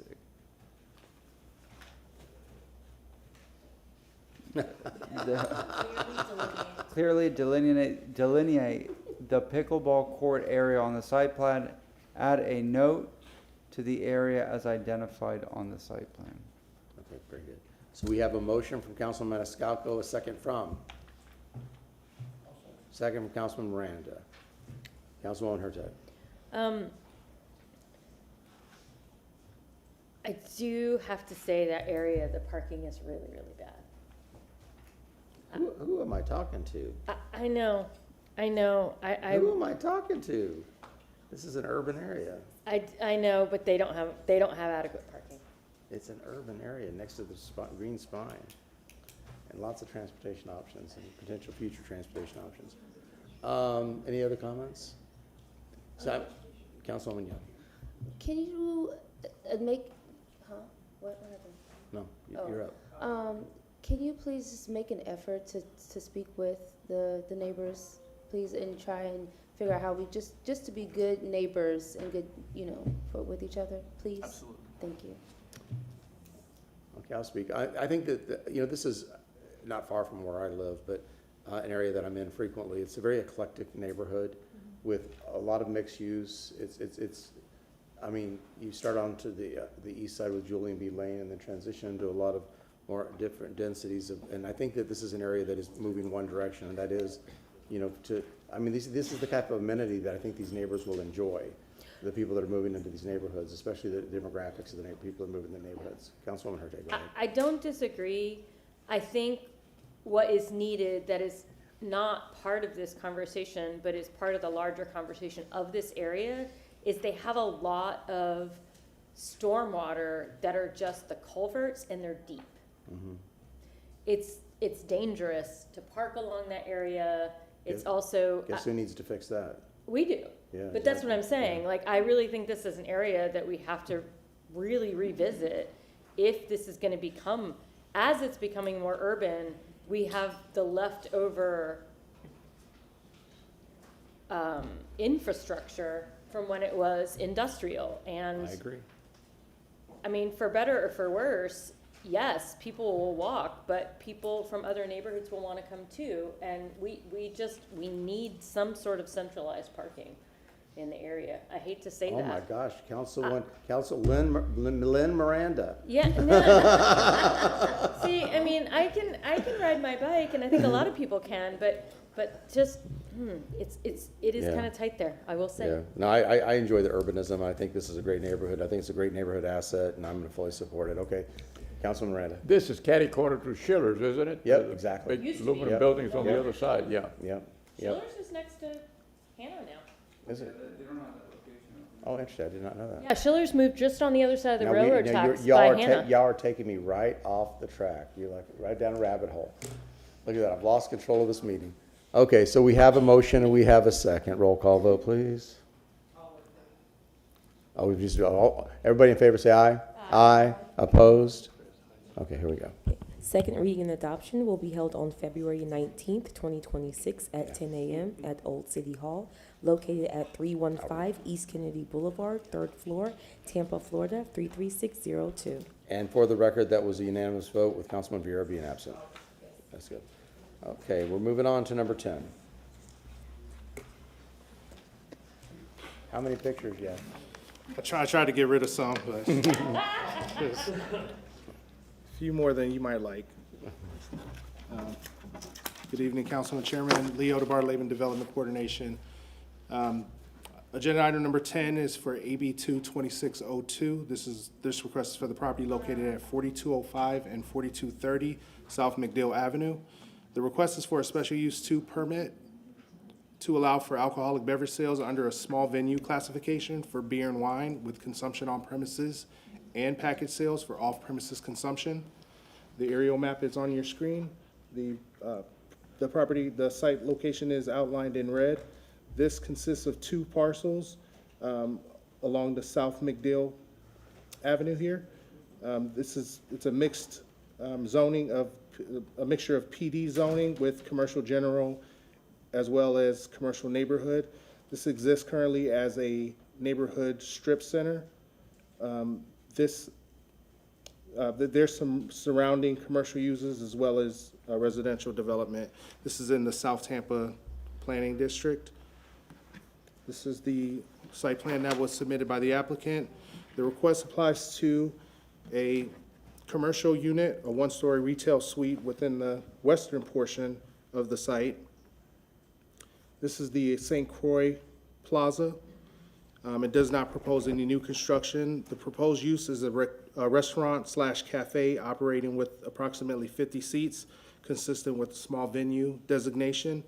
The alcohol beverage sales areas are delineated. The red is on the site plan is the indoor area, with the blue being the outdoor space.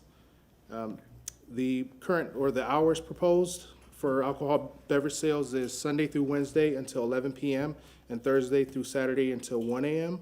The applicant has also added a condition to the site plan prohibiting outdoor amplified sound. The parking reflects the shared parking configuration historically associated with this PD development. I have some photos of the site, try to rush through those. This is the subject site is Unit K on the western portion of that, on the northern portion of that St. Croix Plaza. This is a zoomed out view. Here you can see the proposed outdoor area. This is facing east on West Knights Avenue, facing north on South MacDill, facing south. Our site is on the right, and the other part of the PD, or the St. Croix Plaza, is on the left. This is the front elevation. This is across the street, so the other part of that plaza. Another view of that plaza. This is facing north. Our proposed site is the furthest north there. The applicant is requesting 2 waivers. Development review and compliance staff reviewed the application and found the request to be inconsistent with applicable City of Tampa land development regulations. Due to the waivers requested, minor site plan modifications will be required between first and second reading, should it be council's pleasure to approve. Can you refresh council's memory of the waivers? Sure. There is a waiver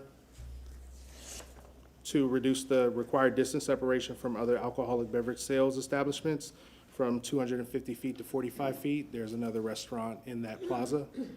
And a waiver to reduce the minimum parking requirement from 137 spaces to 99 spaces, which is a 28% reduction. Thank you. Okay. Council have any further questions? Councilwoman Hurtak. You said it's a 50-seat restaurant? That was the proposal in the narrative of the applicant. So They would why would have they- up to 50 seats. Okay, so up to 50 seats, but they need 127 parking spaces for 50 seats? That's for the strip center. Oh, okay. I'm sorry. Now I understand. How about being overparked? Yeah, I mean, that's what I was saying. The Thai restaurant that I think Susan will agree with me is one of the best. So I don't think it's a great Thai restaurant. I don't think they get that much business. Okay. Yeah. Yes.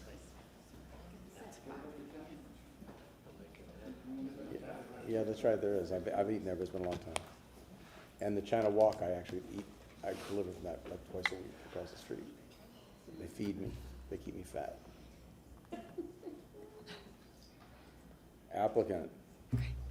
Good evening, Council. Alex Shaler, 400 North Ashley Drive. I won't spend too much time on the locational details, but what we're proposing here is going to be a small restaurant slash cafe, 49-person occupant load, beer and wine only, consumption on premises, but also package sales for bottled wine.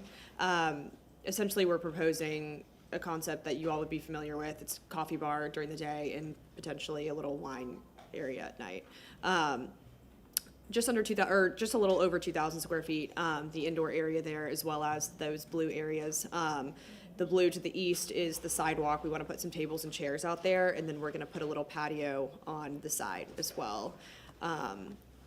This was mentioned also, no outdoor amplified sound, we're committing to that. We are not aware of any opposition from the neighborhood, but we've included kind of our standard safeguards for these type of applications. So we're limiting sales to only a 2-cop or an SRX license from the state, so that this can't become any kind of bar lounge. And then again, standard hours of operation, closing 11 during the week and 1 a.m. closing on the weekends. So I did want to address the parking waiver a little bit because it is kind of a bit confusing. This site, obviously, with it being a strip center, it's been treated as one kind of zoning lot, though there are different zonings, it's PD, CN, and CG. But in terms of the wet zoning, there's been a couple different wet zonings on the site, the latest one, AB2, being in 2017. This is the parking matrix. As you can see, it's quite in-depth with the different tenants and the different suites, the required spaces and what they're providing. So the key thing to note on this slide is that based on the 2017 plan, there were 107 spaces, parking spaces provided. We are proposing 99 spaces, and there's a couple different reasons why this degree in the waiver has changed. The first is that we are going to bring the parking up to code, so we're adding a few more ADA stalls that weren't there originally, so that's kind of where that loss comes from, as well as getting rid of some of the stalls that don't meet minimum width or that were like in the mulch or something where they shouldn't have been counted prior. So that's where the loss in spaces comes from. The reason that the waiver percentage is higher is because this is under new ownership, and during this process, we had them do an audit of the current tenants and kind of what they see in terms of forecasting for the future. For example, I think there's a desire to potentially bring in some kind of fitness studio, like a yoga studio or Pilates. Obviously, that park's a bit higher than standard retail. So does, uses such as medical office, et cetera. So in discussing with the transportation department, they recommended, go ahead and get, what you think would be, what you would need for the future so that we don't have to come back here and request additional waivers as time moves forward. So we do have a 28% parking waiver, but again, I think the important thing to note is that that -8 spaces reflects what's existing on site today. That's all I have, but I'm happy to answer any questions. Council have any questions? Hearing none. Does anybody in the public wish to speak to this item? Okay. Start with your name, please. Debbie Zommerman, 192 Corsica Street, and I've been sworn. I'm kind of surprised with this. I love Cafe Paradiso. I was just there on Friday night. You cannot park there. The continual waiver of parking requirements, I can tell you when I go there, I have to go like a block and a half up the street, and it's all residential houses. That's the side street there. So I don't understand why these parking waivers keep getting approved. I don't live in that neighborhood, but I do know when I park there, I'm usually parking in front of somebody's house, and I'm parking probably a block away from the restaurant. So I think you've got to start considering this with all these requests. I mean, you're inundating the neighborhoods with cars and increasing occupancy without the infrastructure that the code requires. And it's just going to create more problems down the line. So that's just my thought. I think it's a great little strip center. I agree the Thai restaurant's nice, but at a certain point, we've got to be responsible with what the infrastructure requirements are. So thank you so much for your time. Thank you. Anybody else wish to speak to this item? Can I get a motion to close? Motion. Oh, I'm sorry, you're right. Sam, are you online? Did you have anything you wanted to add? He's just on for questions, so he doesn't need to speak. Alex Shaler, for the record, again, this is mirroring the existing conditions that exist there today. So we haven't had any kind of concerns from the neighborhood. We did public notice. We included a very standard plain English letter with the public notice because it looks a little bit like a subpoena. And we put in the letter exactly what we're planning to do, that this is under new ownership. They're willing to work with the neighborhood if there are any kind of parking concerns, but like I said, we haven't had any raised, so. Very good. Okay. We had a motion to close from Councilman Maniscalco, a second from Councilman Carlson. All those in favor say aye. Aye. Opposed? The ayes have it. Councilman Miranda, would you like to read this one? I'll read it. I'll check the parking when the week comes before first. Click your microphone on. Oh, there, they did it for you. All right, sir, thank you. Item number 10, file number AB 226-OZ, ordinance being presented for first reading and consideration. Ordinance approving a special use SU2 for alcohol beverage sales, small venue consumption on premise only, and making lawful the sale of beer and wine at or from that certain lot, plot, or tract of land located at 4205, 4230 South MacDill Avenue, Tampa, Florida, more particularly described in Section 2, providing that all ordinance or parts of ordinance in conflict are repealed, providing an effective date. Second. Okay, we have a motion from Councilman Miranda, second from Councilman Maniscalco. All those in favor say aye. Aye. Opposed? Ayes have it unanimously, clerk. Okay. Second reading and adoption will be held on February 19th, 2026 at 10 a.m. at Old City Hall, located at 315 East Kennedy Boulevard, 3rd floor, Tampa, Florida, 33602. And correct the record unanimously with Councilman Vieira absent. Yes. Oh, sorry. Yeah, motion carried with Vieira absent at vote. Thank you. Sorry about that. I led you down that path. Number 11. Leo DeBartolome, Development Coordination. Item number 11 is AB 22512. The request is for the property located at 1625 East 7th Avenue. The request is for a special use 2 permit to allow for alcoholic beverage sales with a bar lounge classification for beer, wine, and liquor consumption on premises only. This is the aerial map of the proposed site. This is in the YC1 Ybor City Central Commercial Core District and the Central Tampa Planning District. The site is located on the southwest corner of East 7th Avenue and North 17th Street. The surrounding area is characterized by dense commercial and entertainment and nightlife uses.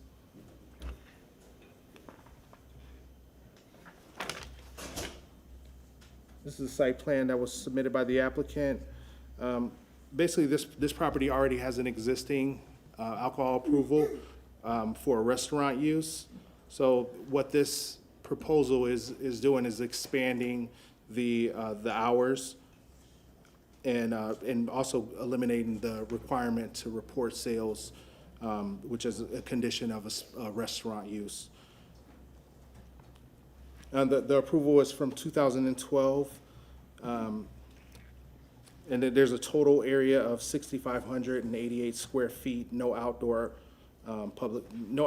beverage consumption areas proposed, and there's no outdoor amplified sound proposed as well. Some photos of the site. This is the subject site. This is the front elevation of the southern bell.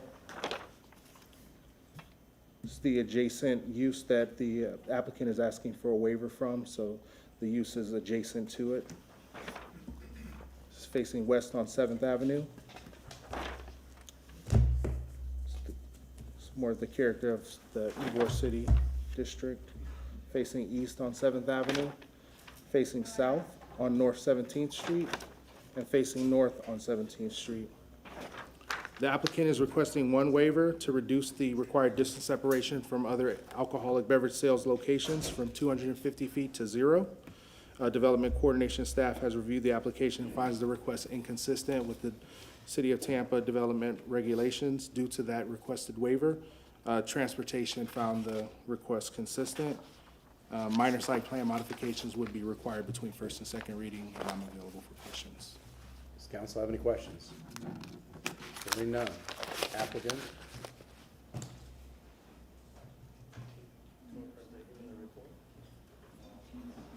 Do we have an applicant that's going to speak to this issue?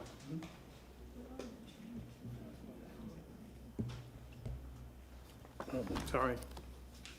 I thought somebody was gonna give a report, but I guess not.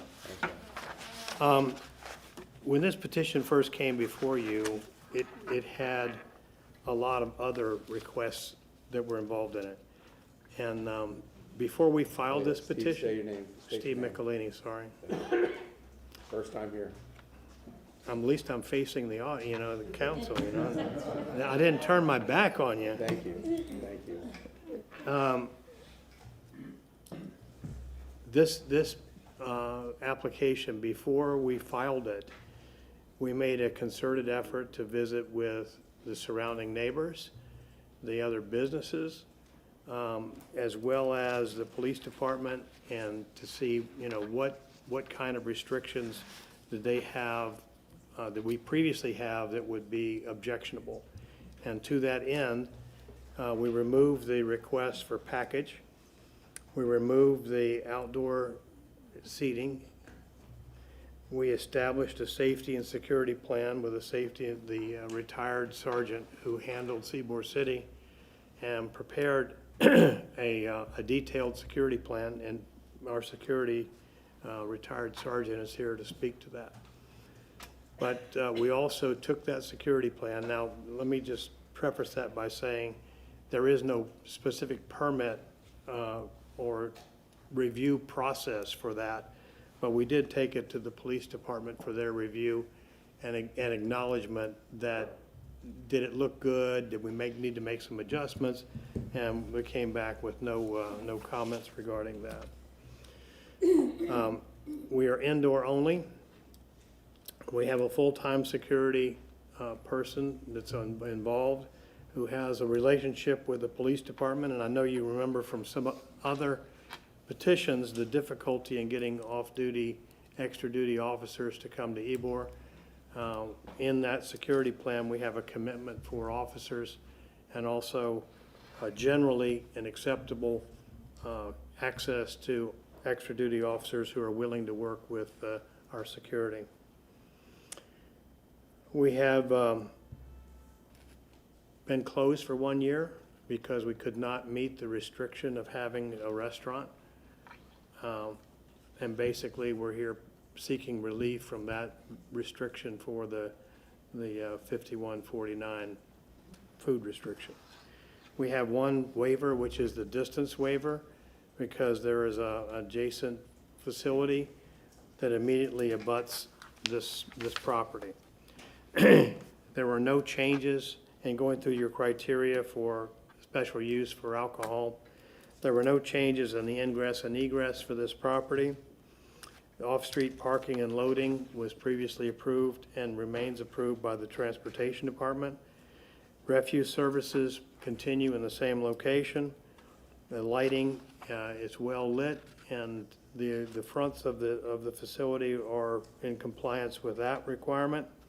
There was no impact on utilities, no impact on drainage. We do control potentially adverse effects on this property, and that is evidenced by the security plan that we have submitted, and we'll be happy to make that as part of the application for this plan and attached to the site plan.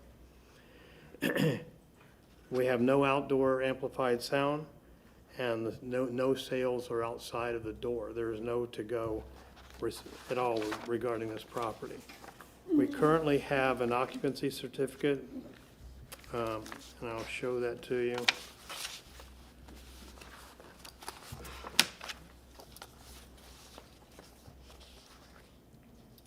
We currently have an approved occupancy certificate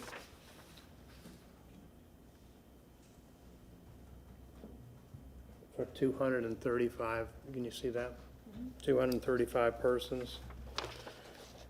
This is a copy of the proposed site plan. You can see it is all inside. There's nothing outside that's being requested. I'm not sure how this happened or why it happened, but the occupancy went up to 480, but we didn't change anything. So I guess it's the calculations regarding the code and how you deal with that.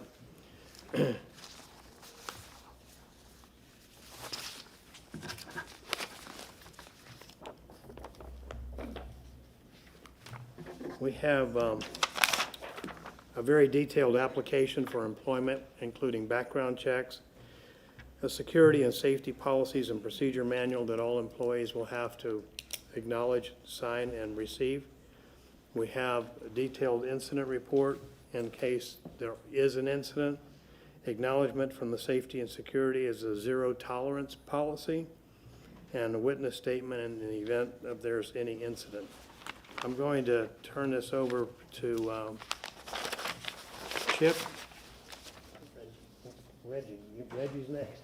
All right, our security expert, Reggie, come on up and explain what we've got.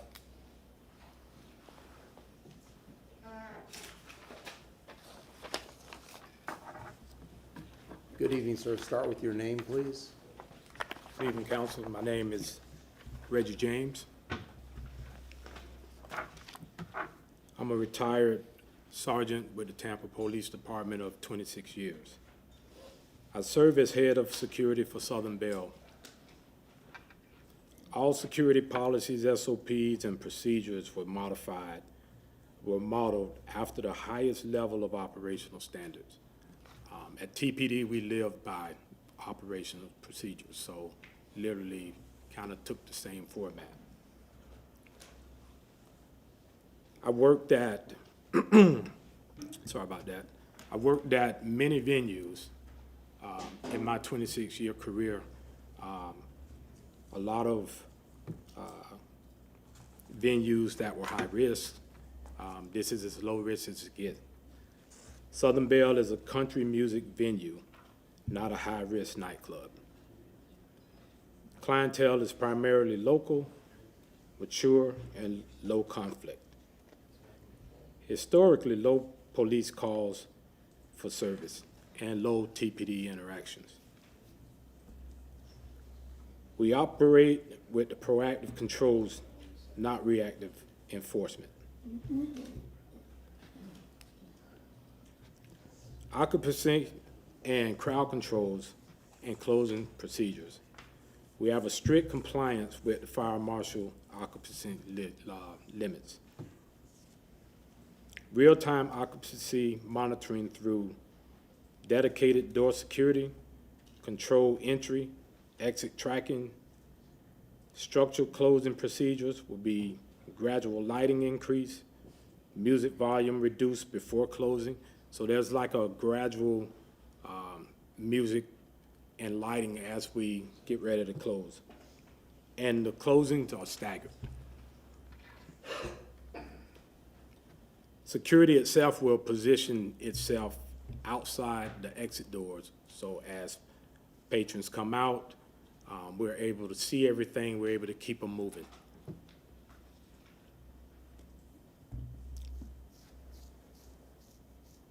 Safety and orderly dispersal.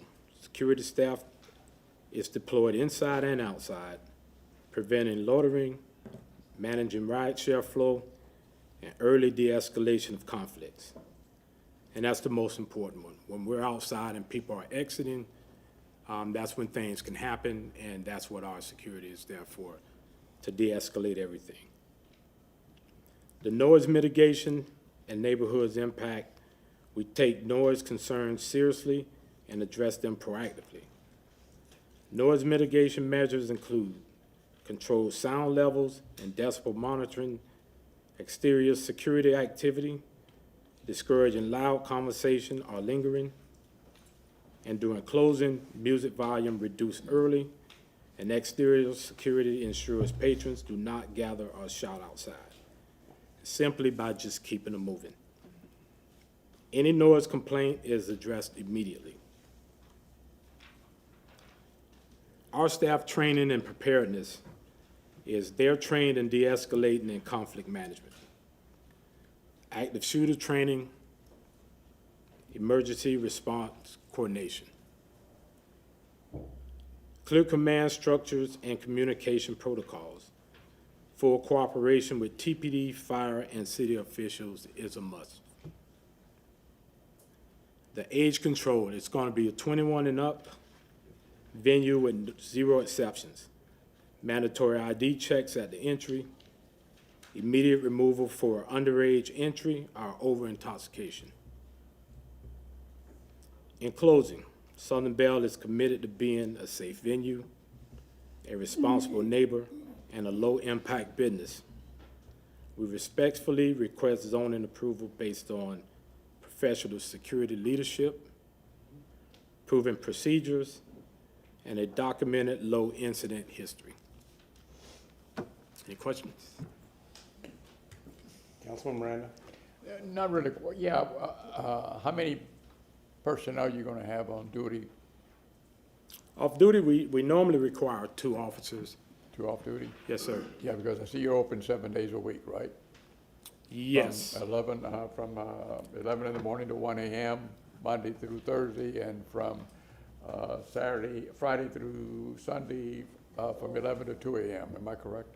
I'll have to leave that one for Chip to answer.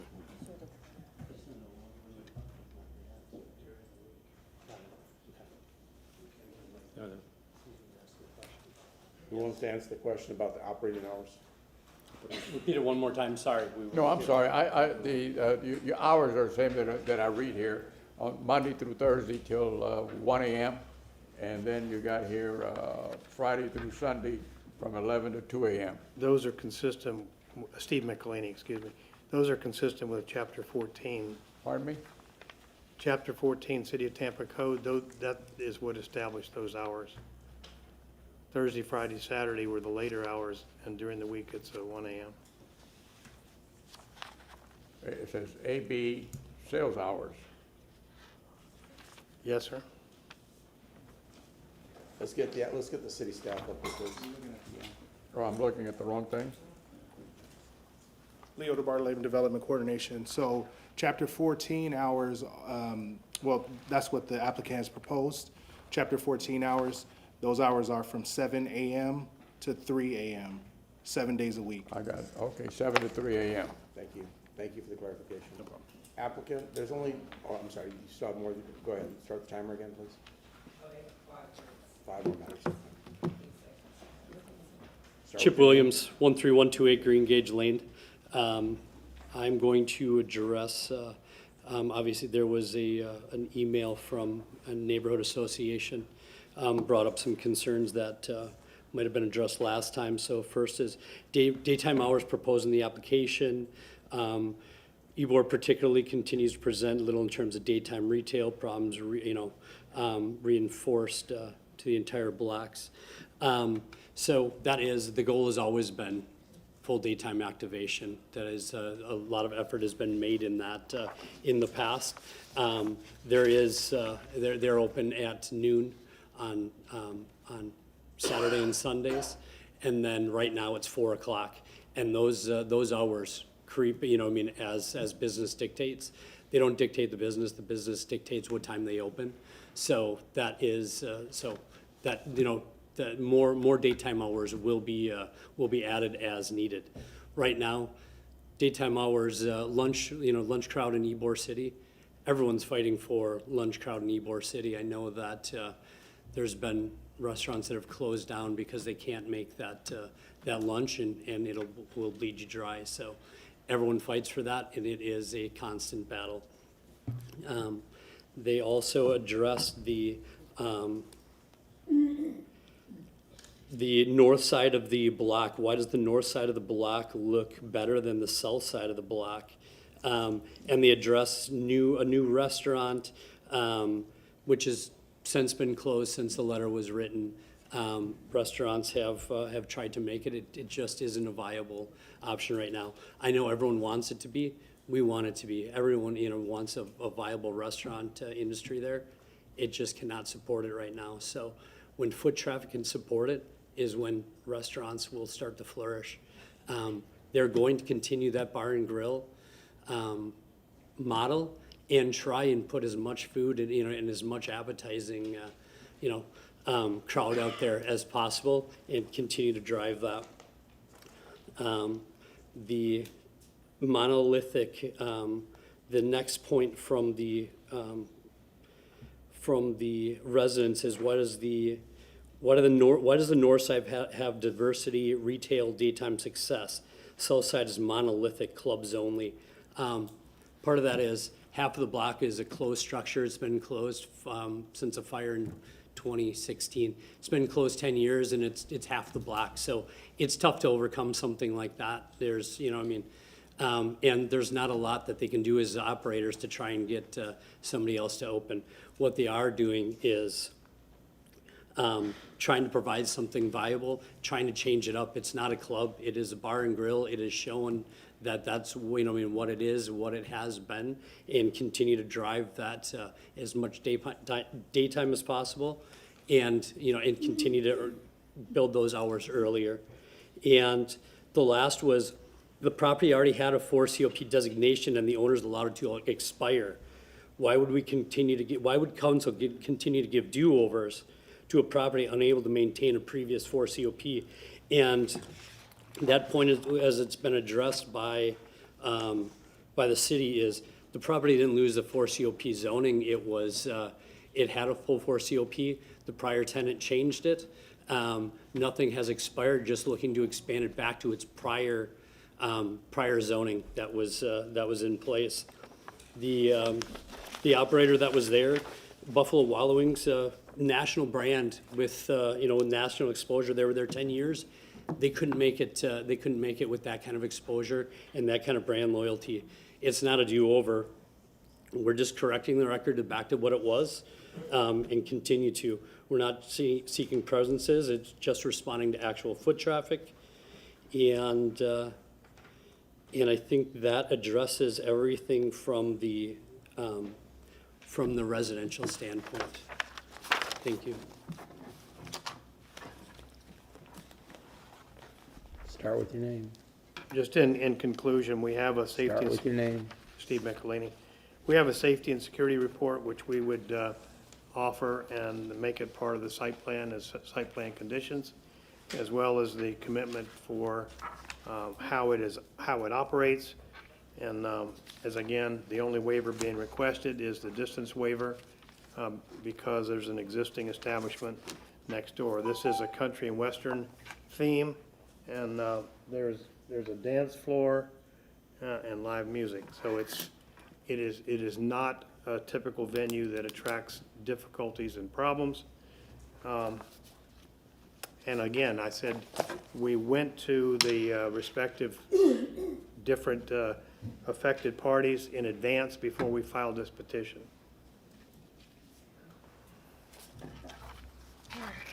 Time's up.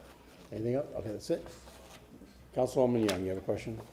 So can you, because what are the current hours? Because this restaurant is currently operating, yes? It's closed. It's closed, okay. They could not make, they couldn't make, the business model simply wouldn't work. So they've been closed for a year. And the proposed hours are? Yeah, from 7 to 3 a.m. So it conforms with That's the state 7 standard. a.m. to 3 p.m.? It's still, 3 a.m. I'm sorry? 3 a.m., 7 a.m. to 3 a.m. 3 a.m. Okay. It's also, I mean, we went through this exercise before where we tried to restrict the operating hours. And what happens is adjacent facilities have operating hours that are open later. We certainly can look at that if that's an issue with the council. But we'd like to be competitive with the other establishments that are immediately adjacent. Is it going to be a restaurant / bar? Is that the? We're serving approximately 20% food, not the 51% food that is under the old restriction. That food service will remain open throughout all of the operating hours. So as long as the facility is open, the restaurant and the kitchen will remain open. Right. And that restriction also can be placed on the site plan. Okay, I'm just asking if you're open at 7 a.m., I'm asking, are you open, will you have breakfast? It's not open at 7 a.m. That's what You're I'm. not open. That's just the way the code reads. Okay. But you're willing to put on the site plan that if in the future date, they choose to open at 7 a.m., the restaurant would be open and coincide with operating hours? Completely open, and the kitchen would be fully functional during all operating hours. Yeah, I'm just trying to get an idea of what the hours are going to be. What are the hours? Is that the, The hours are stipulated on the site plan as 7 a.m. to 3 a.m. okay, all right. Councilwoman Hurtak. That's, 7 a.m. is unusual for a facility in Ybor, but So, Mr. McElhaney, I was kind of shocked that it was 250 feet is the only, I mean, that's kind of crazy. There's only one, I mean, on 7th Avenue, it's kind of crazy. There's only one other alcohol sales establishment within 250 feet? there's only one waiver, sir. Wow. Yeah, I mean, that's, And I mean, we worked it would really be, it would hard. be tough to throw a dart and not hit an alcohol sales on 7th Avenue. Well, we worked hard to eliminate any of the staff and technical concerns so that when we brought it forward to you, we obviously can't do anything about the distance because the building is established and sits right there. I understand. I understand. I mean, I was just surprised it's only one. 'Cause I The don't surveyor has to certify the distance, and so that's not on us, but that's what the certified. he can do it during public comment. Leo DeBartolome for the record. So the waiver is just to the closest establishment for alcohol sales. So it's not, he doesn't need a waiver for each location. It's just to the closest one. Okay, so there could be others, just that was the one. The one is 0 feet away, so it's the adjacent property. So that's why it's that one Do we waiver. have any idea how many are within, like, this block? Oh, they're all over the place. I mean, I don't know, I don't have a tally, but we can get a round number for you. No, if it's not exact, I don't want it. Seriously, I actually, yeah, but deal with facts and not Yeah, speculation. the difficulties you have is that so many others are right in the immediate area, and you simply cannot compete with them. Okay, I understand. Is there any further questions from council? Okay, so we're gonna go to public comment. If you would like to speak to this item. Well, are you part of the city, or are you gonna public comment? I don't know what your role is. That's why I thought they were gonna present. I thought they were gonna Well, the present city before me. should have. He said he was gonna have it. Yeah, the city, you should have spoke when the city was presenting their case. But, well, I mean, you can speak, I mean, I don't know what you're here to present. City, do you have a position on this? Well, I don't know if I have a position. Susan Johnson from the legal department, but he's not part of this staff presentation.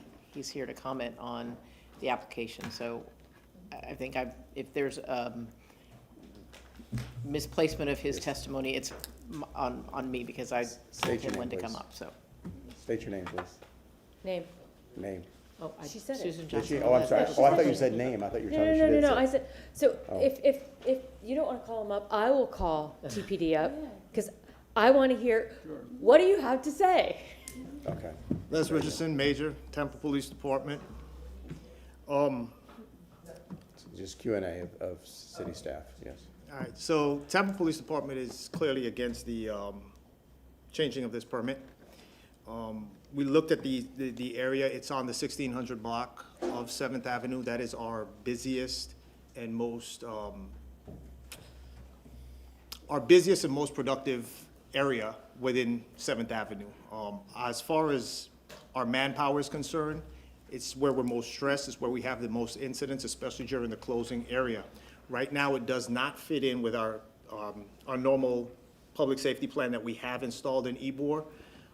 If we were to put another, what I'm looking at right now is another 480, up to 480, excuse me, persons with an alcohol primarily established resident, business, it will now take away from other areas on Ybor, because I'm gonna have to put officers down there.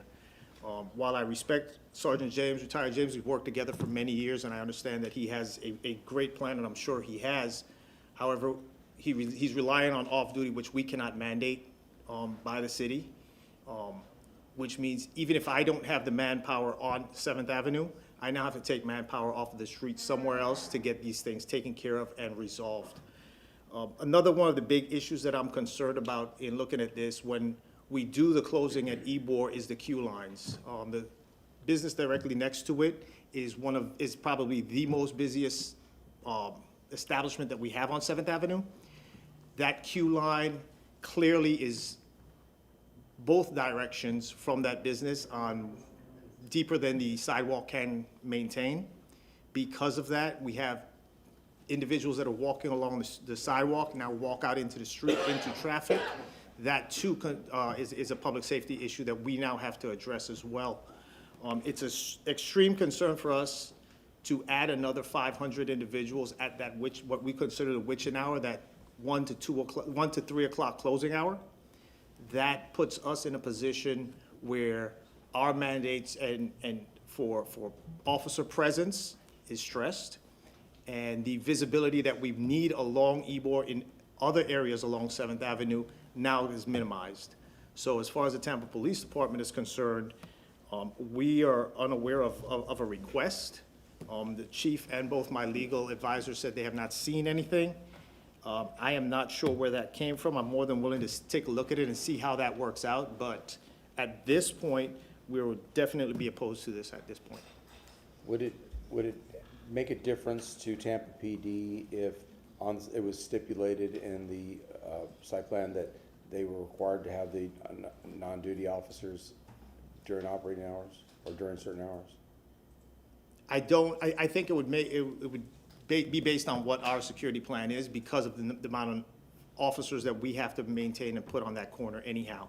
If they're telling us that they wanted to put an additional 2 officers, that puts us in a different position. If that, based on their presence, they need 5. So I don't know if we can mandate a number or tell them what that mandated number is until we see what kind of issue and establishment that they have. And another question is, would it make a difference if they staggered the closing hours? Like if they closed 30 minutes earlier or something so that you'd have that stagger So we built see into that the system? Yeah, we see that throughout Ybor. On that block alone, there are 5 other establishments. That does not include Central Ybor that are serving alcohol specifically. They are already, the Prana next door, the business next door, they already have started staggering as far as from the other bars, and they close a little bit earlier, around 2:30ish, between 2:45. I'm not sure how far we can stagger that to make a difference. Would it make a difference if the applicant requested a continuance so that you could work out an amicable agreement with them? I'm more than willing to work with anybody. I mean, I think the Tampa Police Department is definitely wants to see the growth and progress of Ybor. I just don't know if right now that as it stands right now, that I can sit here and say that we support this. Okay, thank you. Any other questions? Okay. Okay, that concludes that segment of the presentation. We're going to move to public comment. If you would like to speak to this issue, make sure if you have not been sworn in, please bring that to my attention. Is everybody in this room that's going to speak tonight been sworn in? Anybody not been sworn in? Okay, good. You have not been sworn in? Are you going to speak tonight? Are you going to speak to this issue? Okay, stand and raise your right hand, please, and be sworn in. Anybody else? Even if you suspect you're going to speak tonight, please stand and raise your right hand. Okay, do you swear or affirm that the testimony you offer regarding the issues and that issue? I do. Thank you. Okay, start with your name, please. Okay, my name is Jane Ehlers Close. I manage Ehlers Enterprises, which is a family business, and we are the property owners of 1625 East 7th Avenue. I want to start to be clear, this request is not about expanding rights, changing the character of Ybor, or pushing an agenda. It is about restoring a historically permitted use and aligning this property with demonstrated market reality and consistent city policy. This is about maintaining the property values of this building and surrounding area by having a viable tenant. The historically has operated under a full liquor license. This entitlement never expired. Approximately 10 years ago, our prior tenant, Buffalo Wild Wings, voluntarily changed the designation to a food and beverage license for their business reasons. Despite operating for nearly a decade, this national brand recognition and substantial corporate support, that food-driven model was not sustainable at this location. Since then, the market has only become more challenging, and we've seen additional restaurant concepts in and around central Ybor City open and close in a matter of months. Even long-established businesses in the district struggle to sustain a lunch service. These are not failures of any sort or lack of intent. They reflect foot traffic realities that zoning restrictions cannot fix. Southern Bell operated the property during 2023 and 2024. During that period, the business was responsibly run, staffed, and actively managed. They opened at 4 p.m. and were prepared to open earlier as demanded. Importantly, police data shows that calls for service did not increase during their operation and were consistent with or lower than the surrounding areas. An active, managed property is proven to be safer and more stable than vacancy or constant turnover. Our current tenant came in and preserved the historical building, keeping it cleaned and maintained, which the previous tenant had failed to do. They have hired extra security to keep their clientele safe, and they are looking to bring in a mature clientele with their dancing and music. I'm trying to hurry up. Safety, our tenant is consistent in making Ybor City a safe environment. Safety is key to making their business successful. If this is a safety issue, you want our tenant's business in Ybor City. And then I just wanted to say that you've... Your time's up, sorry. Next speaker, start with your name, please. Hi, Jason Fernandez, 1702 East 7th Avenue, fourth generation Ybor City, 30-year business owner, multi-business owner, and landowner in Ybor City. I've seen a lot of people come and go, businesses come and go in Ybor City. And Chris, the business owner, is someone that I believe has good intentions for our community. He runs safe businesses, and he's the kind of neighbor that I want.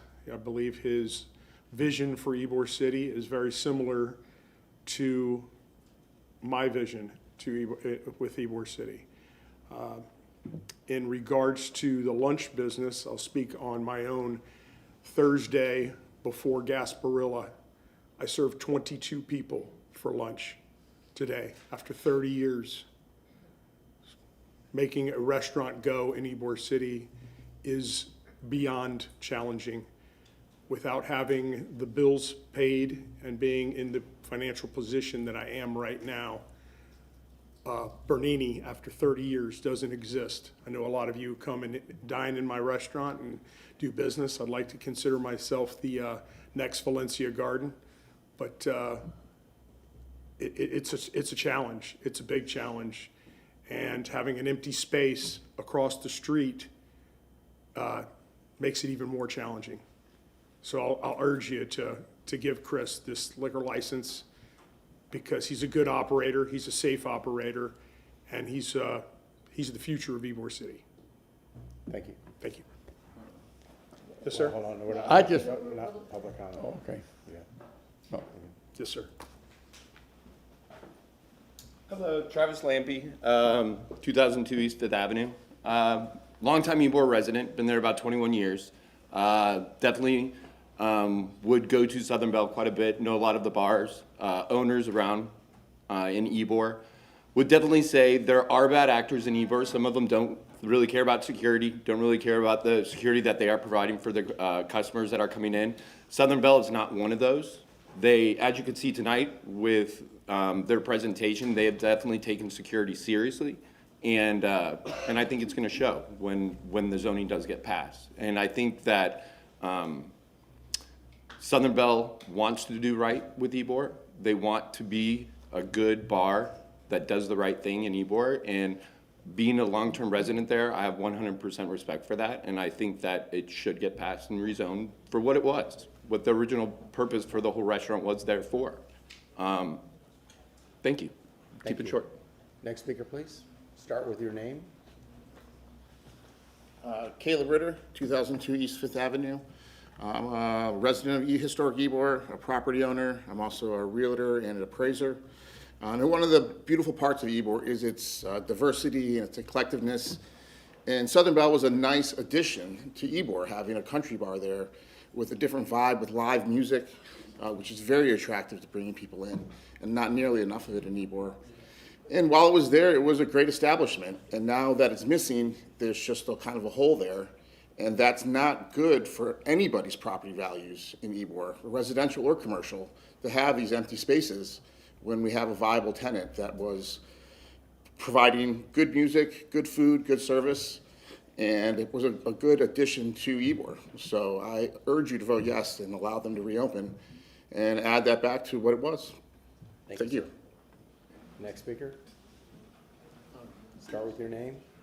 My name is Clay Montgomery. I have a business at 1712 East 7th Avenue. I'm across the street from the venue that's being discussed tonight. My business has been there for about 10 years, and I've seen the opening of Southern Belle and then subsequently the closing.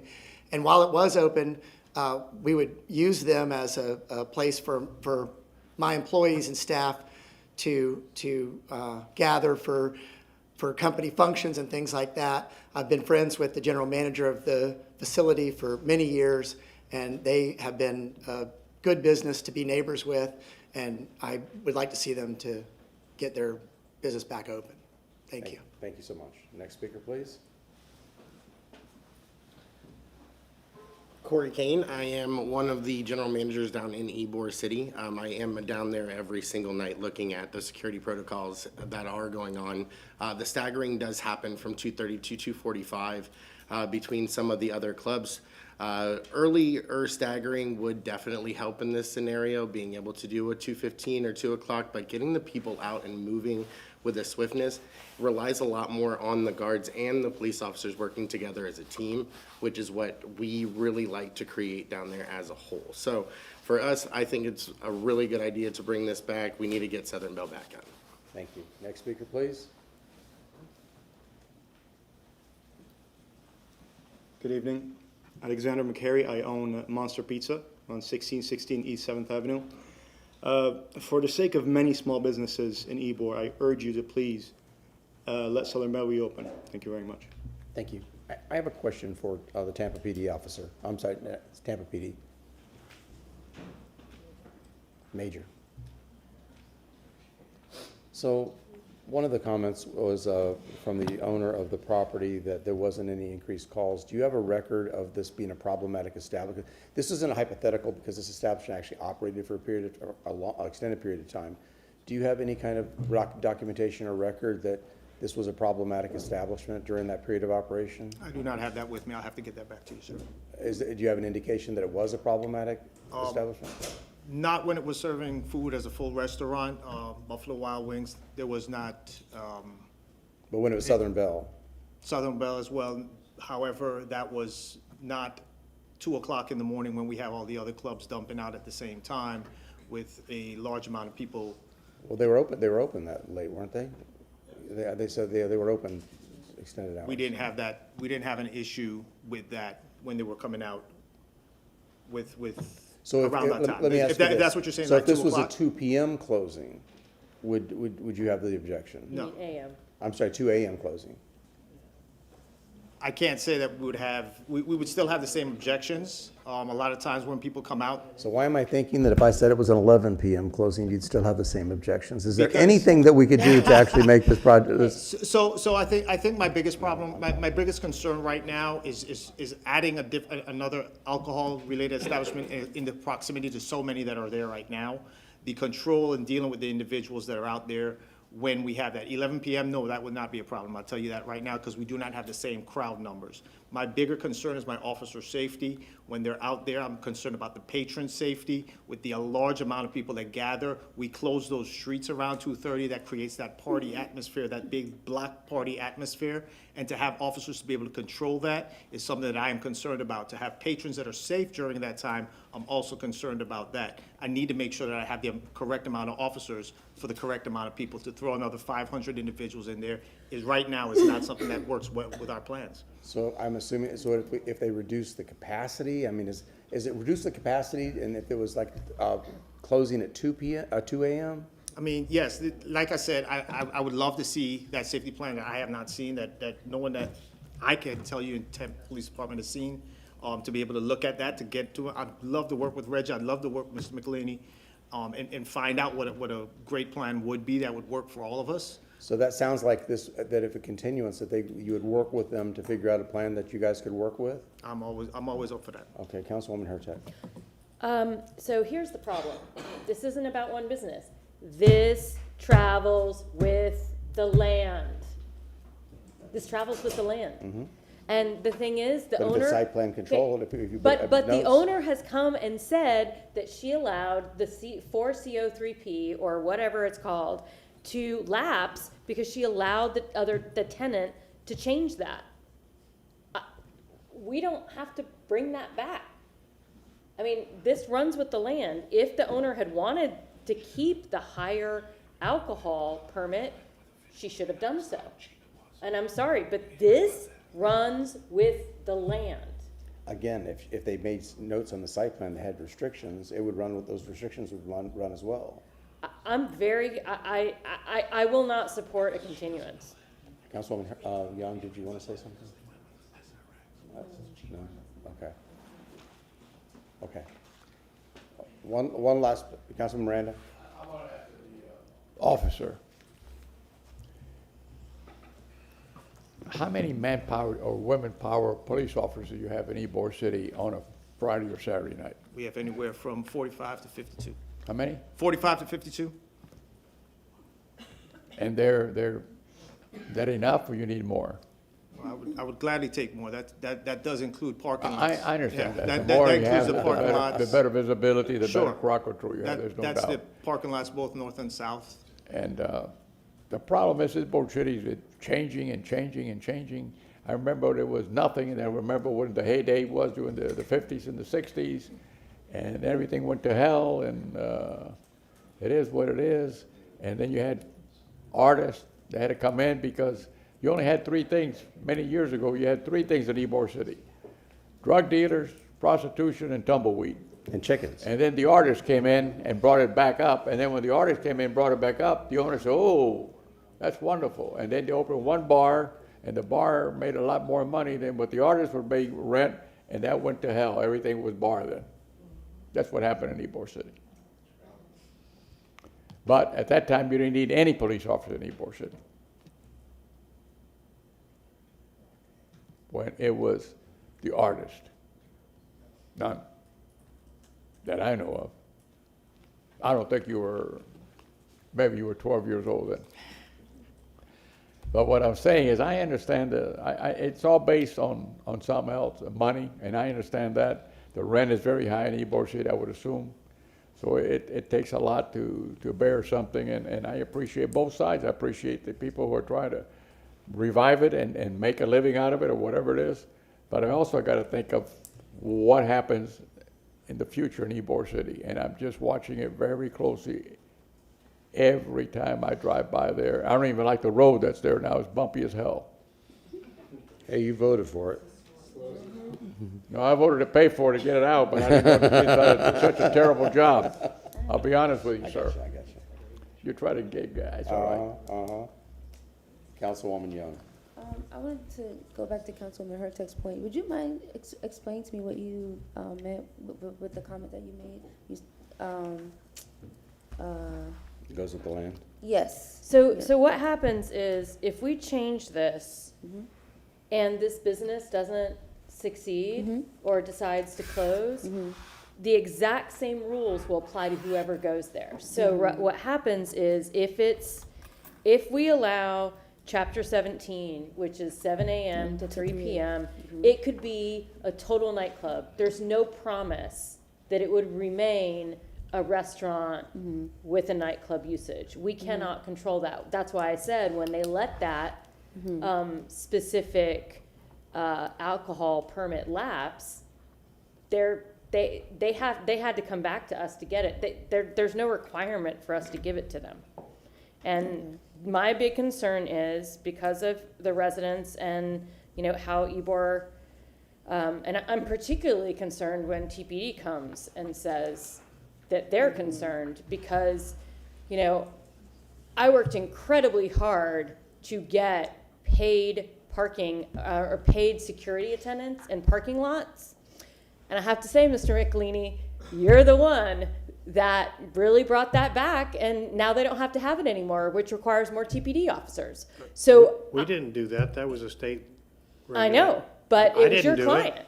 It was But- your client. You fought against it. So I'm just saying that That's outside the scope of this. I know this it's outside hearing. the scope, but it's It's still outside the not scope. lost on It's- me. It's outside the scope of the hearing. So we now need more officers. They're saying there aren't enough officers. People have testified today that it is hard to run a business. So I don't know that this business is going to be able to stay open, and then it could become a full. Well, the reason Bar. I started by telling you about the safety and security plan and attaching it to the site plan, it has commitments regarding security and sworn officers. Now, regardless of whether this business makes it or not, that travels, as you know, that travels with this wet zoning. So those restrictions travel. The restriction regarding that I threw out about 20% food can travel with a wet zoning and on the site plan. They can't meet the 51%, but they're committing to the 20%. We're certainly willing to stagger the closing time. We took off the outside activities because when we talked to the police department, they said that was causing a problem. So before we filed, we took it off and restricted everything to the inside of the building. That also meant that the noise was being restricted as well. There wasn't going to be any amplified music and no activities outside that would cause that. But it seems to me that a staggered plan would satisfy TPD. The commitment in the safety and security plan to have sworn officers, 2 of them, it's in that plan, would also satisfy the issue regarding additional officers. So they're on premises at our location, not wandering, they're not patrolling somewhere else. So they control the activities within this establishment. Ms. Johnson-Velez, when you finish, I have a question for you.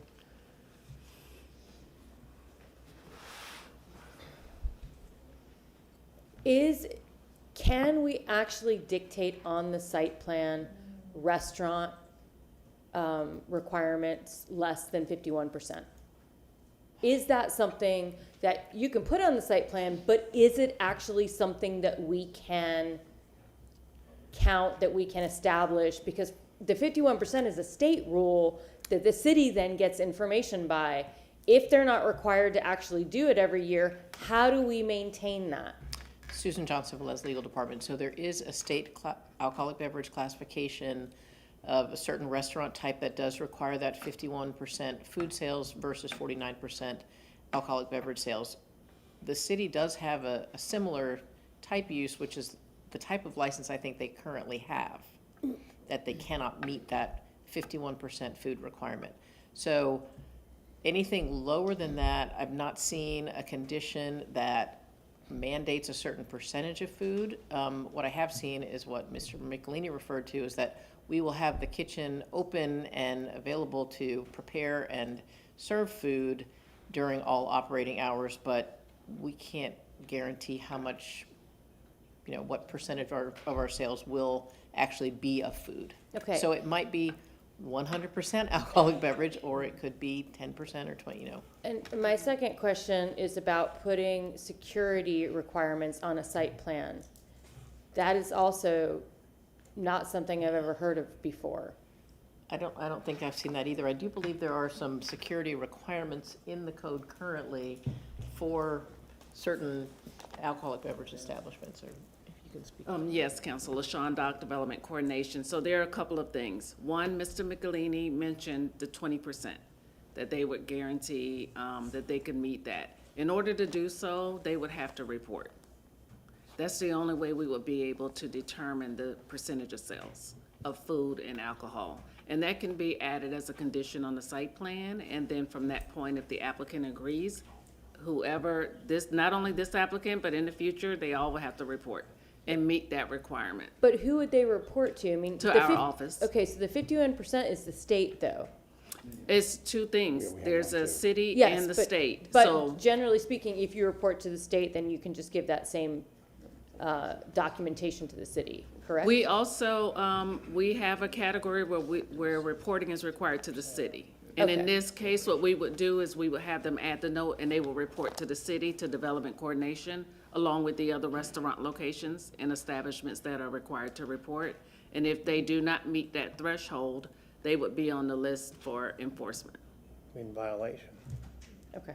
And that's the percentage for the sales. The other thing is the security plan. So they came before us before with their first application and they offered the security plan. And what could happen is that could run with the site plan. They would add a note as a condition that they have a security plan attached and that would run with the approval of the site plan. So here's my question then. Yes. Say their site plan requires them to have 2 off-duty officers, but 1 officer can't make it. How would we know? Well, LaShawn Development Coordination, it will be within the detail of the plan as to how they would replace and who they would have on duty and the number they would have. So hopefully there's some sort of backup, and if they're gonna work with TPD on a plan that TPD would agree with, that may help to solve a situation like that. But they would have to comply with whatever conditions they have in the security plan, and it would run with the property. Can I make a suggestion? I really think that we can get to a yes on this if we continue this and let the applicant work with Tampa PD to come up with some reasonable solutions. They may even come up with solutions that we haven't agreed. And we still get a bite of the apple. So- It still comes back to us. So here's the thing. I would rather continue it, but I would also require not only that they meet with the major, but that they also meet with the neighborhood. Because the big issue is allowing more bar establishments in the district, which the district has made incredibly clear that they don't want. This is the part that I'm struggling with. So food has to be a component, and 20% is not enough for me. So, Okay. Well, I would entertain a motion to continue this item. Yes. LaShawn Development Coordination. So we would have, on February 26th is the next alcohol, public hearing. And right now we have 3 continued cases on that night. So if we go to the next available, it would be April 23rd, for this case to be continued to, or council would waive its rules to allow a 4th continuance on February 26th. How many other cases are Well, on I said, that? what's the rest of that docket look like for 26th? It would be full. It's too early to have set the cases, but we anticipate 10 cases. Okay. Yeah, I'm That's fine fine. with waiving the rule for February. I'll waive the rule. I make a motion to waive the rules for February 26th. Okay, just unanimous consent. Anybody object to February 26th, waiving the rules? Okay, hearing none objection by unanimous consent, we'll waive the rules. I heard Councilwoman Young. I make a motion to continue this item to February 26th. Is there a second? I'll second with the stipulations that they meet with the major specifically, and that they meet with the, is it Hinka? Yeah, it's okay. So, and to meet with Hinka about their concerns as well. The Neighborhood Association. Yeah, that's the neighborhood Historic association, and to bring your best food percentage out there, because 20 is not enough. Okay, we have a motion, and we have a, I'm sorry, we have. Councilman Carlson, you want to discuss? Yeah, I think it's gonna be a waste of time. The neighborhoods are gonna say they're against it. The police are understaffed. We know we have a shortage of police throughout the whole city, and it's gonna be in the same place. I think the issue, sir, is sworn officers, not necessarily TPD officers. So we have a motion and we have a second. Mr. Shelby. I just want to express a concern that when you start talking, if the state law says more than half, and you can have that in the code and you can have that in state law, but when council starts setting specific numerical percentages, first of all. I will leave that up to legal to make an interpretation for us when. Well, we could do that now. The But I question mean, is- this will be done after tonight, because they're gonna have time to discuss this. You know what? I'm withdrawing my second. If somebody else wants to say it, they can. Anybody else want to second it?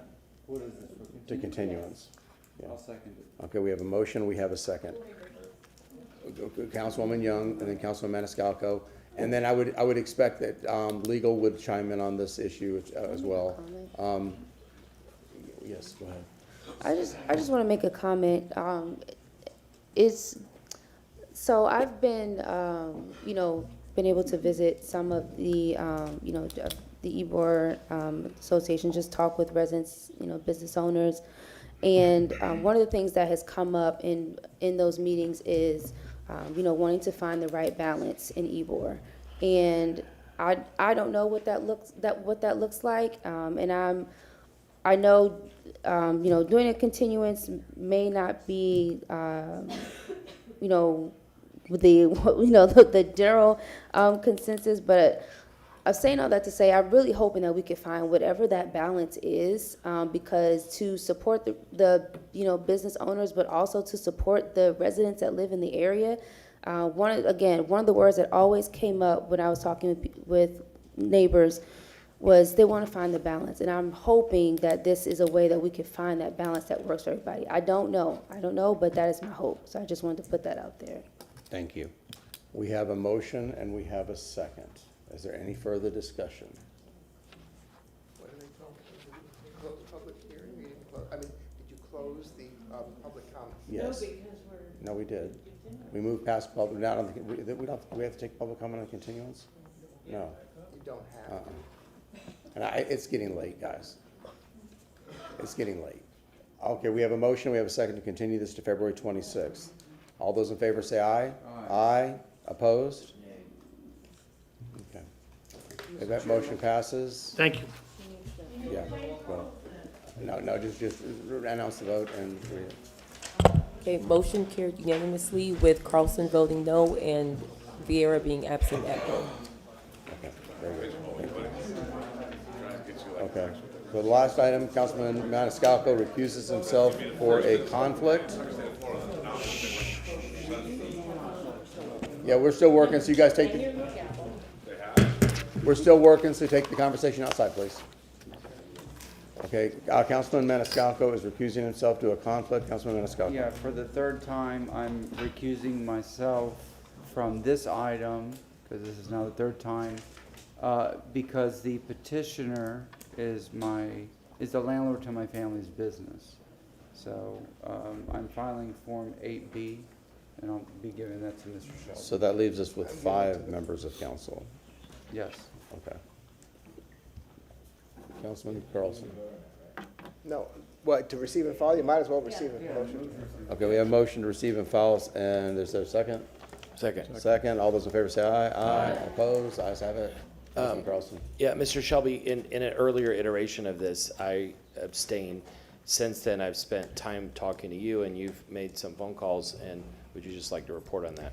Well, you had relayed some information to me, and based on the facts as I understood them, I recommended that you abstain, and you did so. Upon further inquiry and additional investigation and contact with the attorneys at the Ethics Commission, I reviewed the facts, and as they exist, it is my professional opinion that you do not have a conflict of interest, and you are obligated to vote. Thank you. Okay, thank you. So there we go. We're moving forward on item number 12. Good evening, Council and Chairman. Leo DeBartolome, Development Coordination. Agenda item number 12 is AB 22521. This request is for the property located at 218 and 220 East Davis Boulevard. The request is for a special use 2 permit to allow for alcoholic beverage sales under a restaurant classification for beer, wine, and liquor, consumption on premises only. I'd like to start with a little bit of background, the application history. This application was in front of City Council for first hearing on October 30th of last year, when it received first reading approval. The item was scheduled for a second reading on November 20th of last year, 2025, but was not heard due to the site plan revisions not being provided by the deadline. The case was then continued to December 4th, at which time the applicant requested an additional continuance to tonight's hearing. During this period, City Council provided specific instructions to the applicant, including to maintain the parking situation as it was presented originally. The occupancy to be reduced to approximately 25% of the total building occupancy, and that the establishment operate more clearly as a restaurant and not a party-type use. In response, the applicant revised the site plan to limit the outdoor alcoholic beverage consumption area to a maximum outdoor occupancy of 60 persons, consistent with council's direction. What on the screen here is the aerial map of the site location, which is outlined in red. The site is located on the west side of East Davis Boulevard between Barbados Avenue and Biscayne Avenue, within the Davis Islands Commercial District. The surrounding area is a mixed-use corridor with a concentration of restaurants, neighborhood-serving commercial uses, and residential development. This is the site plan that was presented by the applicant. The request applies to an existing single-story commercial building that previously operated as two separate restaurants. The building is currently undergoing renovations to combine the former tenant spaces into one full-service restaurant. The proposed alcoholic beverage sales area is approximately 5,082 square feet of indoor area and 677 square feet outdoors, for a total AB sales area of approximately, I'm sorry, this is wrong, because it's been adjusted. So this is the latest iteration, but I believe there's been some changes to the site plan since this. To further talk about what's being presented tonight, there is no outdoor amplified sound permitted and is restricted, and that's a restriction that's placed on the site plan. And the outdoor food service. Can you hold on for 1 second? Sure. So do we have an issue with the site plan that we're looking at? Is it? There- Council LaShawn, Dock Development Coordination. This is the site plan that was submitted in response to council's motion from the last hearing. So on this site plan, the occupancy is restricted to 60 persons. That's what's listed in the area in blue. 60 persons. What was not modified was the actual AB sales area. So the blue area that's identified on the plan is the AB sales boundary for that outdoor area, and the applicant has agreed to modify that area. And we have the new plan that shows that new AB sales area. It has been reduced to accommodate the 60 persons. Can we see that? We Yeah, have it, I need to see that. and we can show it to you. Do you have a copy? And what happened is, from the last hearing, the applicant is only able to make the changes as directed by council. And council made the motion for 3 changes. One of them was the amendment of the occupancy. And although they amended the occupancy to 60 persons, they could not reduce the AB sales area. It was not a part of the motion. So now the applicant agrees to do so, and they will do it between first and second reading, since this is first reading. This is the new area. Gotcha. Okay, good. So now there's the note that is still on the plan, 60 persons. 60 persons per building code is the equivalent of 7 square feet per person. So approximately 420 square feet. So if we approve this, AB we sales need a area. motion from council to amend for Okay. the revised site plan. And Ms. Johnson It would be Velez, this. They would make that change between first and second reading, and this would be the new sales area that would accommodate the 60 persons. Perfect, thank you. yeah, Ms. Johnson Velez. Are we finished with your presentation first? Oh, sorry. Yeah. Sorry, Well, sorry. I think let's resolve the site plan issue, please. Yeah. Yeah, then I do have a question about this. So Ms. Johnson Velez, when looking at this site plan,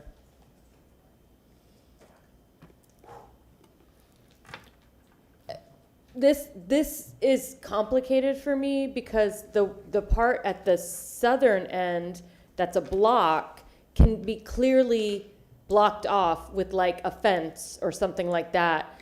This seems very difficult to fence off somehow, to say you cannot drink outside of this area. I think this would go to the applicant's presentation. Okay, then, I mean, I'm just very concerned that this doesn't work for me, because then you just never know. If that's open, then people could accidentally put their foot over the line. Yeah, let's hold on. Let's spool this back for a minute. Let's finish with the staff's presentation. Okay. And then we'll revisit that. We revisit that That's thought. fine. Now, the applicant has heard me. Yep, exactly. Exactly. And there's one other thing, Mr. Chairman. Mr. I Sheldon. should have done this perhaps at the outset, but I just want to remind council that you have had a full first public hearing. Yes. You've had a second public hearing.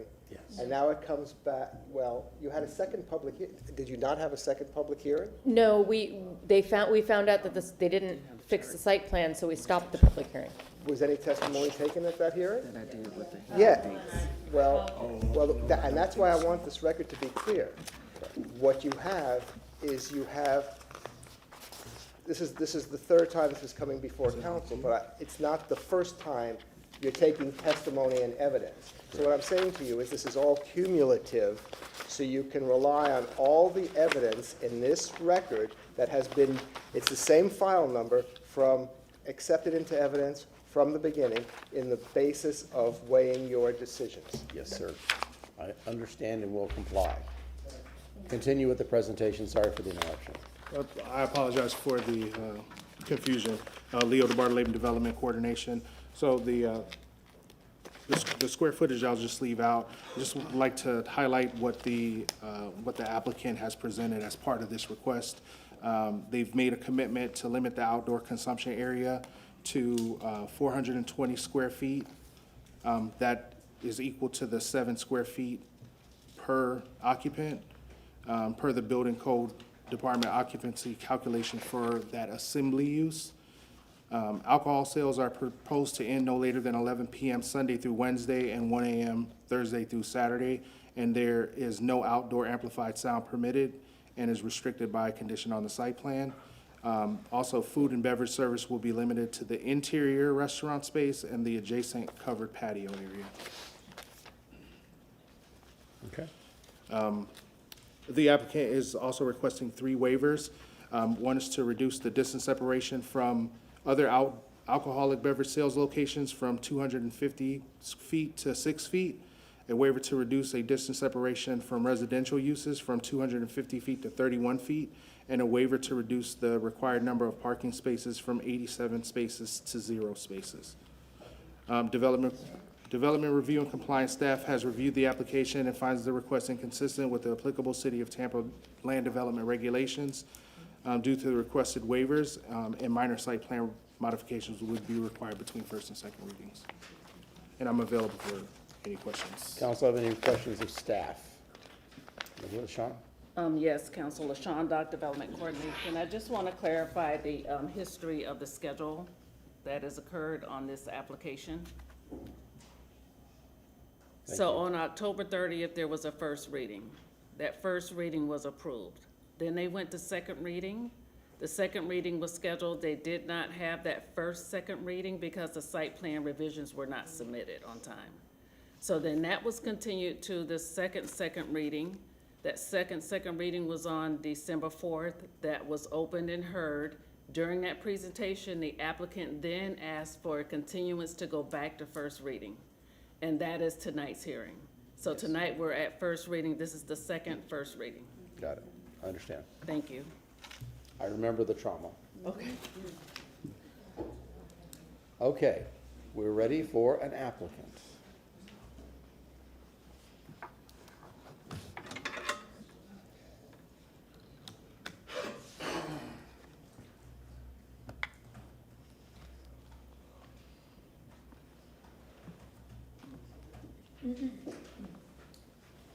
Alex Shaler, 400 North Ashley Drive. I don't think anyone's more traumatized about this than I am, so I'll just jump right into it. I think we just addressed the background, so I don't need to go over this again, but yeah, that's correct. We've only had 2 readings on this currently. Just a reminder about why we filed this application in the first place. There are existing wet zonings here for this building, but there is a gap currently in the middle. This application is to fill that gap so that this can operate as one single restaurant. This was the request, at the request of council, we limited the outdoor occupancy to 60 people. That's 25% of the building occupancy. That was direct feedback that we received from this council, a number that they would be comfortable with.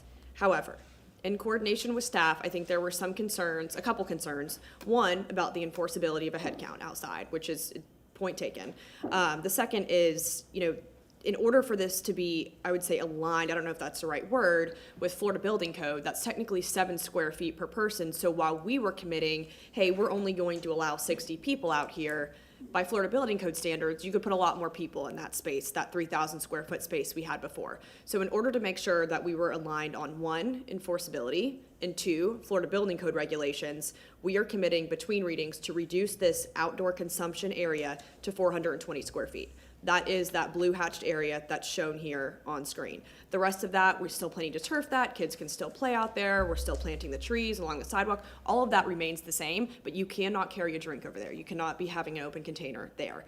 I will note, Councilwoman Hurtak, you did bring up how do we delineate that. It's kind of hard to see here, but it's a thicker dashed line where it says proposed building awning. I don't know if you can see that. There's 2 awnings that does not extend the entire length of the frontage there, but there are 2 separate awnings, and that is where we're cutting the line off. So we're happy to provide shrubs, planters, anything else that would make that more accessible. I don't want to run into a lodge situation where there's literally like a dotted line on the floor, but we can. But that is where we came up with that specific width from the building. The thought was that somebody could walk out front holding a drink if they needed to be and check on kids in this turfed area. They could walk over to the patio with a drink if they had gotten one at the inside bar. That was kind of the thought process with that. We don't intend people to be gathering outside with drinks, but if they needed to walk outside with a drink, it wasn't going to be immediately flagged. That's how we came up with that area. A summary of the commitments that we're making, again, reduce occupancy to 25% of the building, and then that consumption area is only 420 square feet out front. We also added a note to the site plan where, this is understood, but just for future proofing, we wanted to make 100% sure this will not be used as an independent event venue or for special events, so that it cannot be rented out, people cannot use it, you cannot gather here for a run club. This is specifically for the restaurant waiting area only.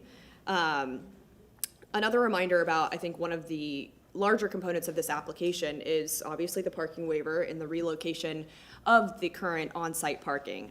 This is not only important to the restaurant, but it's extremely important to the neighborhood. You all have received multiple letters about this with families that are very concerned about this current situation. It is unsafe. And all of the island residents, I believe, would agree with that.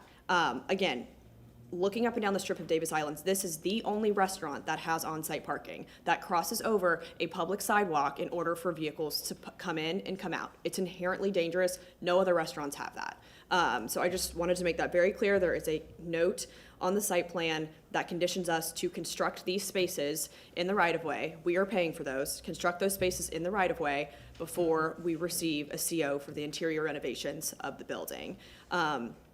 We mentioned this before, but this is not solely our idea. The city did approach the property owner back in 2021 as part of a larger project to move these spaces to the right-of-way. So this is aligned with city direction and with what the city mobility department would recommend.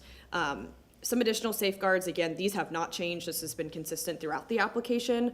We're allowing sales only with an SRX or a 2-cop, again, to eliminate that concern about a potential bar use. The alcohol sales are ending at 11 and 1 a.m. on the weekends. No outdoor amplified sound. I will note that the current wet zoning approvals allow outdoor amplified sound until 11 p.m. So that is something that we are stripping from the current wet zoning approval, and we are committing to no outdoor amplified sound. Again, that limited service area that we've thoroughly discussed in detail throughout this presentation. So with that, I'm going to bring up Jeff Single, who's the general manager of 220 East, and he is going to share a few words.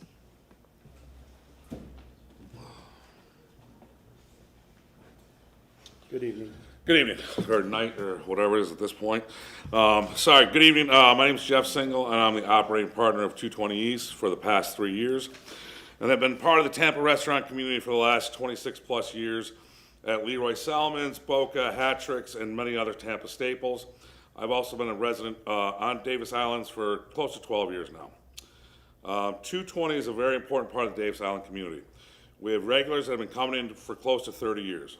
Over the last 6 to 8 years, There's been a shift on the island with so many more young families moving to the islands to raise their kids.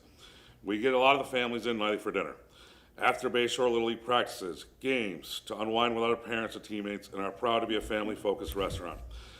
This has been and will continue to be a family-friendly neighborhood restaurant, but we need your help tonight. Hurricane Helene devastated the restaurant along with all the other buildings in the village and the homes throughout the island. Candidly, the restaurant needed some TLC before the hurricanes, just due to normal wear and tear over time. My staff and I are barely limping on with the state of the restaurant. We have permits ready to go to do the needed renovations and storm hardening, but we need this application to be approved so that we can move forward. As part of this application, we're addressing the parking, which is something that's not only important to us, but to our patrons. This is a family restaurant, which means excited kids who don't always want to sit at a table with their parents after they finish their food. This is the only restaurant in the village with a separate parking lot, and I cannot tell you how dangerous it is. It's dangerous with cars having to go over that sidewalk to get into parking spaces. I see it every single day. Mom or dad pulling their stroller back quickly. Dogs being yanked back by their leash. Husband and wife having to haul quickly. Frankly, it's just a matter of time where either the driver or the walker doesn't see the other one, and it's going to be a bad outcome. I pointed out last time, the second an SUV or truck is parked in that last spot in front of DI Coffee, you are then turning in the lot completely blind.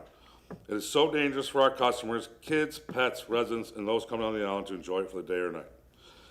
I know some people are concerned about parking, but as Alex said, we are just moving the parking spaces from the parking lot to the street. That's the same treatment that every other restaurant on Davis Island gets, and it works just fine. Now, I'd like to address the Run Club incident that was brought up at the last hearing. First and foremost, I'd like to apologize to City Council and all the Davis Island residents for that evening. As you can tell, I'm not a runner, nor know much about run clubs. It was an entire village event, and we were the third business to sign up. We assumed it would be something like the turkey trot that takes place every single year. You sign up in the parking lot, you get your gift bag, and off to your run, and that's it. We didn't know about the post-run events, and that's on us for not knowing, and for that, I'm sincerely sorry. We would never have done that knowing everything. What I can promise you is that it won't happen again, and as operating partner, the buck stops with me. We did have one other opportunity already since the last hearing for someone to do an event in our parking lot. It was one of the residents. They were actually on Wheel of Fortune, and they wanted to do a big, huge party, the news and everything, and I had to turn them no. It killed me to turn them no, but that's what we're coming to, and that's what we're going to do. Just like council directed us, we are proposing to limit the occupancy of the outdoor waiting area, and we're also coming in to prohibit special events. You have more than just my word. If you approve this, you have enforceable conditions on the site plan for both. That's all I have. I'm happy to answer questions, and I hope when this is all over, we get the chance to serve you and your families for many years to come. Does that conclude the applicant's presentation? Councilwoman Hurtak. I just want to ask the applicant if you could pull up the site plan one more time for me. You're good? All right, thanks. For now. If I need you, I'll call you back up here. Because this is the part where I'm like, a dotted line isn't going to work. A dotted line is just, is there any way that you can add it to the red section that's already there? Can you just eke over and just make that? We originally, the first iteration that I had in redoing this 420 square foot area, I did do that. But I was just worried because I didn't want people to be in non-compliance if they walked out the front door and didn't have a way to get to that patio. So how do you get to that patio now? Front door. Yeah, there is a door lot. shown here on the plan on the bottom corner, but most people walk from the front door, I would imagine. Well, right? so my question is there a way you just simply gate that off and have the only entrance be the door through the restaurant? Because that's the concern of the neighbors. The neighbors don't want anyone going out the front. I mean, if you, this just isn't the kind of establishment where you're just going to be able to have a dotted line. Yeah. What you're trying to do is regain trust. Sure. And so that would be my recommendation between first and second reading is instead of the blue, you add it to the red, and then the only way to get to the red is through the restaurant. Ask how wide that blue area is. I'm just saying. I'm saying, can I ask you a question? Sure. How wide is the blue area? 7 feet. Give me a second and I can measure it. Well, and question, I mean, is it wide enough to be railed off? No, it really looks like like I think it's this, like 6 maybe. feet, but I'll double check. That's not big enough. Yeah. There's already some, yeah. Then I defer to your suggestion. But Councilman Hurtak, we're open to that. Like, I'm not opposed to that. I just I'm just so fearful Okay. of getting into a place where it's like. Well, that's you know? my right. fear. I think we're thinking the same thing. Just. But so my again, just if you had a railing, maybe it moves up to where it says proposed building awning, and you just bump it out there, and then you have a nice clear railing, and the only way to get through Sure. is inside. That way, parents could still watch their children, but they couldn't reach them. Sure. Which is good and bad, but. Go ahead. So Susan Johnson, Velez Legal Department, I was thinking colors like you were, but I was actually thinking 3 different colors instead of one color, because that's Can gonna you make point it- to the one over here Sorry, then, so we can? So this large red area is identified as indoor AB sales area. Mm-hmm. Then this smaller red area is outdoor AB sales area. Then the blue is, I mean, it's currently says AB sales area, but it's supposed to only be a consumption area. So I think the labeling needs to be different. And also I think it needs to be 3 different colors so that it's easy to tell. I mean, if we're gonna do this, I think that's the best way.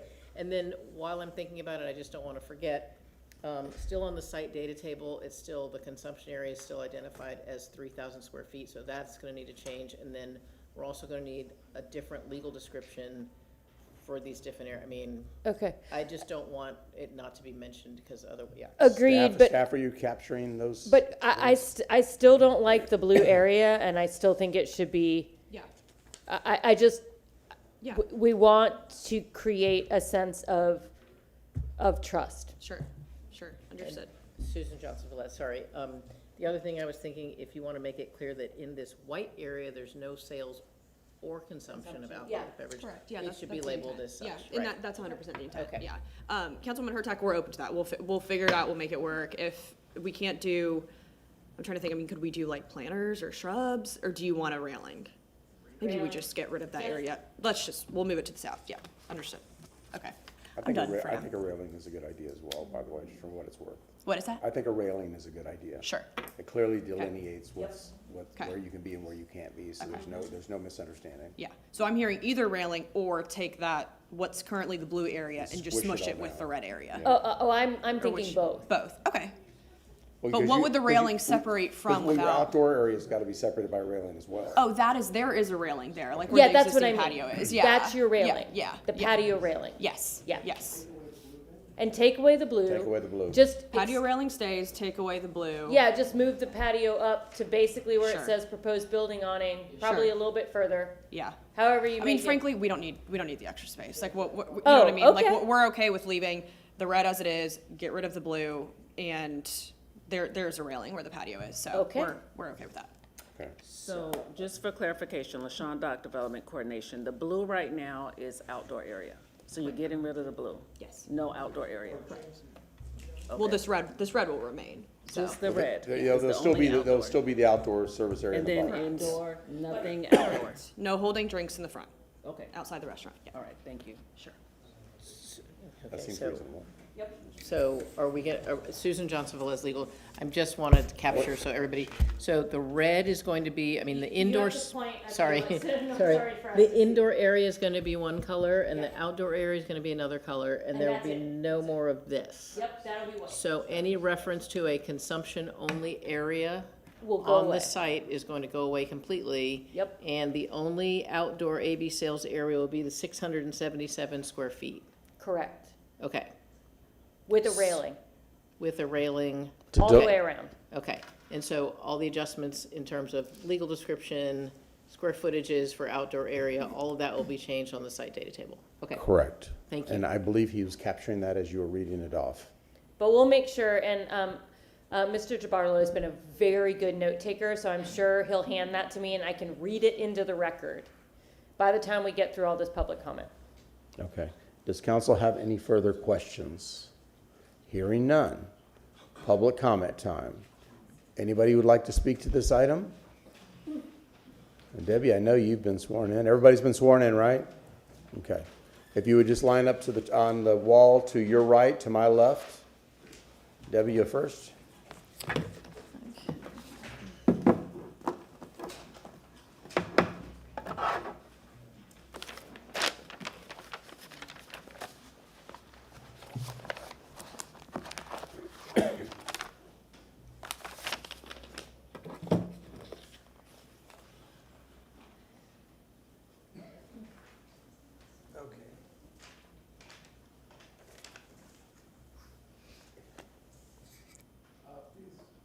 I'm Martin Shelby, City Council Attorney. Just please acknowledge by saying you're present or here. Adrienne Laramie? Here. Sandy Sanchez? She's here. I see, okay. John Murray? Here. Thank you. Jenny DeFreitas? Here. And Pointer?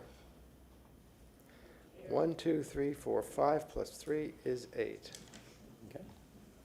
And this is that. What is this book? That's what I presented at the last meeting, and it's already in the record. Okay, then. Brought another one in case anyone needs. Why don't you keep it with you if you need it? Well, this is an extra in case there's a question tonight, so I'd like to put it in again, and I've got a copy.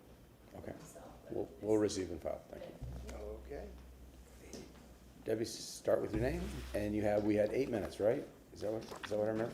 Okay, 8 minutes.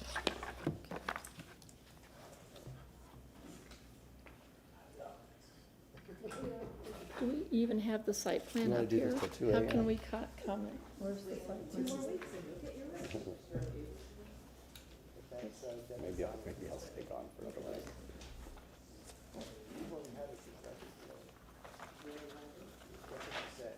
Mr. Chairman? Yes, I think she has that for reference. The whole book is already in the record. it's already received and filed from a previous Yeah, hearing. but I Yes. brought it in case someone had a question Okay, that so was in. at the end of the night, I'll give this back to you. Whatever you prefer, Thank you. I'm fine, so. Okay, start with your name, please. 8 minutes. I've got to get myself, this was a bit of an ambush, just let me get my thoughts together. All right, Debbie Zommerman, 192 Corsica Street. Before I start, what we have said since That's day. upside down. Oh, it's upside down, sorry. We need to know how this white space is gonna be used. Presumably, there'll be people in there, there'll be an assembly in there. You could have a lot of people in this space, so they go in, and unbeknownst to us, we have to comment on this narrow strip. They need to identify the use here, they need to identify how many people are here, and then they need to identify what the parking requirements are, what the rest of the building code requirements are. But we can't comment on that because we just found out about it right now. Basically, for over 10 years, I've been an advocate for decisions guided by the Tampa Comprehensive Plan and the City of Tampa Land Development Code. I show up with facts and specific references to the code. For this application, I submitted a binder with a significant number of concerns and inconsistencies, which are still relevant for today's discussion. Let's be clear, this application is full of smoke and mirrors. The intent is not to make the parking lot safer. The purpose of this application is to, one, more than double the maximum occupancy. Let's see if this shows up here. Turn it up, yeah, turn it. It's upside down, darn it, okay. Number one, it's to double the maximum occupancy. Right now you have 164 people, they're proposing 348 people. Number two, they're proposing to double the occupancy with 0 parking spaces and no off-site agreements, even though the applicant owns a site across the street and more sites down the street. The applicant is of the opinion that the changes to the existing parking lot will be safer, but they've not provided any competent substantial evidence demonstrating the opinion is actually fact. There's no expert testimony to this, it's just their opinion. They further cloud the issue by referencing some changes proposed by the city years ago, which were rejected by both the property owner and the applicant. Number 5, keep in mind at the time of the prior city proposal, the maximum occupancy of the site was approximately 164 people. That's the same occupancy as today. There is no evidence in the record that the city would be supportive of this change with the current occupancy request and 0 parking spaces. The record does contain a staff report in tab 6 of this bullet, or of that booklet, where the Growth Management Development Coordination staff in another staff report said, quote, "The lack of off-street parking will have negative impacts," end quote. Then the staff lists 3 examples.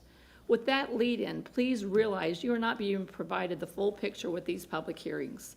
It is extremely frustrating that no one is focusing on the fact that the rezoning will more than double the maximum occupancy. And then you're not being presented the full set of facts when they come up. I mean, today we didn't even know what the site plan was. And at the last meeting, the applicant's agent points out that there's going to be a tree on the site plan, but totally failed to point out that the occupancy was over 500 people. It's outrageous that no one addresses the occupancy issues on the site plan. Another example is Mr. Hudson stated, quote, "There are 2 active alcohol licenses already. There is a little gap in the middle where there isn't any wet zoning. And what we're seeking here is to approve that, to get that gap approved, just to fill the gap." This is more than the little gap in the middle of the site plan. This AB zoning is being used to basically have a workaround over parking requirements and its ability for them to just increase the number of people that can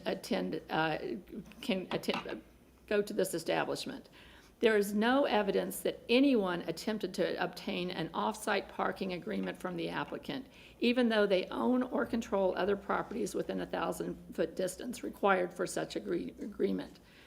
This request follows a recent trend with applicants on Davis Island. There's a strong push to have decisions based on media campaigns, personal preferences, and other avenues versus decisions based on the code. This is dividing our residents and pitting neighbors against neighbors. All we're asking for here is that you follow the code and end this AB workaround, which is essentially being used to increase occupancy to an inappropriate level on an inappropriate site. As a DI resident for over 20 years, I know personally that parking has historically been a problem, and it still is. Having a huge increase in occupancy without additional parking will absolutely create adverse conditions within our community.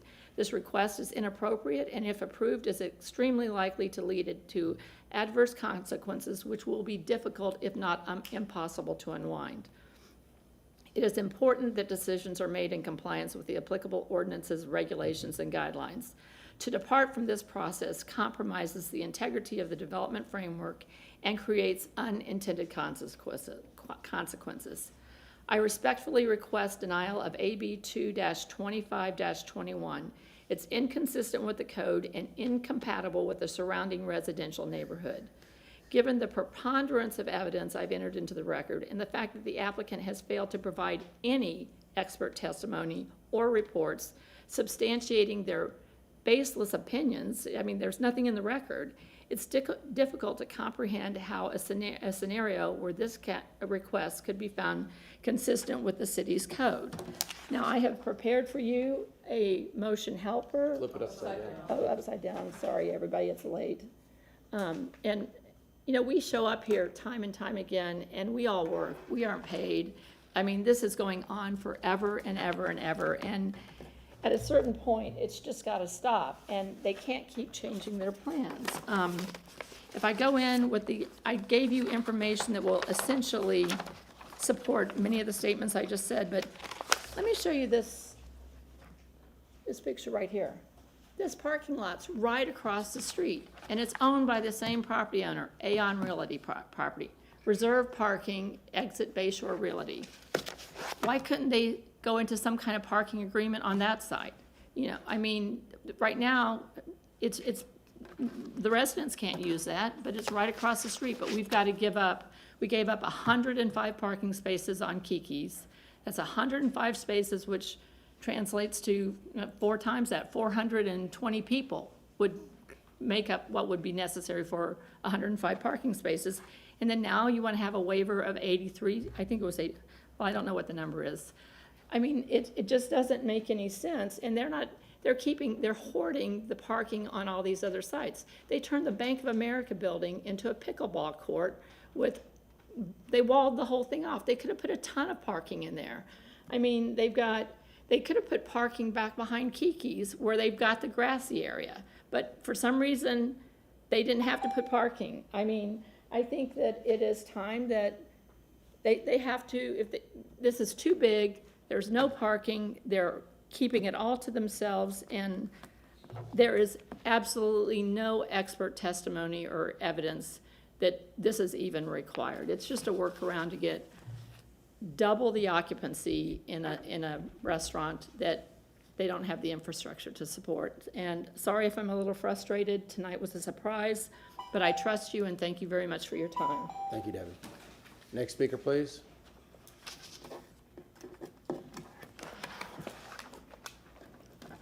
Hi, I'm Anna Murray. I'm a 31-year resident of Davis Island. I respectfully request denial of AB 22521. It conflicts with the code. It will create significant predictable impacts on the adjacent residential neighborhood. The code issue is compliance. This is another alcohol beverage rezoning request in a location that is too close to residential uses and other alcohol beverage establishments. It seeks 100% reduction, if I understand it correctly, 100% reduction in parking. I sat here tonight and listened to people that want a 28% reduction or a 12% reduction, whatever it was, 100% reduction. Based on the information provided, I think it's a total maximum capacity currently of 164, current on-site spaces of 8. What they want to do is have a maximum occupancy of 348 people with no parking. The net impact is an additional 184 persons, no parking. In practical terms, it serves to significantly boost intensity while avoiding the parking requirements that would normally apply. The result would be increased parking spillover into nearby residential streets, greater traffic and rideshare activity, and greater impacts associated with alcohol service. The request is unnecessary in the context of the Davis Island Village. There are currently 19 storefronts, approximately 19 if I added everybody correctly, 19 storefronts that don't serve alcohol. There are 12 that currently do serve alcohol. Mr. Patel has 2 that are now currently closed but have full alcohol permits, so that would be 14. And there's an additional 4 that have off-premise alcohol, package and retail sales. That's that's almost 50% of this little Davis Island Village that serves alcohol. Pretty soon, you're gonna have to send TPD from Ybor down to Davis Island. I mean, that's what's gonna happen if this continues. So I respectfully request that you deny this application. Thank you. Cab.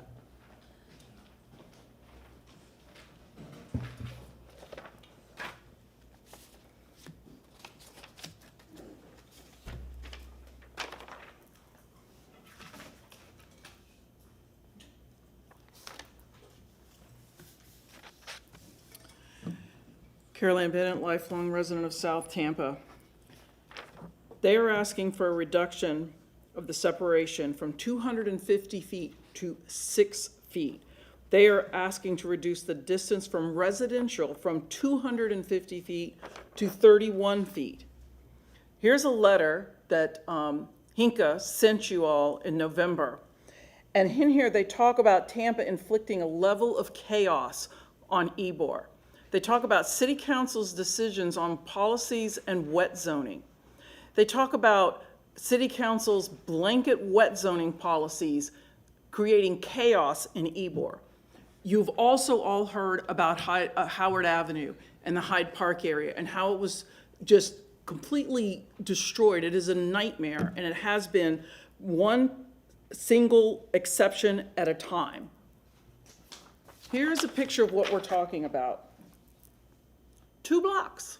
That's the commercial residential village in Davis Islands. 2 blocks. That's it. And as she told you, 19 of these properties do not have wet zoning. 18 do. You're talking about 50% of a 2-block area having wet zoning. If that's not blanket wet zoning, I don't know what is. There are reasons we have rules about 250 feet between AB establishments. There are reasons why it has to be away from residential. If those rules are wrong, and we should allow this all over the city, then change the rules and let the whole city deal with it. Blanket wet zoning is wrong. And there's a reason that it's wrong. Ask the people in Hyde Park, ask the neighborhood associations in Ybor. And the burden of this is going to fall on the residents. The burden of complaining is going to fall on the residents. The burden of reacting to those complaints is going to fall on code enforcement and TPD. They are doubling the occupancy. No more blanket wet zoning. It creates chaos, just like the Historic Ybor Neighborhood Civic Association said in their letter to you. Please deny this. Thank you. Next speaker, please.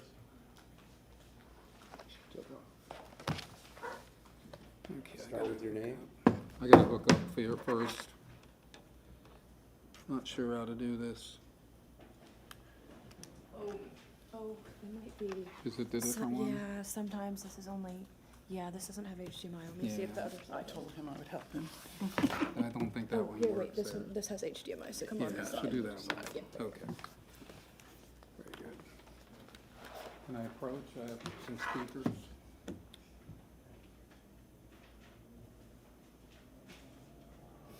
There you go. All right, perfect.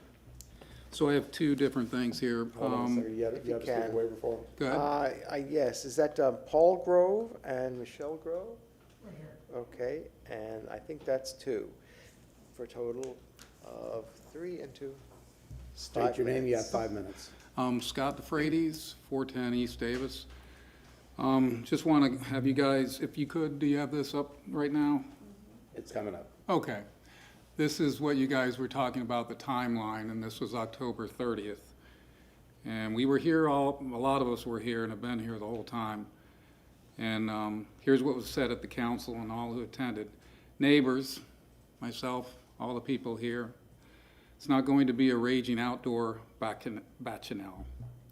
So you can see what the actual definition is right here. An intensely wild, unrestrained, and often drunken celebration or party characterized by excessive merrymaking and sometimes promiscuity.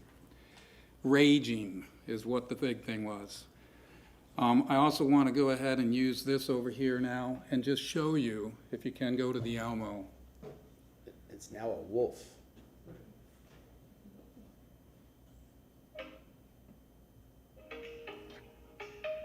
Can you go down a little bit there? Okay. You're good. This is what happened. Oh, there's a DJ. There's some people. Oh, there's an outdoor place. Where did all this happen? Look at that crowd. Ooh, alcohol. Looks like a rage. And then here's the run. This is what we all had to witness. Outdoor amplification there. People running in the streets.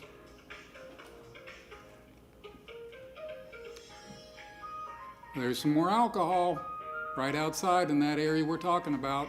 There they are in the streets. And then they decided to go ahead and take a tour around the island in our neighborhood. We can go back over to here. We'll get the presentation back up. Presentation, please.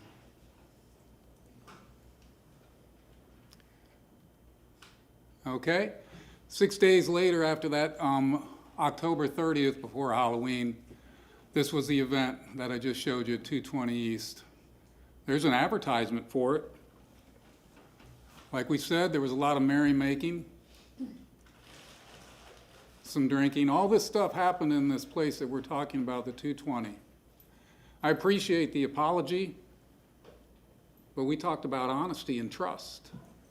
So where is the honesty and trust? Because when this was called in, TPD Officer Kyle Bowden, you guys have this, and this, you guys had this back on the other meeting that we talked about, and it was not addressed. But this officer responded to the event and was told by Mr. Patel that it was a permitted event.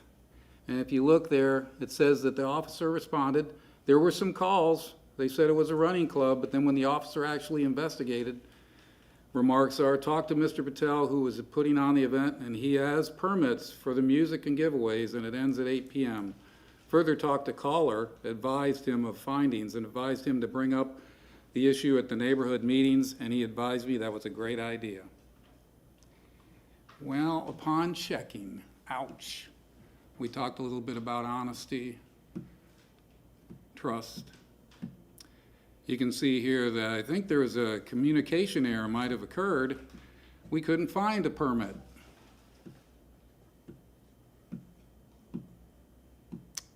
Okay. So I just thought we would go ahead and talk about trust. So it's a firm belief in reliability, truth, ability, or strength of someone or something. Relations have to be built on trust, don't they? Communities, neighbors, ice cream shops, bars. This is a neighborhood, by the way. Davis Islands is a neighborhood, and the trust has been broken. Here's another definition of trust. Assured reliance on character, ability, strength, or truth of someone or something. Honesty, adherence to the facts. Are we adhering to the facts? And have you guys been adhering to the facts? Hopefully you will say that this is not something that has been honest or truthful from the start to the finish. Incident on 11.5 alone should be enough to deny the waivers. Thank you very much. Thank you. After he clears and gets his stuff, next speaker, please. Good evening, council members. Robert Aberger, 540 Bosphorus, 40-year resident of Tampa and Davis Island. I swore I was done doing this, and you want me to be, but my passion for this city and as a champion of Davis Island just compelled me to speak again regarding the applicant's continued efforts on this site and throughout the village. I really appreciate how hard you all work to be business friendly and to find a way to approve the various things that come in front of you. I also appreciate the champions that you are protecting residents' interests, which is what I hope I can get you to focus on tonight. I know you've worked hard with them to come up with a plan that works. Yes, we have a huge confidence issue. I raised 3 kids on the island. I used to frequent 220. Never once sitting at the bar did I wish that I had a place to send my kids outside to wander around. Never once in the 40 years am I aware of an incident. What we have is a workaround to request a doubling of density intensity and a 100% waiver of parking. Now, where's that parking gonna go? It's forced into the residential streets.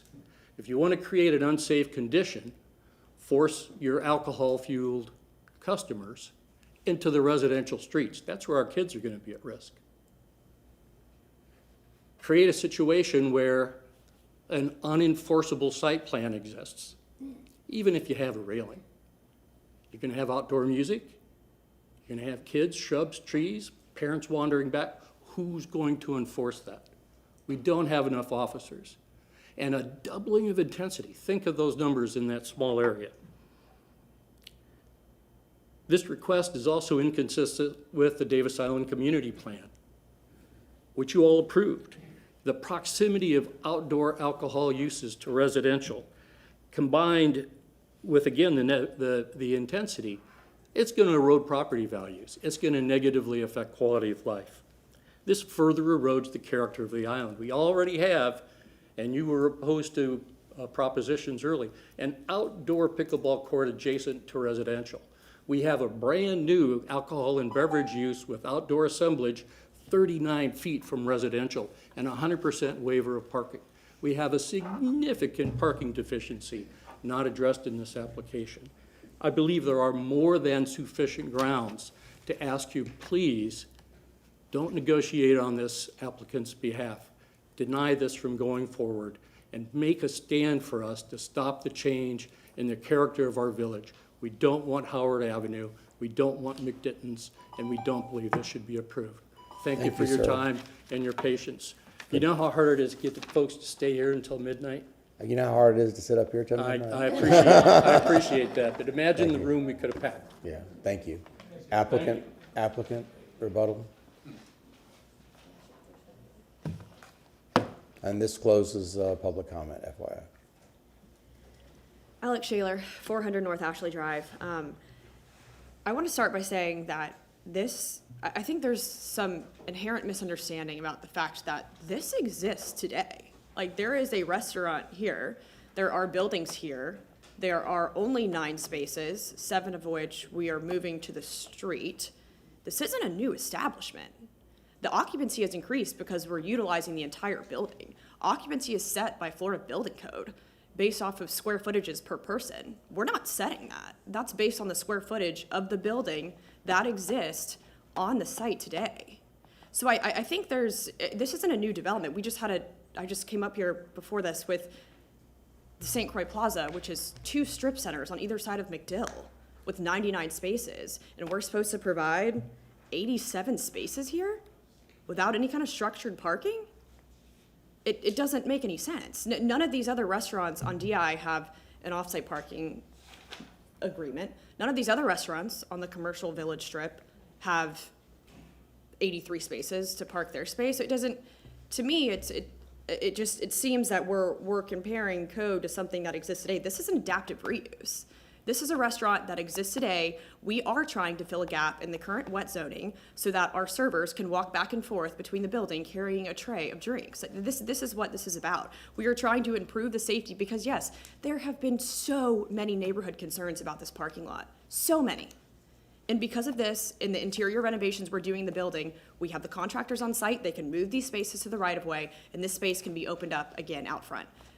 I don't know what else I can say about this. I think that I 100% agree that there is an inherent lack of trust here as well. I understand that. We apologize for the Run Club. It was a huge, huge mistake, and we are completely owning that.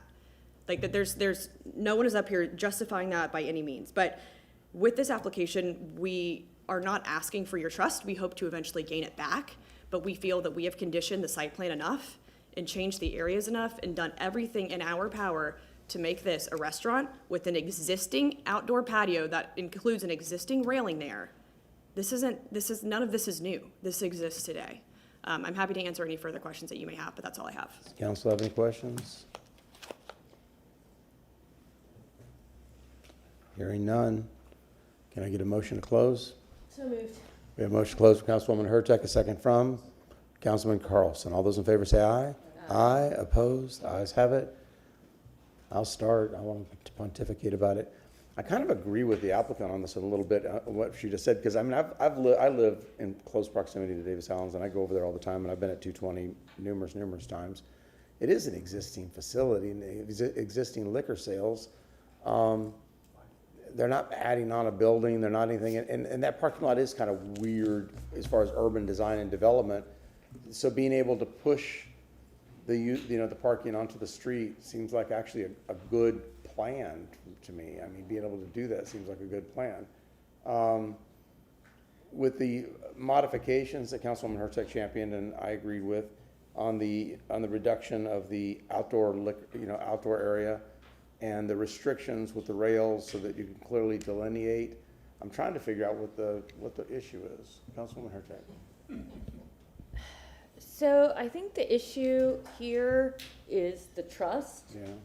And, I mean, we may have to reopen the hearing to do this, but at this point, I think I'd be more inclined to support this if we just took away the outside, period. And just had it be inside alcohol space. It would be really easy. That way there'd be no questions. And after the applicant has developed the trust with the community again, they could come back and try for some outside space. I mean, I don't know. Y'all talk about it, but So that's kind of what's the sentiment on going that? around What in do my people head. feel about that? Is that something that would satisfy? Oh, Councilman Miranda, you had your mic on. I'm Yeah, sorry. thank you very much, Chairman. I would support this if it had a 5149 as a restaurant, period. And they can even have the outside of sitting with the kids or whatever. but I'm not gonna support it because this goes forever then, for life. But it is 5140. It is a restaurant. It is a risk, but does it have a 5149 license? Yeah. I don't know, no one said that. Does it have that? Oh, okay. Motion, can I get a motion to reopen the public hearing? Yeah, We have a a motion note to on reopen this. the public hearing, a second from? Second from Councilman Miranda? Second. Councilman Miranda, all those in favor say aye. Aye, opposed, ayes have it. Alex I'll go Shaler, on. 400 North Ashley Drive, for the record. We have a note on the site plan that limits sales to a 2-cop or an SRX only. You have a 5149? Yes, the SRX license would be, yes. So you have to report your sales of alcohol. restaurant and- use, and- yes. Yeah, Yes, I sir. would support that. That way it's not a bar. Yeah, it's a restaurant status, yeah. May I inquire, Mr. Chairman? Mr. Shelby? Okay, I'm sorry. Did you want to go? I just had a question about the difference between a 2-cop and an SRX for the purposes of informing the council. What is the difference between the 2-cop Sure, and a the 2-cop SRX? is a license for beer and wine sales only. The reason we phrase the note as 2-cop or SRX is because if, for some reason, like, we're trying to prohibit a bar use, is why we did that. We could do this with, candidly, we are going to do this with an SRX, so. Well, then can you take off Okay, the let's 2-cop? let's talk to staff about this, get the staff Yes, interpretation. LaShawn, Dock Development Coordination. So the 2-cop is the beer and wine consumption on premise, and the SRX is the license that goes along with food sales. So it was the SRX, it is now the SFS. And the city verifies that, you all check that The once a state. year, I think, or something like that. So for locations that have the restaurant designation, they are required to report annually to Development Coordination, and the city verifies the numbers and the percentages. And then with the SFS license, with the state, they have to do the same. They have to report the sales. So it's done on both ends. And Mr. Shelby? If I can, then does that mean that the 2COP comes off and it's only the SFS in order to accommodate Councilman Miranda's? It has to be both. If I may, what is referred, with that note, with the 2COP and the SFS, or the SRX, the old designation, that is the state license you would get. So what Alex is trying to explain is someone could have, let's say, a straight 4-cop with the state. That allows them to have, typically you would have that if you have a bar lounge use. If someone has a SFS designation with the state, it's typically tied to food. It is tied to food. You would be a restaurant, and by putting that designation, that limits that use. That's even further limiting the establishment. And we're happy to take off the 2-cop part of the note if So needed. that's having the 2 is extra protection? It is because someone has a 4. If they have a 4-cop, beer, Okay. wine, liquor, that would not, Okay, they so, couldn't have so it. this is, so having both is protection, got it. Yes. Okay. And the proposed use on the site plan is restaurant, so like it will be monitored accordingly. Okay, and then I have a question for Ms. Shaler. While I know it's not what you want, would you be okay with just having alcohol on the inside of the restaurant only and taking off the patio space to redevelop trust with the community that that outside space will be not used for alcohol, and learn to rebuild the trust, and then maybe come back at a later date for an outdoor patio space when the community feels that way? Because right now, I don't think you have the sentiment to pass this with outside That's usage. how it was in the beginning. No, it had outside. I had outside Yeah, now, when he first bought the place, Yeah, I forget. yeah, the 220 Yeah, that currently would has be- outdoor space. Right, and that would be my only kind of suggestion to council, is that this outdoor sales area that is delineated in this red area here, this is the patio that's historically accommodated 220 East with tables and chairs. Like, that wasn't part of some huge gathering with the Run Club. I mean, we're happy to say that that has to be seated tables and chairs service area so that people aren't just standing around holding drinks. I'm okay with that. But that's always been a really great component, I think, of the restaurant, to have that little patio area. And like I said, we're happy to control that with tables and chairs, no standing around and drinking. But I think that is like such a unique part of that restaurant with that little patio. And, you know, like OG Italian, like DI Coffee, they all have that outdoor part. And I'm, like I said, happy with tables and chairs there. I think the little tables and chairs was restricted to seated seated Sure. service is a reasonable compromise, and it is part of urban life to be able to have that kind of an amenity, so I don't have an objection. And you're right, it is something that's always existed, Right. so, yeah. I mean, I'm actually honestly good at either way. but- Councilmember Carlson? Did you have? We still have the occupancy and the parking issues. This is the third time this has been before us. I would rather just vote it down and let them go deal with the public and come back again instead of doing this. My question is, a member of the public said that there are 348, it's occupancy for 348. Is that the inside? No, that's the outside, 243 for the inside. Okay, so with this new configuration, what would the new? Right, the occupancy will go down because we have a Yes. 60-person occupant load in that area that we're removing. So it's gonna be 243. If you could just plus- write on the site plan in Sure. big what it would be.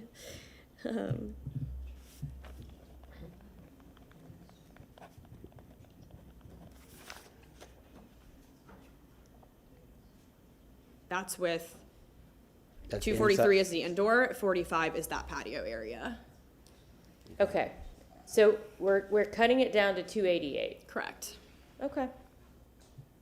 What is the current occupancy of 220 East?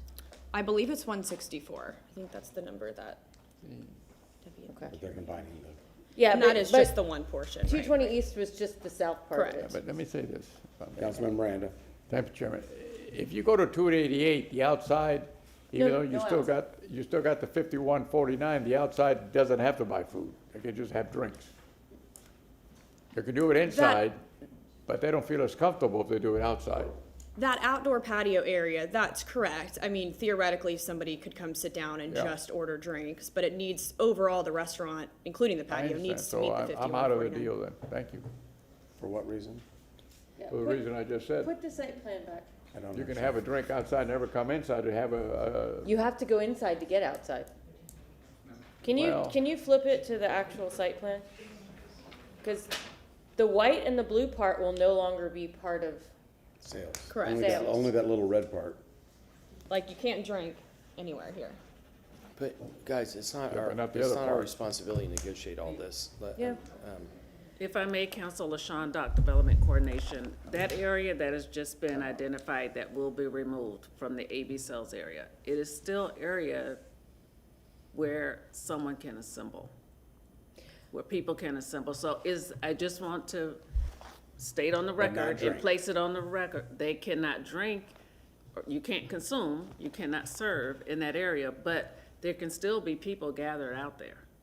So it doesn't eliminate the use of that area completely. It's just the sales and consumption. As is the case today, with people gathering in the parking lot. You can gather wherever you want to gather, but candidly, if it is a deal breaker, Councilwoman Hurtak, for you, for Councilman Miranda, for us to remove this outdoor patio area, I'm willing to do that. We've worked really hard on this application. I really don't want to see this get denied because this is an adaptive reuse of an existing restaurant. Yeah, I mean, that's what's killing me about Sure. this. This is, Yep. 220 East is a restaurant that people enjoy. Just the outside gathering space at this point, with the trust level of the community, I think you'd be safer to simply do an indoor establishment with no outdoor gathering whatsoever at this point because of the distrust that the owner has I understand. has created with the community. Sure. So I think we read the room. Yeah, we are willing to make that commitment for no outdoor AV sales, if that's the No, pleasure of this council. What's the waiting period to come back and ask for an outdoor area after this? Is it a year? Like if they want to come back and file again for an outdoor area after a year? But the problem is not the outdoor area, it's just the gathering outdoors. But they can gather But anywhere. how do you control that? No, guess I mean, that's- People that's can- I mean, true. you can't That's control it. true. People can gather anywhere they want to gather.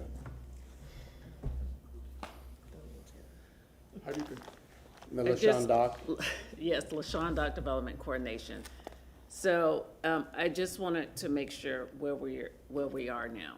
We're removing the outdoor sales area. We're removing the blue area. We also are not using the outdoor area at all. Correct. For anything. No. Well, I mean, we're still gonna turf it, like, people can, if people wanna stand out there. People can still utilize it. Yeah, of course, of But course. I think I heard Councilwoman Hurtak said not to use it at all. Well, then what does it do? I mean, does it stay as parking So I lot? just That's wanna kind of make part of the sure. Point of the whole application. I like moving the parking lot out. I like moving the parking lot out too, but this Sure. isn't about this is a trust issue with the residents. And I don't know how to solve that. But I don't want to stop the current, I just hate for this tenant, they're not the owners, they're the tenants of this space. What is the sentiment of council of if we remove the outdoor sales area and we still, we move the parking and still turf this, how do people feel about that? Councilman Carlson? No, I'm voting no on any of this because I think that the applicant needs to go to the community and work it out and come back. I don't think we ought to try and negotiate. First of all, because you all aren't going to let the public speak after this. We have no idea what the public thinks on it. There's all kinds of reasons why we can turn this down. Councilwoman Young, what are your thoughts?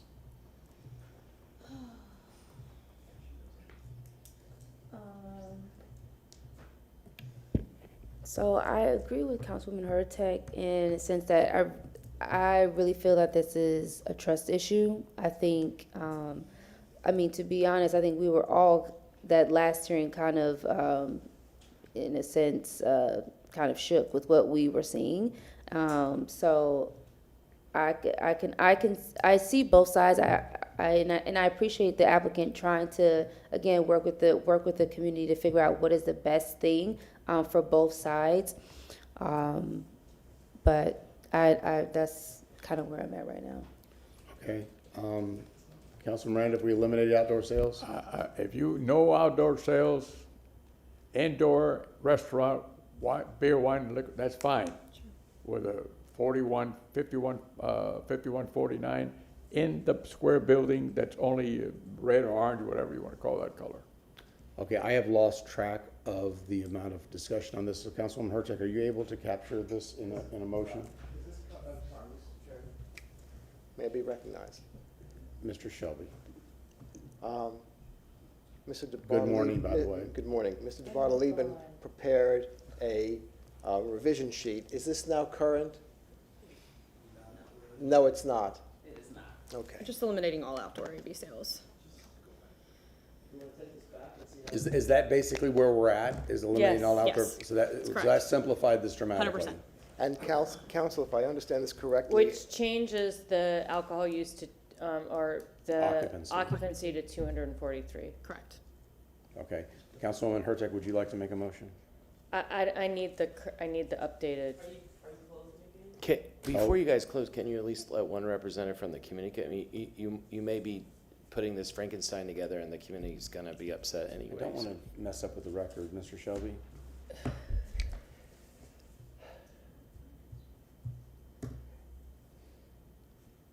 Well, we reopened the hearing, and a great deal has taken place since you reopened the hearing. And what's going to have to happen is if you don't open this hearing, it's going to have to come back between first and second reading and be recalculated. Is there someone in the public that wishes to raise their hand and speak on this? I figured it would be Ms. Sommerman. Okay, Ms. Sommerman, you are now the official representative of Davis Islands to speak. If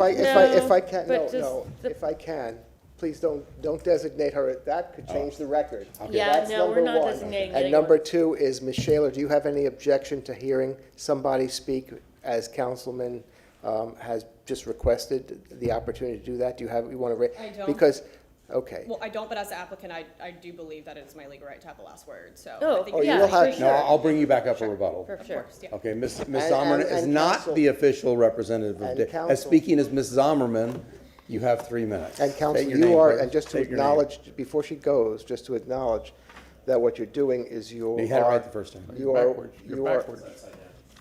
Mr. you are Shelby. waiving the rule that does not that prevents somebody who has spoken from speaking twice. So I just want that to be clear. I'm waiving the rule. Okay, by unanimous, unanimous consent. can I accept unanimous consent to waive the rule and allow Ms. Zommerman to speak? Hearing no objection, Ms. Zommerman, state your name, you have 3 minutes. Debbie Zommerman, 192 Corsica Street. I addressed this in the handout that I gave you and the presentation that I made. They right now are saying that there are 243 people that they are requesting inside the restaurant.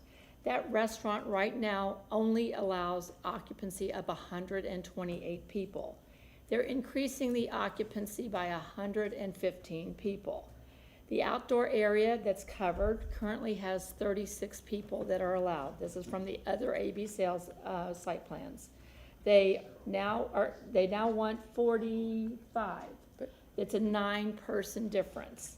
Now, the 60 people that are outside are apparently not going to be out there, but that whole area is going to be turfed over, and there's going to be people out there, and they have been refusing since day one to say how they're going to use that space and how many people are going to be there. So if you take out the 60, they're increasing from 164, they're adding an additional 124 people. So you don't know what you're approving here because they haven't told you. And then you also know what I gave you before. Here's the letter that was from David Hunter, where he's talking about a similar question. And he says, the lack of off-street parking will have negative impacts such as neighborhood impact. Increased on-street parking demand leads to congestion and disputes with neighboring property owners or residents. Safety concerns. Insufficient, improperly located parking areas increases the risk for pedestrians and drivers due to traffic congestion and unsafe walking routes between business and parking area. Planning and land use conflicts. I'm not going to read that because I want to go back into your code says if you can't provide it on site, you should be making a parking agreement. No one even tried to do that. They've got properties that they own where they could do that. The other thing is, with this change to that parking lot, and you're putting all these people, you're putting the parking in the neighborhoods, you're potentially creating an unsafe environment. You can't, there's nothing in here that says it's safer. When they looked at that with the city, there was only 164 people on that site. Now, we know that you're gonna have 348 less, so less 60 maybe, so 288. And you don't know how that full outdoor area that's gonna be turfed, according to what they say, is gonna be used. I think you're gonna have a lot of people on that turf area. And I think if you approve this, the neighborhood is gonna be a more dangerous place for our residents and the people that are living and walking in the neighborhoods. And I do own property within 500 feet, so I see the parking. I'm not making it up saying that it's very congested now and it's gonna be worse. And thank you for letting us have a second opportunity. Yes, but I have questions for her. We know, we can't, no. Mr. Shelby, can I ask her a question? He says no. Yes. Well, no, wouldn't that be up to the applicant for rebuttal for that, what she has to say? I'm not asking a rebuttal, I have a question. For public comment? Absolutely. Yes, so Ms. Zimmerman, can you put that Absolutely. back on? Oh, well, sorry. Before the applicant has a rebuttal? Every Yes. person who comes up there to testify. So here's the If you have thing. a question, you can elicit evidence from anybody who testifies. So what we It's just late. decided is that there will be no outdoor AB sales, so the 36 goes away. Right. No, the 36 is already there, and that's under. No, but we're taking that out. So you're taking out the covered. Yeah, there'll be no outdoor No space outdoor. whatsoever. Nothing. Okay, and then what's that? So my question is, is there a problem with the restaurant that's been there for 20 years? What they're presenting No, is no, not. but I'm asking currently, with the parking that's there. Oh, yes. So yes. you don't like the restaurant there now? No, that's not what I'm saying. I'm saying that with the existing restaurant, and I did raise my children in the neighborhood, there was a parking problem as it Okay. currently exists with 128 people inside. And that's been everyone can nod their heads. We all know it's a problem. Okay, so basically there's nothing but bringing it back to its current form would be okay.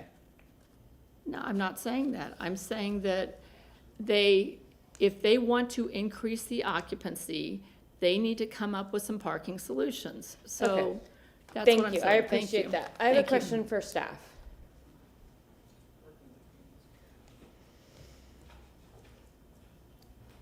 Leo DeBartolome, Development Coordinator. Thank you, and you may not know the answer to this, but, so in my understanding, the 128 was for half the building, and the other half of the building was other things, including another restaurant. Do we know what the occupancy of that restaurant was? So I think there wasn't an alcohol approval for that unit, so I wouldn't have it in the documents that I have prepared. Okay. So that would have been done when they got the certificate of occupancy for that space. So, yeah, if I remember correctly, the last thing it was a pizza place, Right. and so it didn't need it didn't need. Well, they would still meet occupancy. I but just don't that's- have. that's my That's a question. building code requirement. So they're adding, that additional occupancy is based on them adding that additional Okay, unit. so then maybe Ms. Johnson-Velez can help me here, because I'm having a really hard time, because they're concerned about having more occupancy, but the building occupancy has not changed overall, has it? Well, and Ms. Shaler can confirm, Susan Johnson-Velez Legal, so my understanding and the graphic that was shown, I think at the hearing in December, was that there was AB occupancy or occupancy where the 220 restaurant is.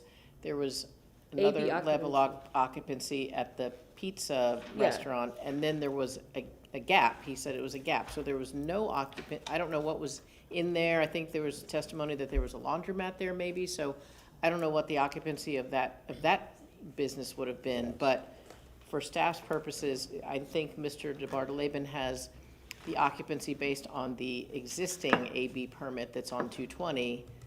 I don't think there was an AB permit on the pizza place, so he doesn't have that based on an AB, but there is an occupancy load based on their certificate of occupancy. I just don't know that we have that information here this evening. Okay, so I guess that's the thing that I'm having trouble with, because it seems to me that the occupancy of the whole space just hasn't changed.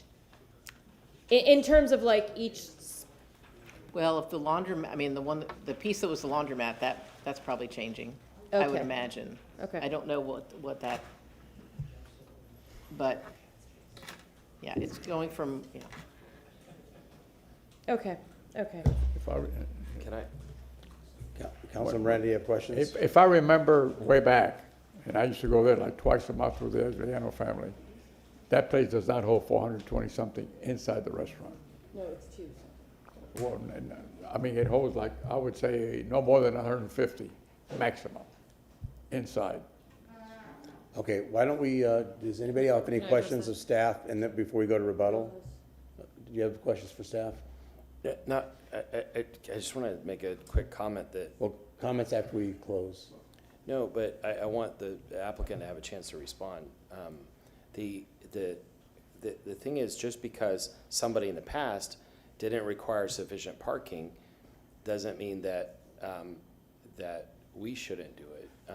And if the ones next to them don't have it, maybe in the future as they're redone, there needs to be some parking solutions in that area. I mean, we've all, I love the restaurant, we, the expansion, all this is great, but there are growing pains to this area, and we have to figure out what to do about it. We still have quorum.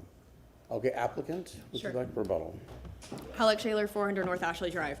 To Councilwoman Hurtak's point, yeah, this building exists. We're not adding any kind of square footage. Like, this is not getting bigger, this is not expanding. This building exists today. There was a wet zoning for what was OG Pizza. There's a wet zoning for what's 220 East, which is what the application is for tonight. We are combining this into one single restaurant. So there is that gap that we need to fill, but there are 2 active AB permits on this site already. There are 2 active AB permits here already.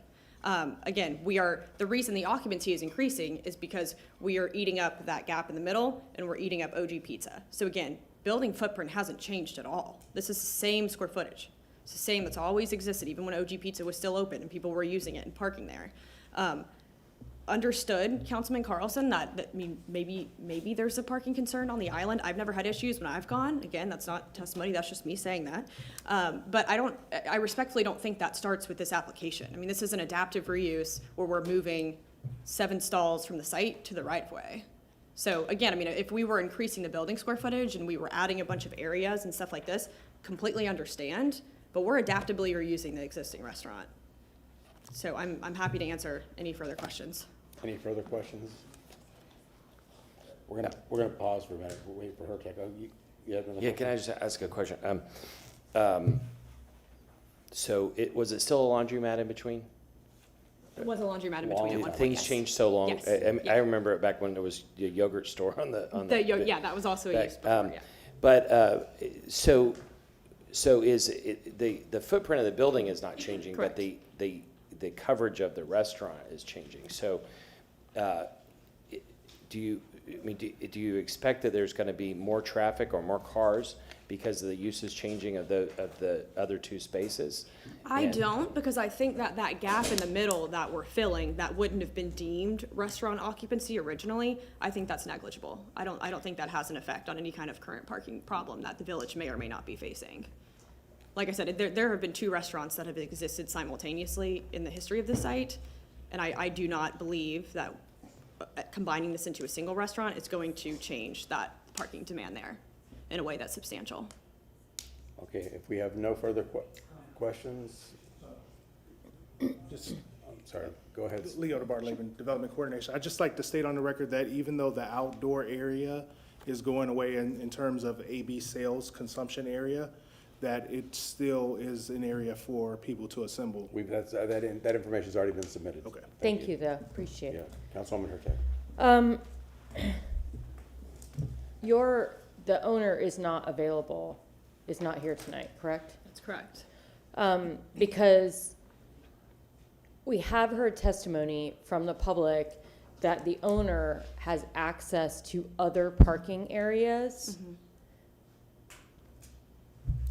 If parking is the issue, I would say that we need to add more parking that the owner of the property has available to them. And if that's the parking lot across the street, I don't know how many spaces that has, but between first and second reading, I would need those spaces to be included.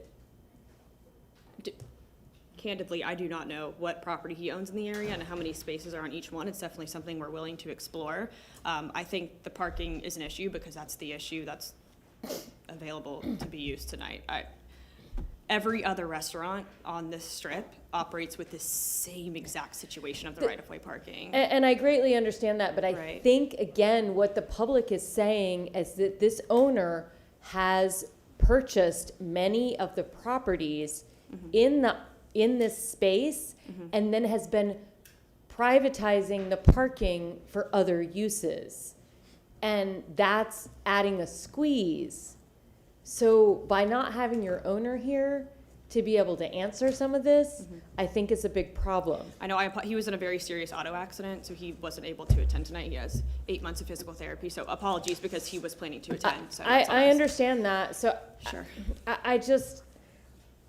I don't see how this goes forward in its current state, but I also am really, really, I'm very concerned about the small business that I know that the island residents do want to support and do love. Sure. I hate to say this at 12:21 in the morning. I tried my best already. I hate to say this, but God, this has been a night of this. We're just like, nothing is working. We spent the whole day talking about shutting down businesses, including really famous ones, so. I know, but I just, I think we should Just move start forward with eliminating the outdoor sales area, eliminating the outdoor sales area, let's just go to second reading. And we can raise the concerns on parking at that time, because I think Councilwoman Hurtak, we talk about urbanism, and we talk about this a lot, and that's a classic example. but this is not urbanism. This, according to the testimony of the public, is someone purchasing property and then not using it for the good of the community, taking away parking spaces. But the case before us is over one parcel. And I know, but that's not how the residents are viewing this. I understand that, but in how we as a deciding body. Correct, but I will make very clear, I will approve this on first reading, but I won't, I will quickly not vote for second reading if the owner isn't here to talk about parking. And I'm happy to come back with more data and make sure we can get there. I'm willing to do that. Councilwoman Hurtak, would you like to make a motion? Oh, do you have a motion to close? Motion to close. We have a motion to close from Councilwoman Hurtak, a second from Councilwoman Young. All those in favor say aye. Aye. Aye. Opposed? I totally forgot we were still open. Okay, I need,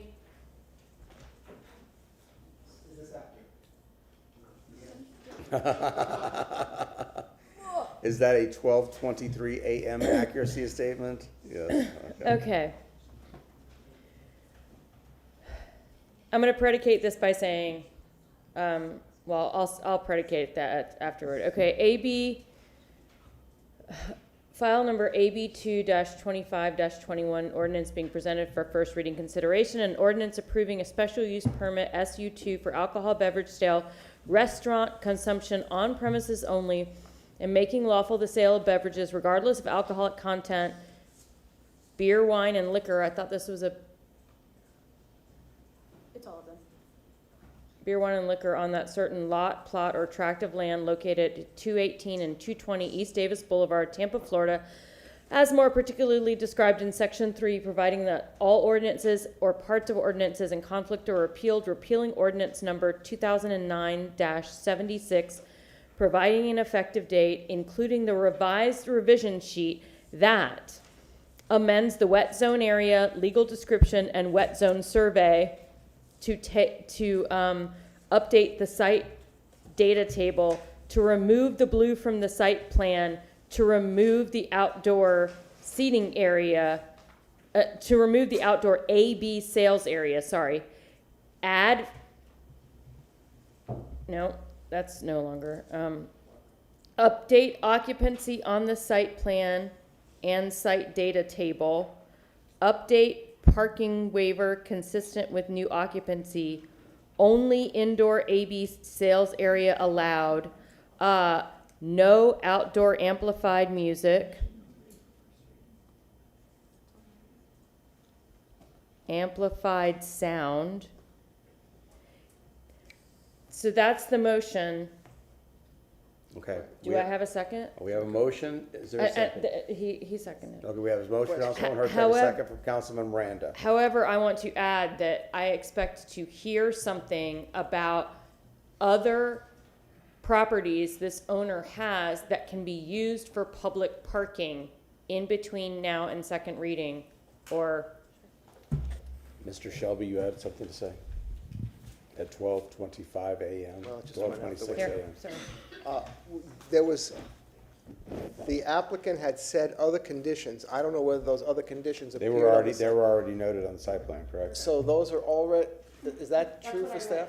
No, what about the special event issue? Yeah. It's already on. Those were already on. That's already on the site. These are additions. Okay, we have a motion, we have a second. Roll call, please. Maniscalco abstain. Hurtak, Yes. Young, Yes. Viera, well, he's absent. Carlson, No. Miranda, Clendenin. Yes. Okay, motion carried with Carlson voting no, Viera absent at vote, and Maniscalco abstaining. Sorry. Councilwoman Hurtak. Second. No, go ahead, I'm sorry. Second reading and adoption will be held on February 19, 2026 at 10 a.m. at Old City Hall, located at 315 East Kennedy Boulevard, 3rd floor, Tampa, Florida, 33602. Just one moment. Ms. Shaler, I would highly recommend trying to get community to chat with you before second reading to talk a little bit more about this. This is really just about trust. That being said, that concludes our regular business of this Tampa City Council session. Thank you. Have a good night, guys. Is there any new business? Councilman Carlson. We wasted a lot of time today because the mayor decided to do a flex and got her staff to scare a bunch of people whose houses flooded. This mayor is a lame duck. Her popularity is in the pits. We should never let her do this again. These folks should never have had to come today and talk about nothing. The mayor drew a line in the sand unnecessarily and scared people. We should have called her bluff and made her see if she would cancel this project, because she wouldn't have. Please, guys, don't let her do this to us again. There's no reason why those folks should have to come here and be upset. There's plenty of solutions for them. And as we know, they don't. She gets her staff to not tell the truth or not tell the whole truth. And it's really disgusting, and the public knows it. Please don't let them get away with this anymore. Thank you. Thank you. Councilwoman Young, do you have any new business? Very quickly, so I just wanted to highlight a couple of community events and visits that I've had. I did a human trafficking bus tour, which was very informational. It was, just to give you a different perspective, a lot of the areas that we toured were actually within my district, and we actually, while on the bus, we're actually seeing things in action. And so it was very, very enlightening, but we got a lot of information, and I would just, emphasize people to, be aware of your surroundings, and if there's any, learn more, get more information, especially with events coming into the city. We learned that is actually a time where high human trafficking happens, and there's resources online to help you, to who to call if you see something, or what signs to look for. There's also, I've attended 2 of the redistricting open houses. The last one at the Hannah City Center was a really, really great turnout, and it was really awesome to see the community come out, ask a lot of questions. I know the Planning Commission said that it was one of the biggest turnouts, and they were really happy that people were coming in and were really interested. So there are 2 virtual meetings coming up in February, and then the Planning Commission public meetings, they're coming up as well. I cannot remember the times or the dates because it is 12:30. But if you go to Planning Commission website, all the information is there. The Well is opening their 2nd location in West Tampa, and it's they're going to have a pediatrics, they're going to have a smoothie bar, but also I think optometrist. So it's going to be really, really nice, really exciting. So I'm really happy to see that come to fruition. And then I also attended the West Tampa Design Community Workshop, which was also very well attended. And I like to go to these community events because it's really great to have people to come out and really be engaged in their community, and actually, being a part of the decision-making process, which I did a lot of work in community engagement. So it's good for me because I like to see people being a part of the process. Because when you're not a part of the process, then you're like, how did this happen? So I just wanted to highlight some of those things.